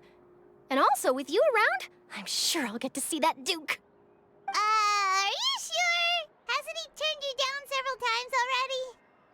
Oh, this time will be different. Come on, let's head to Poisson first, and then make a trip to the fortress. There are some things you'll only know when you get there.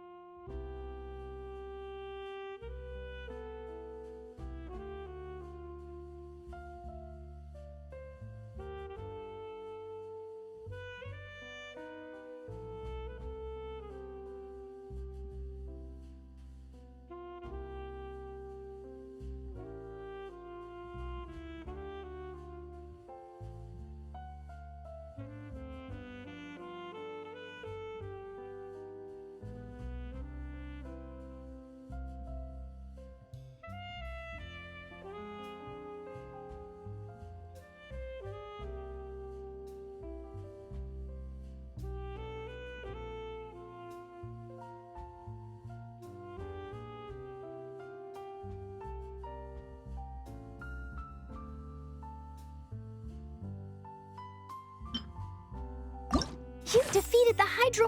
This is the Fatui. According, I nearly the words of someone as extraordinary as.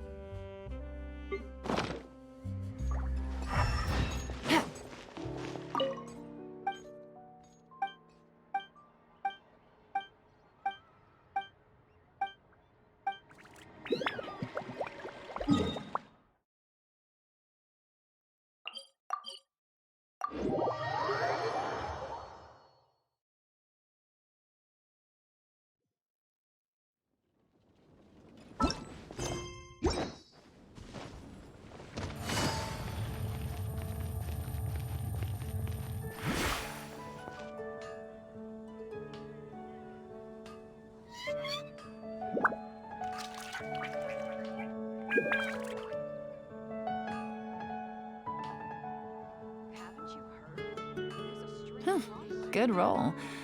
All right, maybe I'll take one more day off and knock out the rest of the work once I'm feeling up to it. Ладно, я заканчивать буду. Квест Архонта очень интересным вышел, хотя это еще не конец, но я уже очень доволен. Жаль, что продолжение потом придется ждать долго.